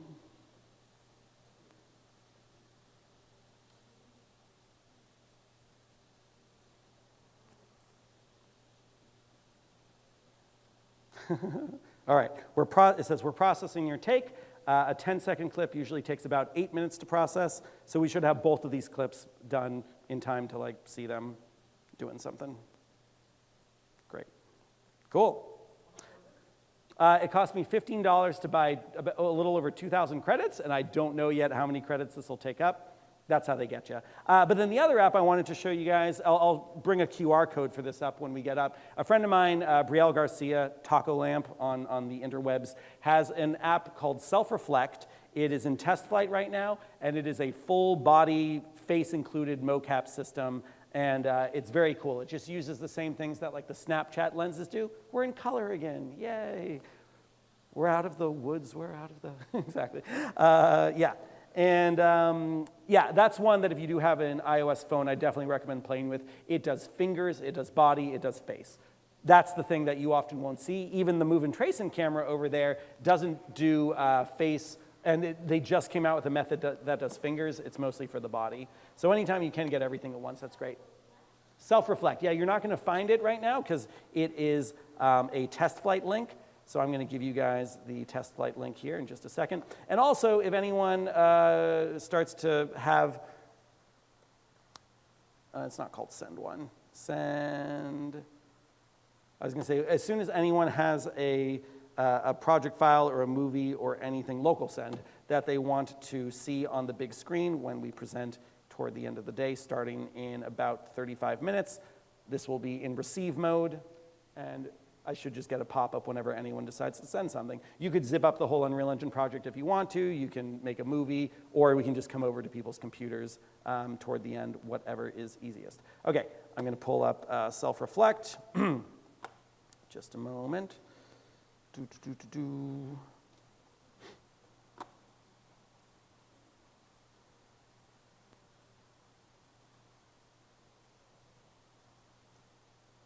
Get OBS back up. And I should also mention there's a ton of free resources for mocap data as well. A big one is Mixamo. Mixamo has an insane library. Also, my friend Matt Workman, who does a lot of really cool work in Unreal, he just created a website/company called Narrative Motion, and they also have a lot of mocap clips you can download. Some are free. And we are going down to this app called Self-Reflect.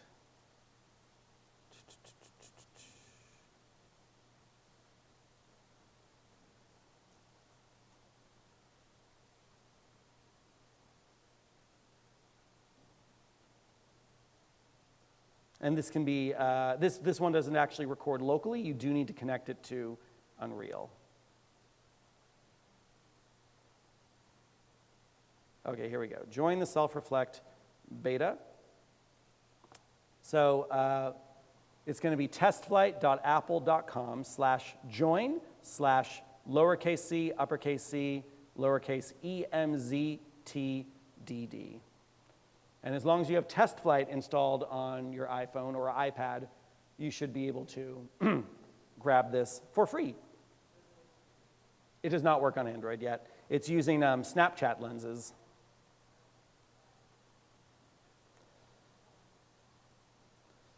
And I'll show you what it looks like.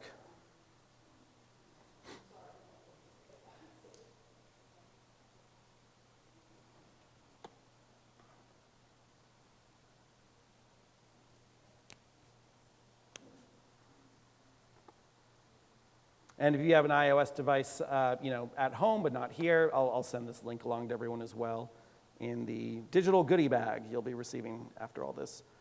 Not test flight, a power mirror.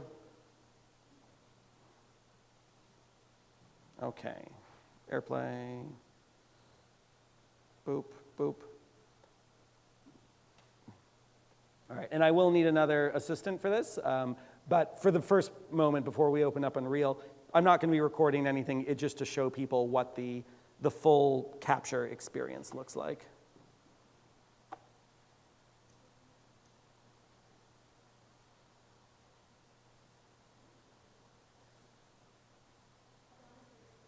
Great, yeah, Adonis, feel free to come right up and just, yeah, woo, Adonis, yay. And we can turn the lights back on again for this part too. Thank you, thank you. Boy, why do they make this so hard to move? Come on. Flight mode. Thank you, screenshot. Come on, sorry folks. I need to move you to the other screen. There we go, okay, great. I don't know why that is so hard to do. Okay. All right, so our mocap is still processing, cool. And then over here, we've got the Self-Reflect app, which looks like this. Once it opens up, pretty dark at the moment. So you can see right now, it's doing what it can based on what it can surmise from just my upper body. But if I turn the camera, you can see what it tries to figure out there. It's guessing. It's making some guesses. Yeah, yeah. But if we have Adonis stand up over here, there we go. So for a free app, and you'll notice that I'm too far away right now where it doesn't know what to do with the face. But if I get close enough, close enough, there we go. Then the face clicks in. Try wiggling your fingers. Yeah, so it tries to get finger tracking. Yeah. And right now, this is a totally free app to use as much as you want. It just connects right to Unreal. And you can see, though, the challenge of doing face and body is you need to be close enough with this for face to be picked up. But then it's very easy to like lose the feet, right? Pretty cool. Yeah, very nice.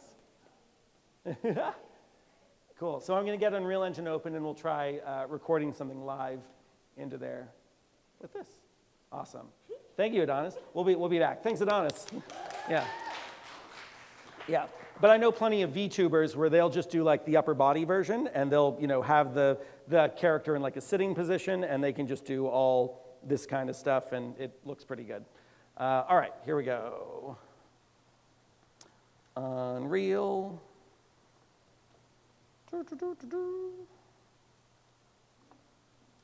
Still very curious why we ended up in the land of black and white. This one here. I'm just going to keep an eye on move 1 to see when our other mocap gets processed. They both still say processing, which is a good sign. If there was something wrong, it would have said failed by now. Yeah. That was a curiosity I had.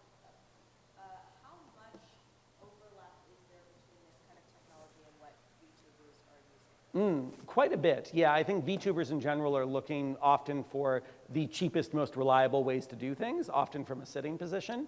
I have a good friend named Woody Davis / Woody Devs, and he never shows what he actually looks like online. He is always performing as a custom Unreal Engine avatar that he's made. And I'll pass along, he just gave a talk at our Unreal NYC meetup like a couple weeks ago, and he goes through his very robust VTuber workflow, kind of taking you through every step along the way. And he uses the Self-Reflect app as the way to very easily puppeteer his avatar from Unreal and broadcasting that to YouTube. He put on like a live concert, which was kind of cool, where he played all the instruments in like the same time, and it was very funky, and one of those things that can only happen when you're inside a digital world. Yeah. Yeah, and then Matt Workman, who's also a bit of a VTuber, he's fortunate to have these like brand partnerships with companies like Vicon. So Vicon gave him a $50,000 Vicon mocap setup so that he could show off the capabilities of this. And he didn't have to pay for it, but he is able to do that for VTubing. Okay, here we go. Loady, loady, loady. When you see that launching remote control web interface, that's the thing we were looking at where we can touch a light color wheel and start to change things inside of it. All right, so let's go to the level that I believe is just called level third person, because I think I've already got the move-in camera set up in here. Not move-in, that's move-in tracing. I have the self-reflect camera set up in here. Once it loads, we'll also just keep an eye on that. Processing, pull to refresh.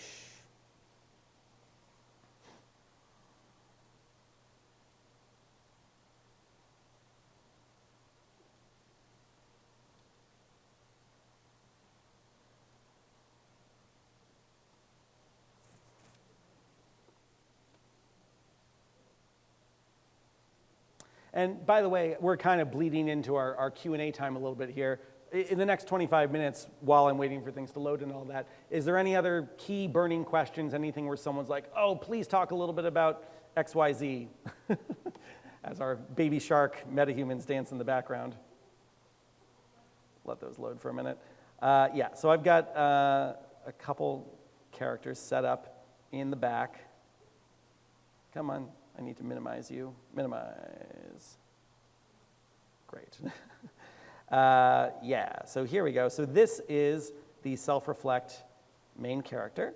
And in theory, if I open up self-reflect and I've got my IP address and everything right, and I tell this to update in editor, though it should also work in simulate mode, we should start to connect to this. What I'm going to do is I'm going to click on the character, and I'm going to find the right IP address, skeletal mesh, APB. APB stands for Animation Blueprint. And in here, we've got all this data coming through. So this is the part that I need to make sure that I'm doing correctly. So 39539. And then the IP address I have is 192.168.86.24. I think this is the server. I don't think that's going to be the thing I need to change. I just did this a few days ago. But let me find where that's going to be changing. APB new, Manny, retargeting 0 Manny. Oh, and the plugin that, by the way, makes all of this possible is VMC, which unfortunately does not work for Mac, not VMC. No, it's not that one. It's the one called VRM4U. This is actually very much a VTubing plugin.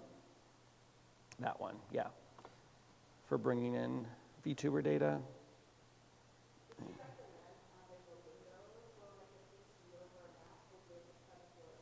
What I recommend, so that's a great question. So I have become a very big fan of Macs lately. I was never a Mac person. I was always, use PC whenever possible because it's more powerful. You get powerful NVIDIA graphics cards and all that. But what I have found with Macs is that they handle Unreal Engine very well, especially if you've got an M1, M2, M3 Plus. And I use my MacBook most of the time. I'm actually not on this guy very much because it's very hot and heavy and it shuts down and has weird crashes and it turns black and white sometimes. The Mac is actually much more reliable. And I'll use Unreal Engine on the Mac for anything that it can handle. And then the moment it can't, I'll remote into like a Windows, like a desktop computer at my office, at my home to do that heavier lifting. Then I use Apple Vision Pro to have a giant big virtual monitor and I watch a 3D movie play in the background and I've got Slack up here and Discord up here and it's an insane, very futuristic office environment that makes me feel like a crazy person when I'm doing it on a plane flying from New York City for 8 hours. But yeah, it's, I like Macs now. I do recommend people check out Macs more for Unreal. They tend to be 1 or 2 versions behind with Windows features, but as long as you're okay with that, it's all right. Okay, so in Self-Reflect, the feature that I forgot I needed to change is in the gear icon in the upper left. I need to make sure I change the IP address here to match the IP address of this computer. Now, we saw this earlier with Pixel Streaming, launch signaling server. Once it launches, .1.78. So here we are, .1.78. I think that's right. So I'm going to hit save. And then, yeah, there we go. OK, ready? Hey, look at that. So floppy, floppy hand. OK, so I'm going to have Adonis come back up in a second, and we'll try recording this live. But just to give you a little bit of a sense of what's going on here, we've got that in the ground. And there's a couple of fun little options in here, too, where like if I know I'm going to be seated, then I can actually tell the default neutral pose to be seated. And so that's going to look a little bit less crazy here if I scoot this guy up. And then I go back here, and oh, that's interesting that he's not sitting down. He was sitting down before. We've also got our MetaHuman character coming out of the body here as it gets retargeted. But yeah, all of this data, we can do it live, or we can do something with it later. So I'll start by just recording. I'll still, because I do ultimately want to do MetaHuman things with this, I will record my Bernice MetaHuman, and it's okay that the outfit isn't matching right now. Also notice that, yeah, we are getting some face data. It's not as robust as what we'd be getting with something like MetaHuman Animator, but it could at least be reference data, especially if I'm just trying to like match audio or match other data I'm getting from elsewhere. Cool. Okay, so let's try setting this up to record using the take recorder, and we'll get Adonis back up to do something here. So I'm going to put this one, Bernice, into here, and standing, and I think, what is it, lock hip bone? You know what, I might just have to like stop streaming, then start streaming again if I wanted to change that, but it's okay. So we got face tracking, hand tracking, body tracking full. There's some different options here. And let's just go to town here. So, and you know what, just for fun, I'll record both. I'll record both so I have two different tracks. This is retargeted. So this MetaHuman has a special component being used called retarget, which is a great thing to use anytime you're going from one skeleton to another. Oh, don't crash. I feel like it's going to crash. Where basically I'm saying, hey, Bernice, look at the zero Manny, this is called zero Manny skeleton, and retarget that to the body. And then I've got this retargeting asset, which is looking at these two different skeletons and doing its best to match them. So if I move this a little bit to the side, so we got the MetaHuman skeleton there, and then the skeleton there, and it does some automatic matching. Cool. Okay, so let me pull this up so we get that data. I need to pull up the take recorder, and then hopefully by the time this is done, we'll have our move one data as well. Call this Adonis, take one, and we'll grab both Bernice and our zero Manny characters. Boop, boop, and zero Manny. Zero Manny. Okay, there we go. All right, Adonis, step right up. And because I need to hit the record button, we're gonna have some bad data at the beginning. Yeah, come on, Adonis. Yeah, right over there is great. And then I'm gonna come stand over there and we'll see what happens while we got all this stuff going on.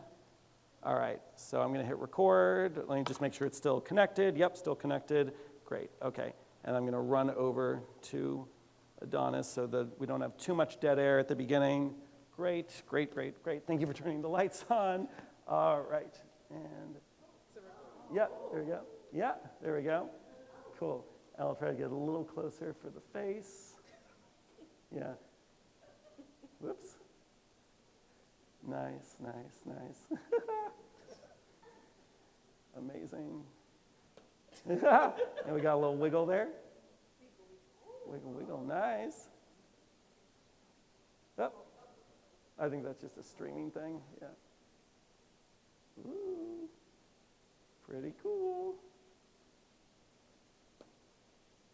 Yeah. Adonis got some moves.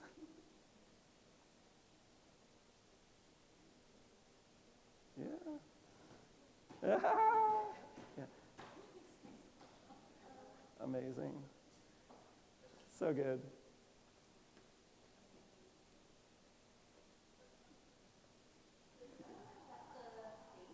Yeah, so we're not close enough to get the face. So there we go. So we lean in a little bit. Yeah, then we'll get face as well. Try doing like a big open mouth or shut your eyes or something like that. Yeah, there we go. We get a little bit of that. Amazing. All right. Yeah, bow. Take a bow. Thank you, Adonis. Woo! All right. Excellent. Cool. Okay, so we've got a bunch of mocap data now recorded. Oh my God. Yikes. What was that? That was the other mic. And we can play that back and start to edit it, modify it, whatever we want. This is the same system that we were using Virtual Cam on. So I hit that little playback thing, and I can see everything that just happened here playing back. All that mocap data. Right? And if we get a little bit closer to the end, where we started to do a little bit more with the face, see the face opening and closing. Exactly.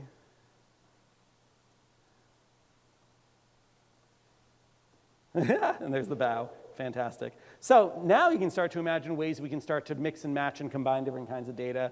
We can do all sorts of different cleanup stuff here. We can, of course, move this down so the feet are planted on the ground. I wonder if I can use the end key for that. I can. Except it then kind of snaps it out of existence there. We probably have the transform data baked in, so I'd probably have to do another track to actually get this to snap to the ground, which I'll just show you very briefly. I would do this way. I'd unlock this recording.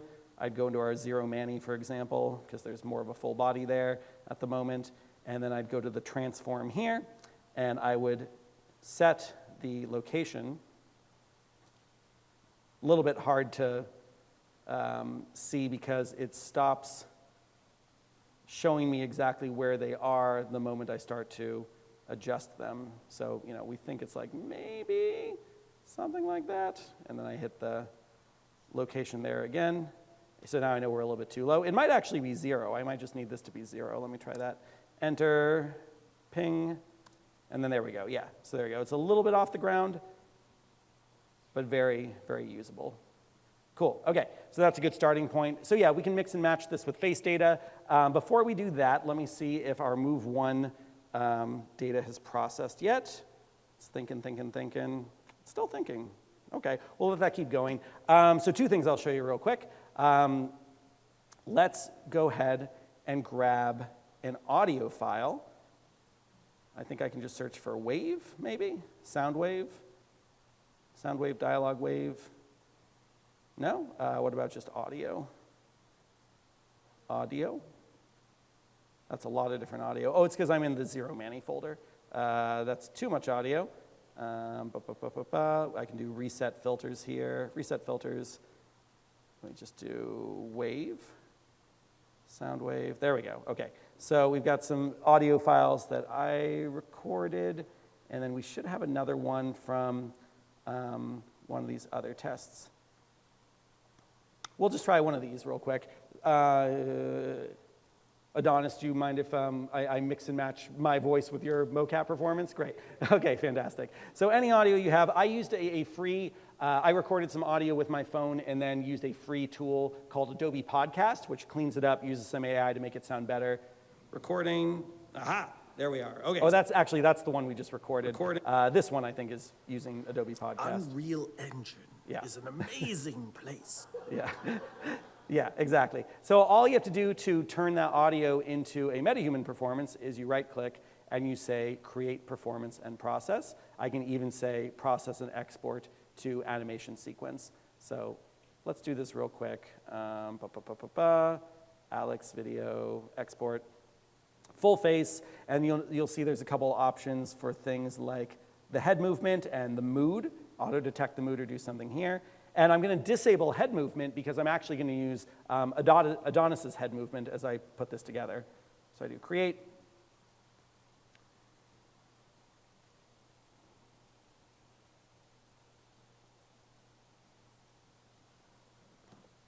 And I can open this up. Yep, audio clock is fine. Okay. And Unreal Engine is an amazing place where you can do things like this. Cool. Okay, so we got something there. I think I can process it to do a couple other things as well if I wanted to. It's interesting the eyes aren't moving. Usually the eyes would move as part of this as well. We got like some half blinks. That's okay. So I'm going to export just the animation to start. Alex, audio, Adonis test. Save that. I'll use the MetaHuman face. Yeah, we'll see if we can do all this with MetaHumans. No head movement. And I'll try to combine these together. So the easiest way to combine these together will be if I go File, New Level, Basic, Add Level Sequence. I'll put this in our cinematics sequences. Alex Adonis test. Cool. And now I've got an empty sequencer. So instead of the level sequence with shots, just an empty sequence. And we're going to grab a MetaHuman. Seems like we could try, let's try one we haven't tried it at all yet. Let's try, well, he's in like, I don't know, not quite underwear, but like day clothes. I guess we'll try it with the rejected Navi one. And we could also use the facial animation I recorded earlier as well. And we'll just see how this looks since the proportions are not quite what you would normally have from a regular human. So first thing I'll do is I'll bring them into here. And then see immediately it's like, oh, you probably want to manually animate everything. And we have the whole control rig system here, which is great when you want to be like, I'm moving an arm and all that. But we're going to actually import the data that we already have. So I'm going to delete control rig, and now we want to put in the face and the body animation. So also 5 seconds is way too short. So let's go to something like 50 seconds and just make this much, much longer. And then for body and face, I just have to put in animation. Let's start with, I think it does like when you do one of these before the other. But let's do, so we have Bernice Adonis, and that's the parent track. I think this one might work. Let's see if that one works. Okay, cool. So, looking good already.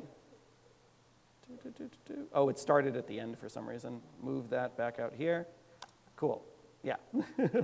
Yeah, so you can see the feet got a little bit of sliding going on, but the hands and everything look really cool. And then, so for the face, we're gonna try to put that with me. So we'll go animation, Alex, audio Adonis test. And then, in theory, they might be connected. We're gonna find out. Yeah, the tricky thing is a lot of times the head will get detached from the body, and that can require some trickiness. But let's see what this looks like. Oh, and we need the audio, we need the WAV file as well. So we'd go add, audio track, and then in that audio track we would do, I think it was this one, I think it's this one. We're gonna find out. It should be the same length as what we've got here. Let's find out. Real Engine is an amazing place where you can do things like this, or this, or even this. Wow! That's pretty fun. Love it. And you can keep going. You know, we can add in more things. Like there was the thing I recorded on stage, and that one should be called, I think it was like Alex Take 6 or something like that. No, it doesn't show up there. Did we process it? I swear we processed it. MetaHumans. See, now I start to lose track of where I put everything. It's not in the MetaHumans folder. It might be in characters, Alex Video. I think it was Alex Video. It was called something 6. Number 6. There it is, Alex Video 6. So we did process that. That all went into there. And then we did a, oh, you know what we did is we processed it all and we didn't save it out, I believe. Alex Adonis test. Cool. So we need to open it up again. So I'm going to use the reference viewer to remember what I was connecting this to. Alex Video 6 got used in, nope, I thought we did something else with it too. I guess I got to create a new performance. Performance. I know. MetaHuman performance. Okay, so we've got these ones here. Today's not November 13th. It might have been one that isn't in here. That's okay. We'll go Alex Video, new MetaHuman performance, boop, Alex Video stage 3, or I guess it was 6, so we'll just call it that. So we open that.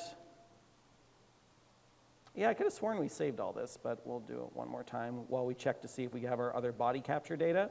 And so the depth footage is Alex Video 6. And MetaHuman identity, Alex Video there. Yes? Okay, and we'll just process that in the background. Save, process. And that'll think while it does that other stuff. Okay, while that's going, great. Let's see if we've got more body capture available as well. They're both done. Fantastic. Let's take a look at it in the phone, and then we'll bring it over to Unreal. Come on, there we go. Great, okay, here we go. And then it's loading. Here we go, there's the mocap data. And I can swap them. Yeah, so you'll notice the foot planting, it looks better on my phone. It's not lagging the way it is here. Yeah, but the foot planting you can see is a little better than what we were getting live because it actually had some time to process, right? Not bad, right? Yeah, cool, so let's get that into Unreal. Also, the hand movement's pretty good too. So we'll go ahead and do share, and we will, let's see, move one MP4 output. That's cool, you can do the video files too. So we will download the FBX. I'll just put these locally on my phone for a moment. Or actually, look, I can go right to local send that right to my computer, Alex C. Oops, select a file. I did select a file. Download FBX, local send, Alex C. There we go. Great potato would like to send me an FBX file. Great, so we got that one, fantastic, and now we'll get the other one. But not bad for, I mean, I don't know, I spent less than $15, that's all I know so far. I think it gave me 2,225 credits or something like that. It would be nice if they just showed me the amount of credits I have left right here. There we go, so I only used, I used what, like 140 credits or 240 credits? I used 240 credits, and I got 40 seconds of animation out of that, if anyone wants to do that math. All right, and then we've got this right here. Fantastic. Oh, you guys can't see what I'm looking at. Cool. Yeah, nice. Woo. Yeah, I'm always watching the feet to see like how well it plants feet correctly. Excellent. So let's bring that in as well. Download FBX. Send it to my computer. Come on. Oh, yeah. Sure.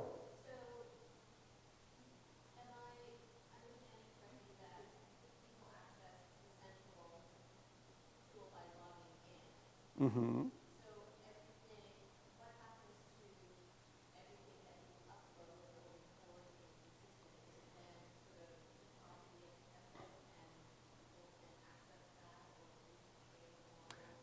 Yeah, great question. The question is for anyone who can hear is about like what gets done with this data. Anything you're doing in Unreal Engine, if it gets uploaded to Epic servers, it gets used in training data, but it's all anonymized, says Epic, and none of it is able to be traced back to you. You know, if you're going to go on a political rant and upload that as like, you know, something you were going to process for a MetaHuman, it's not like there's any record of you in particular having that political rant. For the other applications, I know Brielle Garcia is a single developer, definitely isn't doing anything with the data. Also, there's no server there, it's all local. So Self-Reflect is probably very, very safe to use. Move One, it's owned by Disguise. There's some bigger corporations there. I am 99% sure any data you upload through Move One is definitely being used for training data. I don't know how separated it is from like, if they know that you uploaded data versus if it's anonymized. All this stuff should be in various license agreements, but it's an excellent question and certainly worth thinking about before you start blindly sending mocap, video, audio data, et cetera, up into the cloud. Absolutely. All right, okay, so this is done now. Let's save all here. So we're just gonna try, so as the finale, I guess, for today, before we start looking at all your wonderful work, we're just gonna try to put all this various mocap data we just captured into this single sequence we have. And while this is happening, while I'm doing this, anyone who has anything they wanna try sending up to the computer to display on a big screen, you are most welcome to. I'll get a pop-up here for it. In the meantime, I'm going to do export animation here. So this one is Alex stage, sure. Processing range, curve interpolation linear. Target skeleton, I'll do the face archetype skeleton. I think that's the one I want. Face archetype skeleton, create, and I can open that just to confirm that it looks the way I expect. Yep, that's there. Cool, okay. So that one would be, Alex, whoops. Alex, video stage 6. Okay, so we got that one there, and I also need that audio, which was Alex, video audio 6, that one, great. Okay, so now we just kind of see if this recording. Oh, there we go. We got a little bit of a head issue there. So I'm glad you see that though, because that's one of those weird things that can happen sometimes. Data. Ideally, I'd be doing So- this on a tripod. So probably this will be fixed if I just re-export this in a slightly different way, but there's some other ways we could clean that up too. So we got this, it's there.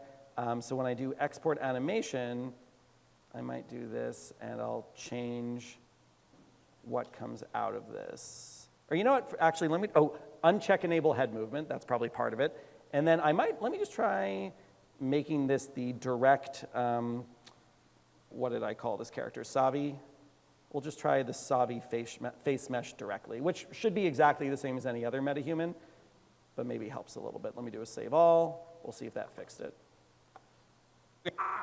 Okay, Yeah, so there we're we go. now recording a test. I shook the camera a little bit too much, so that's probably going to register as weird head shaking mocap data. Ideally, I'd be doing this on a tripod and not with shadow in my face, but Very we will nice. see Oh. how this turns out. Done. Done. So good. I'm enjoying the group collaboration here. Great, and now we're going to add in our new mocap data, which I think will be in my downloads folder. Move one, great, yep. They're both almost exactly the same size. So I'm going to bring this into here, Level Up Workshop, paste, and we will bring these both into our, did we create like a mocap folder? We'll put it somewhere in class. Class, I'll just call this mocap. Or technically, I mean, I guess if we want to remember where this came from, we'll call this the move one mocap. And we can just drag and drop both of these. And hopefully these will retarget pretty well. I'm going to start by not changing any of the settings, just to see if Unreal Engine does a good job figuring out what to do with these. All right, we got lots of materials. And we have an animation file down here. So let's see. Let's not override anything. Oh, that's interesting. These really need to be in different folders because they overwrite each other. So I'll do another second import there. Yeah. Okay, but let's just click on the animation to see if it looks the way we expect.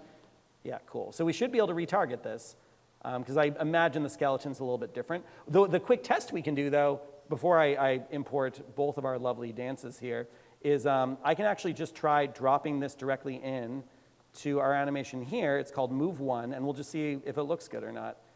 So if I type in Move One, it's going to tell me, it won't come up because the skeleton's incompatible, but I can do Allow Incompatible Skeletons. Oh, we see both of them. They're both in there. Okay, so we do Move One, and we just see how this does before I do any retargeting. And we see a little bit of foot drift. Yeah, and it looks a little bit like lethargic. So this probably does need some retargeting, but it's interesting it's not completely broken. So we got both of our animations. Save all. And we are going to do a retargeter. And the way we do that is we right-click on one of these skeletons, retarget animations. There's our Move One skeletal mesh, and we're going to go to the target skeletal mesh of the MetaHuman. Usually, again, I like to use the preview ones. Preview. There we go. Cool. So we see they're both in T-pose, so that's a good sign. And then I can just do export retarget assets. Drop that into our mocap class tests. Move one mocap. Export. And then now that I've got my retargeter in here, I should be able to just re-export both of our animations to work with this. So, whoop, there we go. So there's our MetaHuman one. All right, I can check them first too. And it works both ways, but let me type in the word move, and we'll see how well this retargets to this. So here's that. There we go. Yeah, looking good. So this should now work with any MetaHuman animation. Cool. Okay, so there we are. And I'm just going to right-click both of these and do, whoop, I should be able to do export. Hold on. Stop. Yeah, running retarget. Stop playing. Oh, there we go. Export selected animations. It's not there when you right click it, but it is right there, up there. Okay, so now we're putting that into mocap, class mocap. Move one mocap, export, include reference assets, sure. And now we should have access to both of those to bring into our fun final mocap experience. We're also going to make this spawnable, so we can drop this in other things as well. Convert selected actor to spawnable actor. I don't think we need to convert this to spawnable because audio isn't existing elsewhere. Cool. And we've got our 2 additional body animations. Yeah, we got so much body animation, fantastic. And we could start to add in more characters too if we wanted to. We could even start to like switch skeletal meshes at different points. But yeah, honestly, it would be easiest to just have multiple characters and we could turn them off and on as we go. Okay, so these were the move 1. So we want so let's turn off allow incompatible skeletons there. So now we've got this one and animation, move 1, 2. There we go. All right, so we got, and by the way, these can actually kind of blend together. If I do something like this and like this, you'll see, watch what happens during the transition. Whoops. Oh, actually, you know what? When they're overlapping like that, it can just cause some issues. But if I drag this down, if I can actually get this into here, oh, it won't let me. Let me try to do it like this. It should actually let me have both of these in the same track. There we go. And then if I do this, see how it's kind of overlapping? So that kind of makes them blend together, which can be, oh, where are you? It's because this was when I was walking back to the stage. So let's do it. So we got our bow. We have our bow there from Adonis. So we'll end that mocap there. And then right around that bow, we'll start to blend in to our next animation. Zoop. And then it keeps going from there. Yeah, we're not done yet. Cool. And then, yeah, same thing down here. I can Control X, Control V it into there. And then we can also see how these two can start to blend together, right? Shwa, shwa, shwa. Not bad, right? Cool. Yeah. And so then, just to mix things up a little bit, just to put a cap on this, as we've got all of our lovely body and face animation. I'll just show you how we could start to replace this with some other characters. So I've got this sequence saved.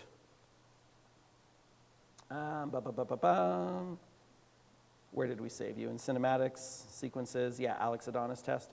So then we'll try a version of this where we use a different MetaHuman, like,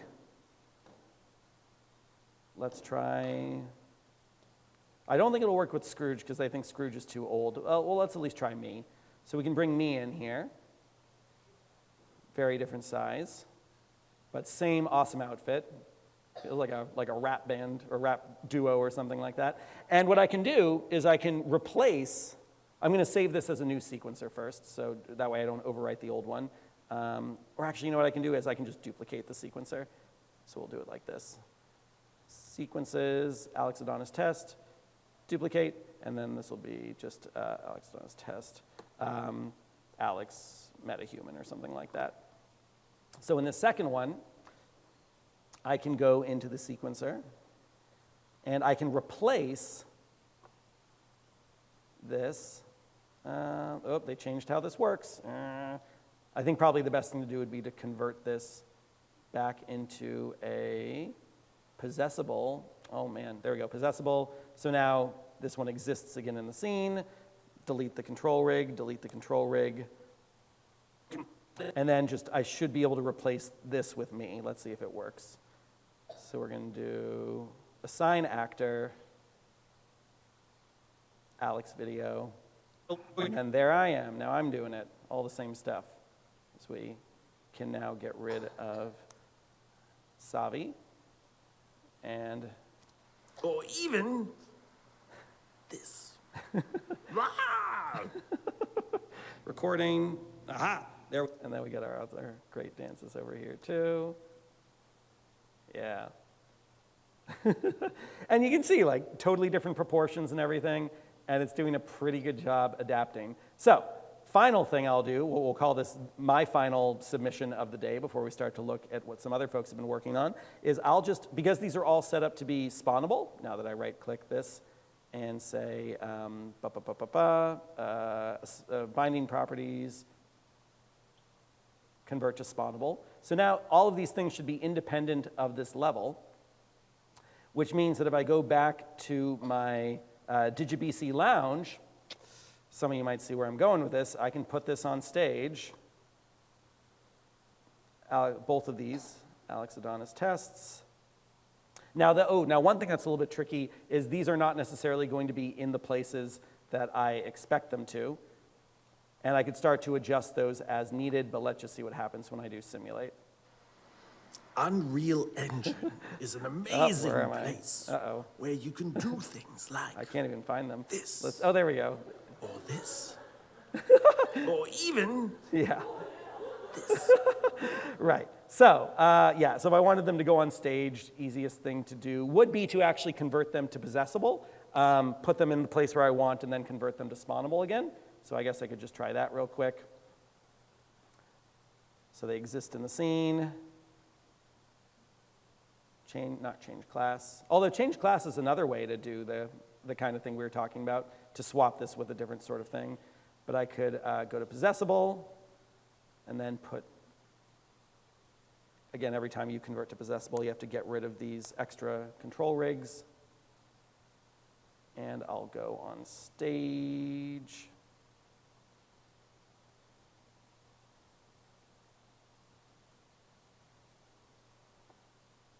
And let's see if this is scrubbing okay. A little bit more forward. Oops.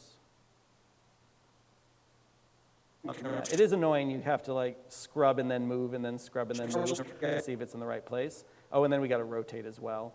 Or whatever, why not? We'll leave that one going backwards, and then we'll grab the other one and have it facing the right way, and then we're going to call that a day.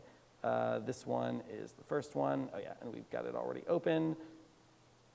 Outliner.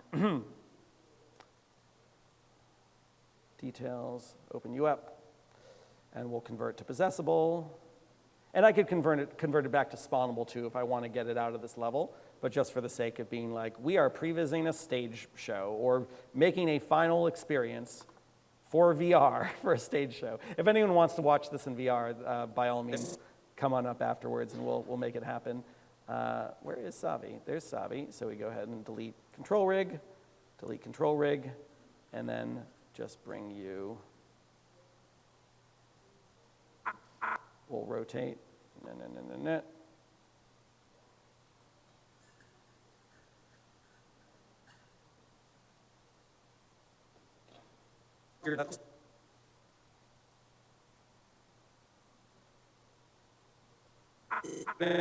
Cool. Okay. I think we're going to call that a day. So let's see what this looks like in its final form. So I'm going to hit play. Unreal Engine is an And eventually this will amazing come to the right place. where you can do things like this, or this, or even this. Wow! Recording. Aha, there we are. Okay, so we are now recording a test. I shook the camera a little bit too much, so that's probably going to register as weird head-shaking mocap data. Ideally, I'd be doing this on a tripod and not with shadow in my face, but we will see how this turns out. Done. There we are. And then we get all the amazing other dances as well. Fun stuff. So, just to wrap up, to put a cap on everything, while I hopefully start to get some files or data from the rest of you all. Some of the stuff we covered over yesterday and today, basic navigation around Unreal, materials, lighting, starting to create some interactivity with blueprints, super VR basics, how to set up ways to interact with Unreal if you want to do it from like a web browser without having to see all the fixins here. We did some stuff with cameras. We did some stuff with exporting as a panorama or a regular video. And that's quite a lot for 2 days, wouldn't you say? Great. Okay, so I think that's it. I'll use Adonis's bow there to say, like, thank you very much, everyone.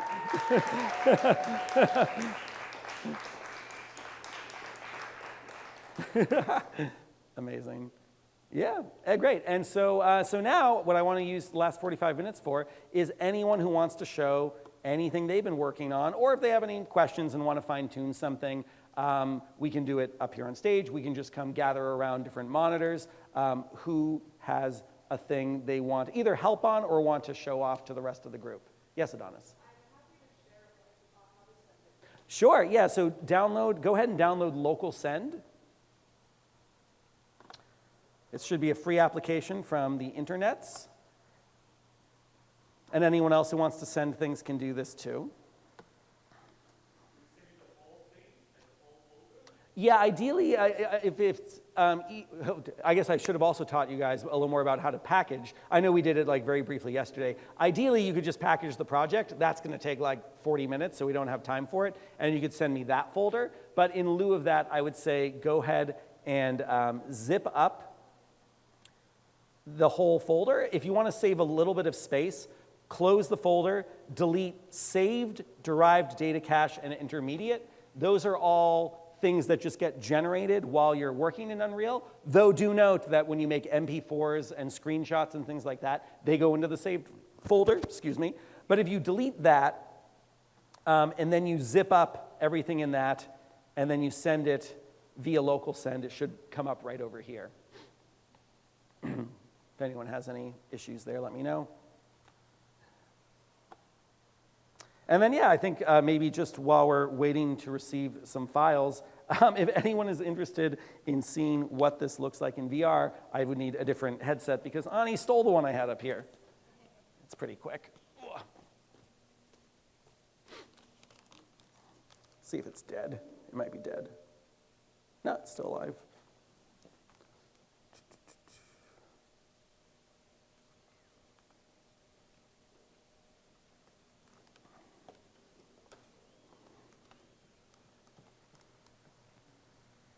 Yeah, what's up? The motion capture, does it also, like, it can also capture, like, depth and so, like, say you have two actors on stage and you're trying to, you know, have the blocking Mm-hmm. inside, like, it can capture all of that, like, people crossing different directions. Yes. Kind of formation on stage. Yeah, absolutely. You definitely run into issues, of course, with the cheaper mocap solutions because there's going to be drift and not as much accuracy. But absolutely, it's very common for more robust motion capture systems to capture a very wide range of movement with multiple people all at the same time. Yeah. What's quite nice, though, is it used to be that if you wanted good mocap data, you really needed to put someone in a suit with a bunch of ping pong balls and things like that. Now we are getting into more and more of the world of like, just use your phone. Just use something that's like $5,000 instead of $150,000. So it's all trending in a much more accessible direction.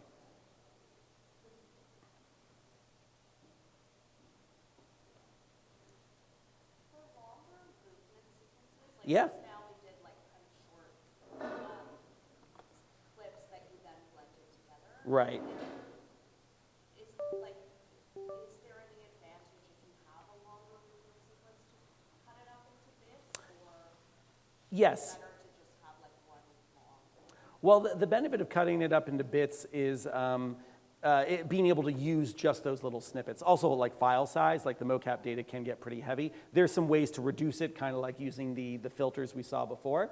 But if you're like, oh, hey, that's an amazing, backflip that we got, you might want to just snip like just the backflip because it could be used in other contexts. I worked on a mocap piece where the audience would trigger different kinds of parts of the choreography by engaging with the show in different ways. And so we very intentionally had it all set up as these kinds of bite-sized pieces, which could always blend back into the next thing, so it still felt pretty seamless. But like if you were doing like a 2-minute Yeah, like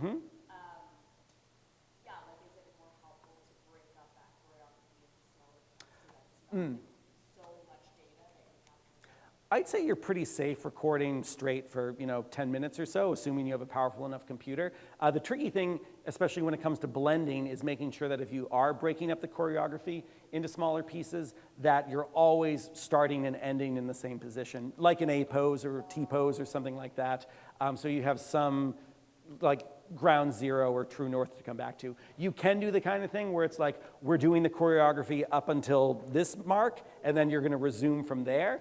Then you just end up with like a little bit of data to clean up as you start to stitch those together. So to get it like really, really clean, it's probably best to just do it. Yeah, I'd say so. Yeah, and again, as long as you have a powerful enough computer, you're not too worried about things crashing, you're probably gonna be okay. All right, here we go.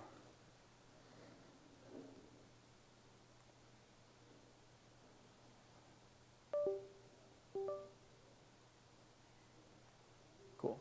So through the magic of this detecting VR,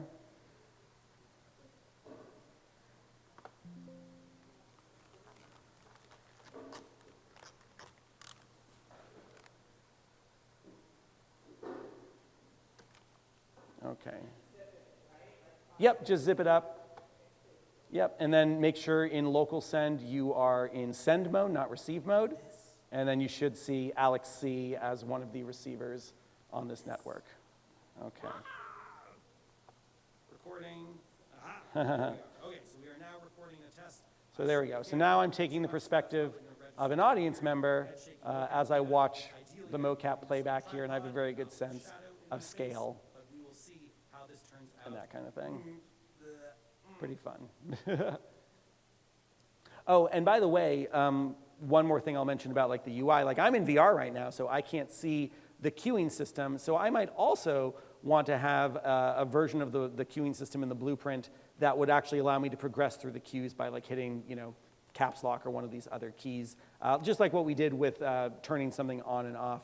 So I believe with a widget, you can't actually do that directly up. Here we go, Rich Lemon. Thank you, Rich Lemon. Cool, that's coming on over. So I'll just mention very briefly that the widget blueprint we made, or like the basic queue system one, we could basically duplicate all this logic into our level blueprint or something like that, though we would need to re-add our level streaming. So just very, very briefly, I could go to open level blueprint. I could paste all this in here, and I could say that when I press the, maybe the enter key, I'll try the P key because I'm pretty sure that's not being used. P keyboard. So when I press the P key, it's going to do the same thing that our increment button was doing. But again, once I compile this, I got to make sure that these all exist. So I say create variable, compile, and then I need to populate this with my queue levels.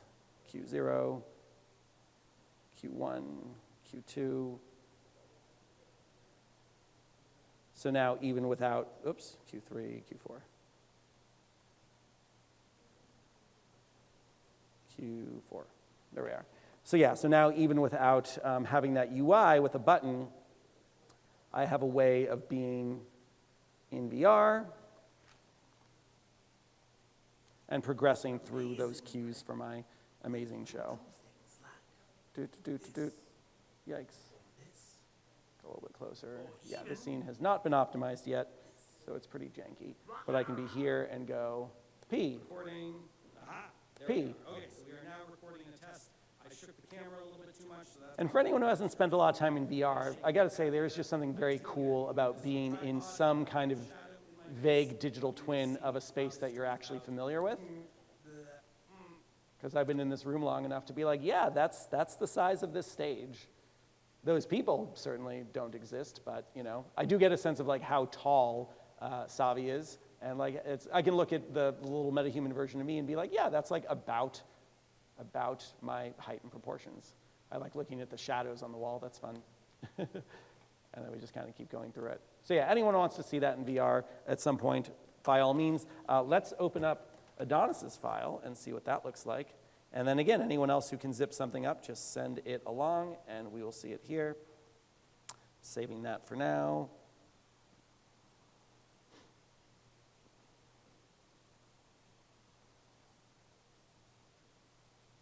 Do.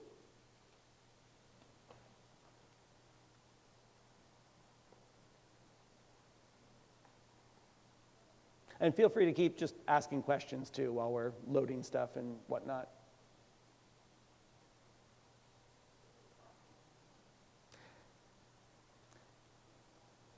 This is usually the part of a workshop where people start poking me with really crazy ideas and asking, can Unreal do this? Can Unreal do this? Can Unreal do this? And I try to be as honest as possible. Yeah.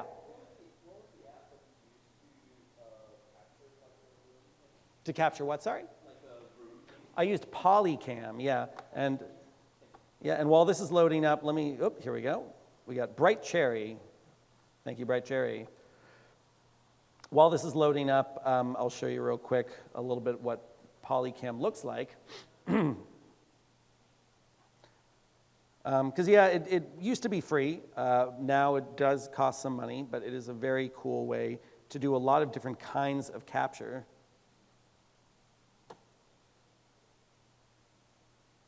Come on.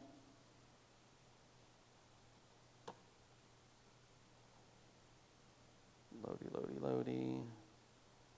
There we go. Cool, okay. So Polycam real quick while this is loading. We do our Charles Dickens experience. So there was like a statue of Charles Dickens that I could only take one photo of. And this actually generated this 3D model entirely based on one photo. And compare that to another statue. How do I go back? Measurement tool. No, that's not what I was trying to show. I can't escape. Top left. Oh, thank you. Yeah, that's hard to press. There we go. So that was based on one photo. Can I go back further? And I guess I'll close it and open it up again. Weird. Compare that to this, where I actually spent time walking around and taking like a bunch of photos. So this is a young Charles Dickens. So all little things that we like might add into our Christmas Carol experience. And yeah, it's kind of cool because normally anything that has like reflection, you're gonna have a lot of trouble getting a good photogrammetry model of, but I think Polycam just does a very good job. The trick is to make sure you don't blur the camera as you move around. And all these assets import very well into Unreal. Oh yeah, I really can't touch that back button anymore. And then I've done this, yeah, with environments, like this was, I was just walking around using the LiDAR on my camera. So, again, like 12 minutes of just kind of walking around the space to get that. This is one of these spaces in New York that we give kind of these VR tours of different like luxury real estate. And we have these big Aruco markers on the wall that help with tracking.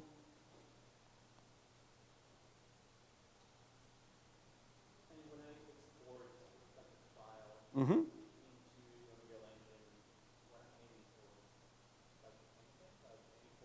I like GLB, so yeah, so I've got like another one. This is from Mozart when I was in Vienna last year. So when you're ready to export something, you go to, nope. I don't touch most I used to be in 3ds Max quite a bit, Rhino too. I pretty much am never in any 3D modeling programs anymore. One thing that we didn't have a ton of time to talk about is the modeling tools. And there's plenty of great tutorials. I'll link a few. Here's Adonis's amazing project. But I'll just mention very briefly that over in the modeling tools, there's tons of assets you can create. You can deform things. You can do Boolean operations where you're cutting one shape out of another. There's a lot of stuff in here. You can play with the UVs, change the texture scales, all sorts of crazy cool stuff.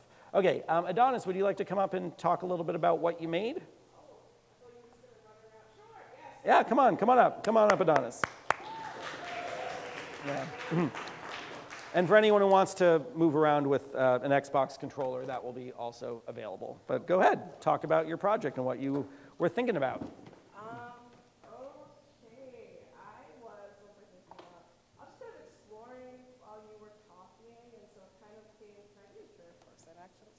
Third person? Yeah. What do you mean? Like, can I see a body? Oh, do you want to press play? Oh, we press play. There you go. Yeah. Okay, so I was just thinking about like creating a space, and I guess like storytelling via space, and then also I kind of naturally just came to like, or it'd be fun to be doing as like a person, and so we can like jump up here and just like keep jumping, keep jumping, you know, like keep pretty. No, oops, keep jumping, jump up here, and I mean it's got this like willow tree package and pick up some of the colors and you can jump this way and I'm gonna jump and we're gonna your nose is so Yeah, on that plastic glass surface, it's a little funky. Do you want to try it with the Xbox controller? sure. Yeah, right there. Yep, should feel just like playing a regular video game.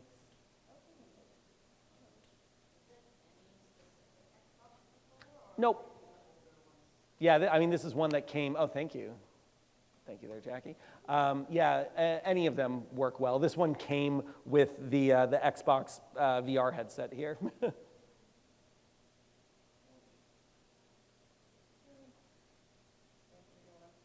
Yeah, that was great. Okay, here we go this way. Ooh, what's Yeah. this scary block over there?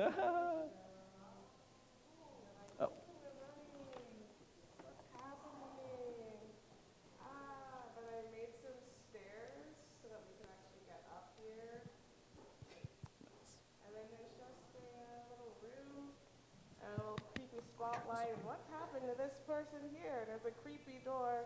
And if it was more type of a door would have triggered something, but I didn't do that. And so just kind of like space and vibes Yeah. I focused on. A lot of materials too, yeah. Seems like a pretty, and you're like, ooh, look at this pretty view. Yeah, that's kind of what I did. And then there's a glass down there, so if you fall, you won't just like fall into the abyss endlessly like I have done before. Yeah. And yeah, that's really it. I just made a place. If you were going to keep going with it, what else would you want to do? I'd probably want to make like going into that space like darker. Like if you could go in, Yeah. and then the wall would like trigger it to go up, and then you're trapped in there. And then maybe the creepy thing would like say something if to go through the door, and it would take you elsewhere. Cool. And then some sort of story would come out of it. Because I guess I'm a writer like as my main form, so I think story and space came first. And yeah, that's what I did. Amazing. Thank you. Yeah. Woo. Wonderful. Thank you, Adonis. All right, we got another file from Howard that's come. Let's go ahead and open that guy up. Also make sure I'm not running too low on space right now.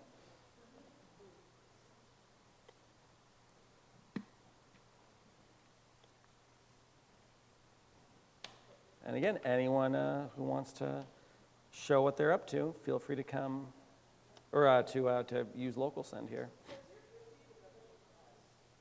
Sorry? It was probably because I forgot to say done. Try again. Should pop up now. So you said you don't have to send the save folder. Yeah. Is that something that we can just save to be not like for like version control, like we just not update that? So yeah, I'll show you real quick that in GitHub, while we're extracting here and loading up Howard's project, I'll show you in version control like GitHub, you can actually initialize a git ignore that already is set up for Unreal Engine. So I'll just pretend I'm creating a new repository, blah, blah, blah, blah, blah, blah, blah, blah, blah, blah, blah, blah. You know, where is the repository? And then you can do a README file. And then for git ignore, you got all these different programs here, including Unreal Engine.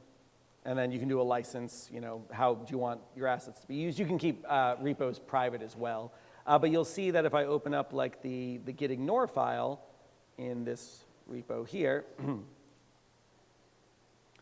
it has all these different file types and then folders like intermediate and plugins and saved and build folders. derived data cache, all of these get ignored by default. Absolutely, yeah. Yep.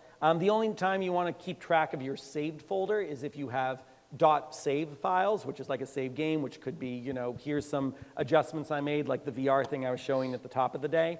Yeah, you want to make sure that you don't delete those, and then usually when you're exporting videos or images, those also end up in the saved folder, so you don't want to get those. But unfortunately, the saved folder is also where you get, like, you know, 1,000 autosave files. Useful if you have a crash or something like that, but yeah, tough to keep track of, like, what to keep and what not to. Howard, this looks super cool. Come on up and tell us about it. It's not a visual. I was really just trying to figure out the functionality of certain things. Come tell us about it. Yeah. I don't need a mic. Oh my god. No, ah! All right. Do you want me? I'll hold the mic for you so you can pilot. I can't top what Adonis had done. They actually put Nah. design on things. I didn't design anything. Oh, thank you. How would I Yeah, start this? Yeah, you can hit play. Great. Woohoo! connected? Is it Nice. connected? How'd you do the teleport thing here? Yeah, it should be connected. Yeah, there you go. We just had to click into it. Yeah. This is this is a blueprint. This is just me at YouTube and trying to figure out how things work. So it's when you step into it, the Niagara happens. Nice. And when you step out, it stops. So it's being triggered. And then I just put like the default animation here in the corner of each thing.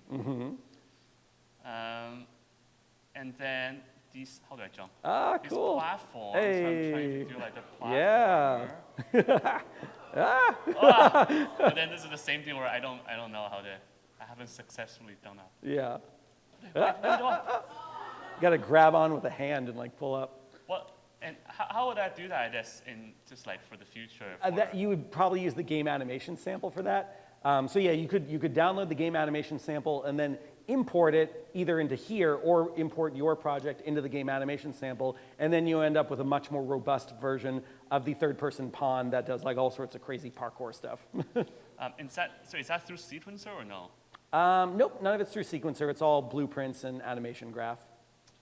And then this is a teleporter where it's going Cool. inside. Hey, very nice.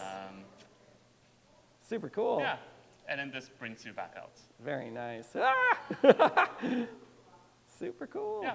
Wow. That's all. Where'd the kick animation come from?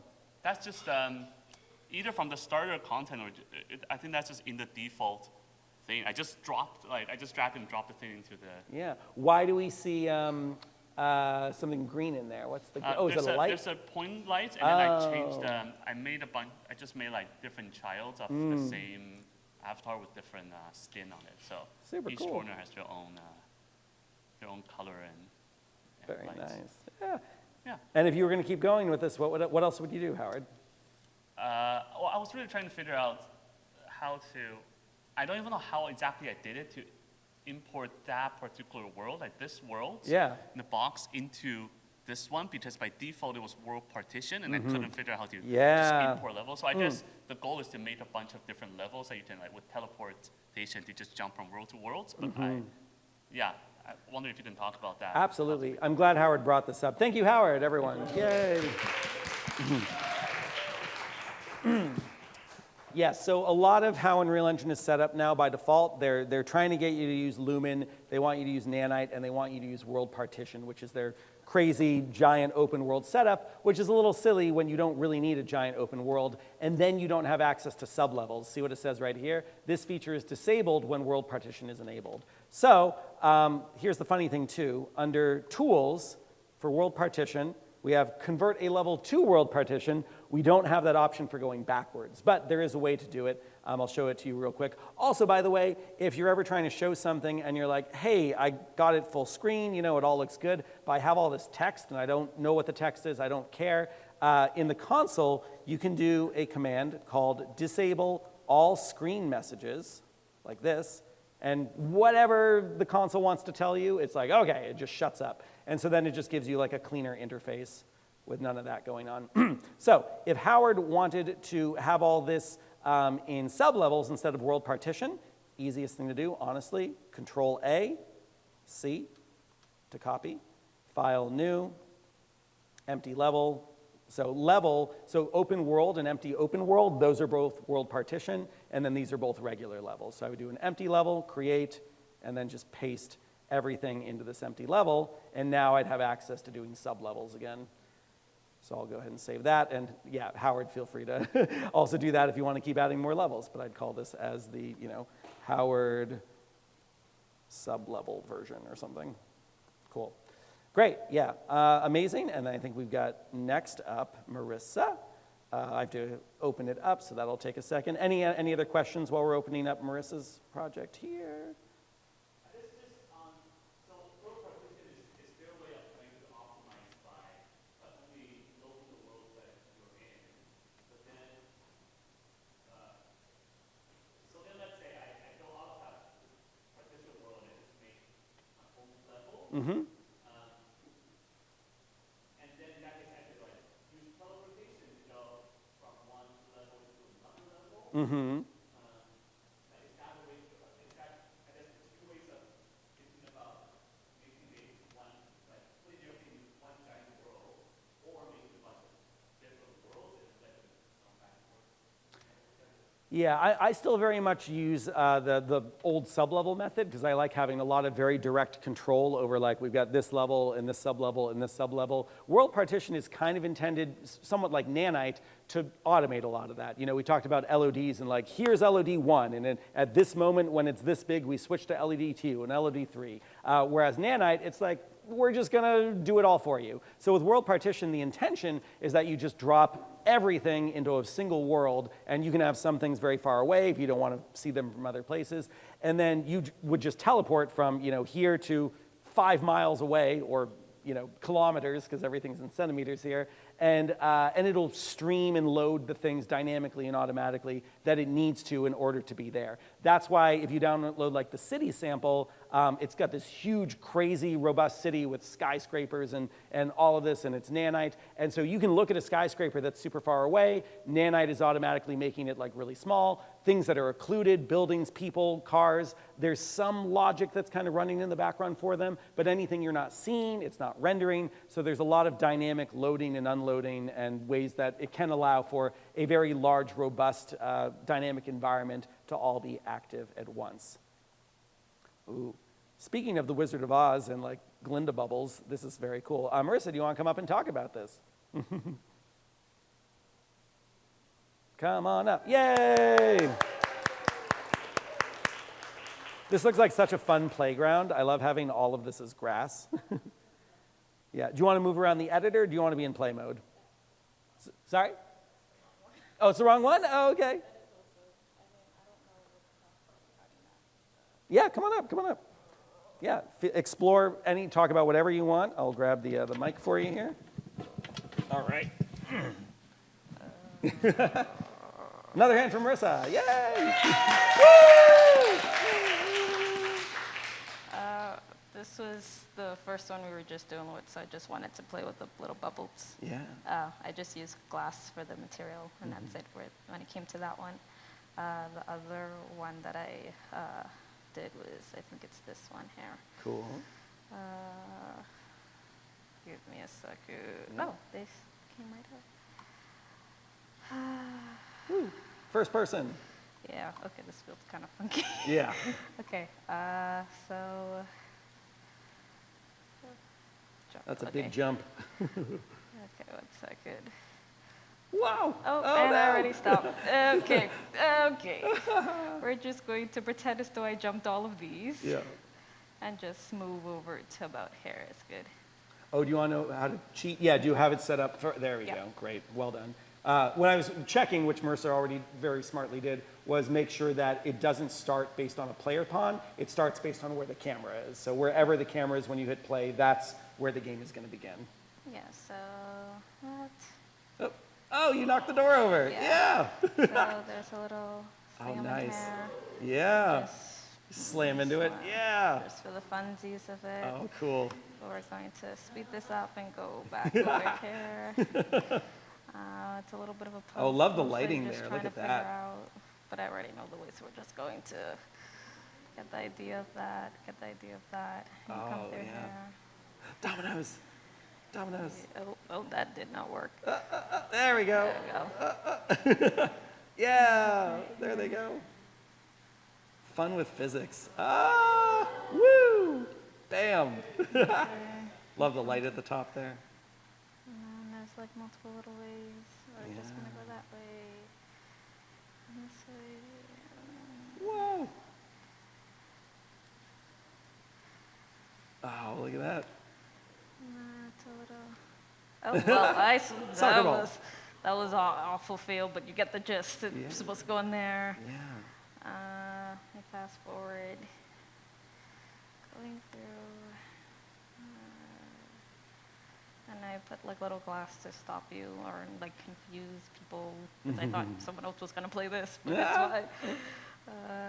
And then another that. Oh, nice. And Yeah. then you come through here, and then you win. You Yay. found the ball. And that's Hey. it. Okay. Woohoo. Nice, Marissa. Thank you. All right. That's super cool. And by the way, anyone who's comfortable sharing their projects, either the full Unreal Engine project or the packaged version with the rest of the group, when I send you your goodie bag, part of it will be like, there will be a Google Drive folder. You're welcome to upload things to. Because, yeah, these are really fun experiences. By the way, I don't know if we've got anyone else who's going to submit something, standing by waiting here. But let's show very briefly how this material works, because it's not something that we had time to cover yesterday in our brief introduction to materials. So if I open up Marissa's glowing material here, it's unlit. It's all going into emissive color. And we're using a time node, which actually is able to affect how something pulsates back and forth. There's a cool thing with materials where you can right-click on something and you can say, start previewing node, and it will basically stop the logic here. So right now what we're seeing, this white to black, that's what's happening when we get to this sine node here.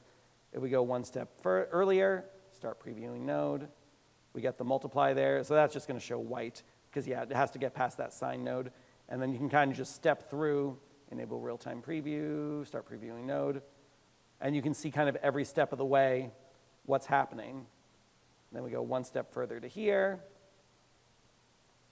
Now we're adding in, instead of white to black, we have these two colors. And then finally, we just have the emissive power, where if we've got some kind of bloom effect on, we can see what's happening there. Really cool material, yeah. And there's a lot of fun ways to animate materials in Unreal. Another one is the panner node. So you do panner here. This one also likes to respond to time and things like that. But maybe here what I might do is I could put in another multiply. Boop, ba-boop, ba-boop. And then we could have another texture, like a water texture or something like that. I'll do something like this brick here. And that should, if we turn down the emissive power a little bit, 0.2, we should be able to see this moving. Oh, we need to change the speed. So 0.1 or 1. Should be able to see all that coming in. I might be missing a step here. Let me just confirm that if I go just into emissive color, we'd see it. Save. Oop. It's mad about something. That's interesting. Oh, it's because we're still previewing that node. My bad. Stop previewing node. Okay, so what's it mad about here? It says arithmetic between float type 2 and 3 are undefined. Time, I think we need that time node. Time node right here. Save that. Nope, it's still mad. Arithmetic between float 2 and float 3 are undefined. Why are you mad? Oh, it's because the panner node actually goes into a texture. That's my bad for misremembering it. Coordinate is fine. We can leave that there. That goes into there. So the UV is actually what changes there. And so we put this right here into emissive color. There we are. So yeah, we can change this speed, 0.2. You know, if we do 0, of course, it'll only go on one axis, like this. So then if we multiply this into Marissa's setup from here, we'll see something that starts to put these together. So we get like a pulsing brick wall kind of thing. If we save that, there we go. Just kind of a different look.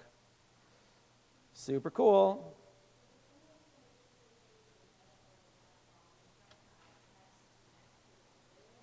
Oh, text next to the player? Yeah, that's a really useful thing that we didn't talk about at all. So up here, we have an asset type. I thought it's called 3D text. Let's just try regular text as what we type in. Text render actor. So text render actor, it's really annoying if you want to do a custom font. Unreal Engine does not make it easy. But what we can do here, if we wanted to say like, you win, or finish, or something like that, we could literally type that, winner, or something of that nature, center justification.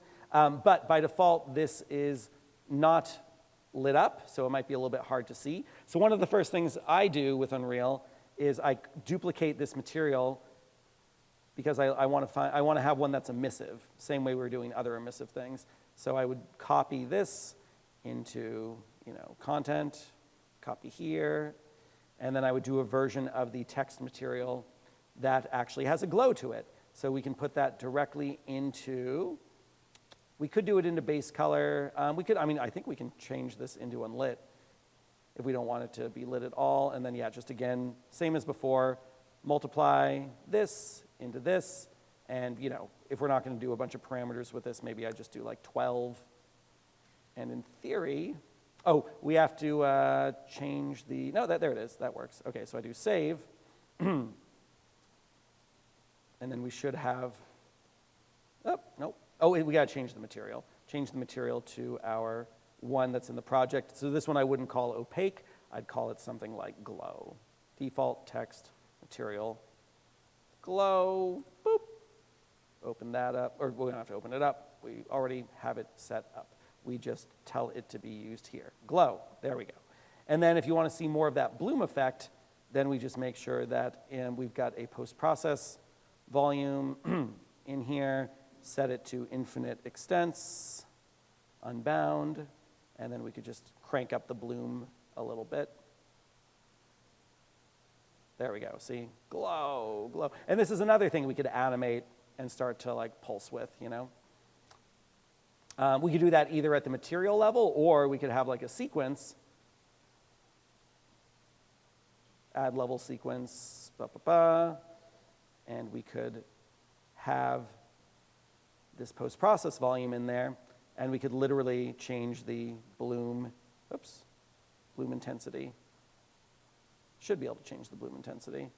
Post-process volume, yeah, there we go. So here's the keyframes that for some reason weren't showing up earlier, but I could go from 0 to something much brighter, 12, and then just loop this, and you can loop something in game too. So I can have that, save that. Is this in the scene yet? I don't know if I dropped it in the scene. If I could drop, no, that's not that, right? We drop that new level sequence into here. Literally the only thing we're animating is the bloom intensity. So I just click autoplay and loop indefinitely down here in the bottom right where you can't see it. And then if I hit play and I set this to current camera location, then I've got this cool version of the post-processing that loops. Except it kind of resets each time. If you wanted it to ping pong, I believe that's a setting we could do somewhere in here. Or what you do is you just copy and paste your keyframes. So we could go new level sequence, and then I could bring this keyframe to about the middle, and then I just Control-C, Control-V this keyframe. Control-C, Control-V, and then I just snap that there. So now when it's looping, it's going back to the same value there, right? So you save all, I hit play, and then we'll see that it feels like a much smoother loop of winner, winner, winner. Yeah, pulse, pulse. And then one more cool thing I'll show you is time dilation, which is exactly what it sounds like. It's a way to slow down time. And that's right there in sequence as well. So we can actually, not that you're going to see this except for like with the physics stuff going on, but time dilation should be right here. There it is, time dilation track. And so we could slow down time to like 0.2 or something like that. It doesn't even have to be something you animate. I mean, yeah, we could animate time slowing down and speeding up. But you could also just say, hey, I want this to be active all the time. You can do this with a blueprint node as well.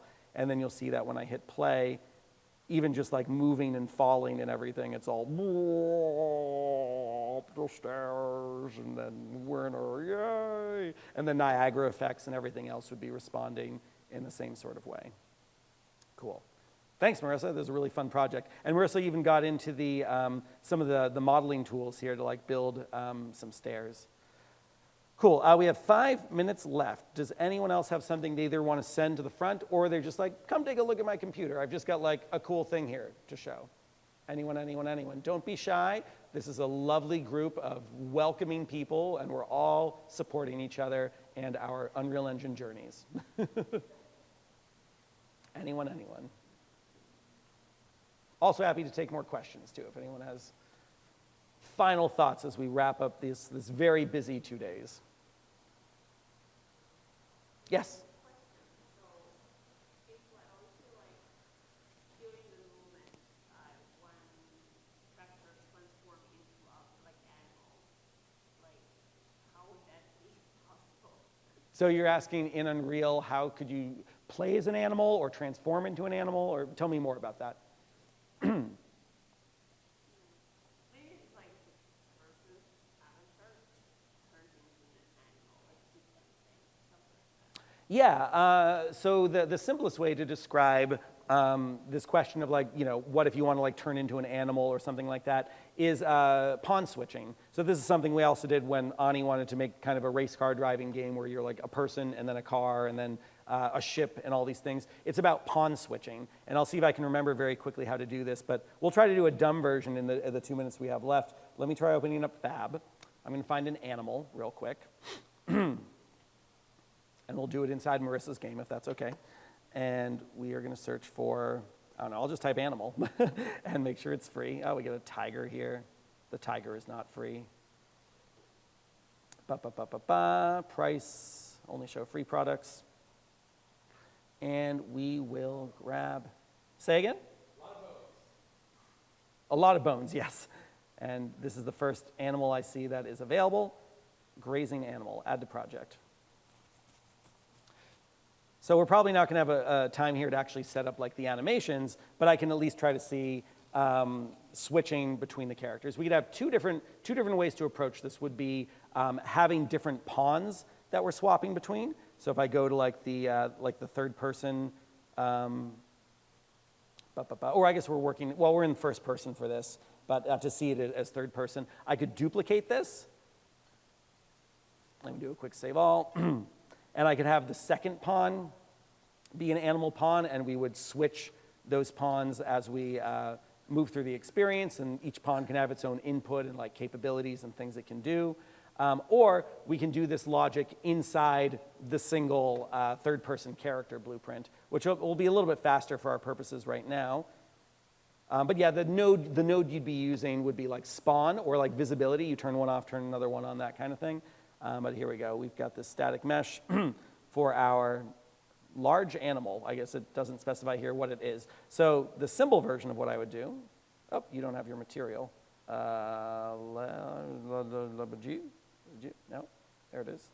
I guess the material didn't come in. That's fine. As a quick example, I'm going to change the game mode here to, I got to find world settings. I know it's easier to access than this. I just don't know where they put it. So I would change this third-person game mode. And then in our third-person default pawn class here, I'm just going to have a button that allows me to swap to my other character. So I'll do the tab key, tab, and we can use flip-flop. Hooray! Bringing it back around, a callback. So we're going to get this mesh, or we're going to set the mesh actually. So Alt, or whoop, can I do that with Alt? I guess I can't do it with Alt. So we're getting a reference to the mesh, and I'm going to do set skeletal mesh asset. So we're going to do a flip-flop, though, between these. Flip, flop, right? So it's going to be first, well, like we know we're starting as this one. So the first thing we want to do is switch to the other one, and then we want to switch back to SKM Quinn Simple. So copy, paste, SKM Quinn Simple. There you are. And then this one was called like large LWG or something like that.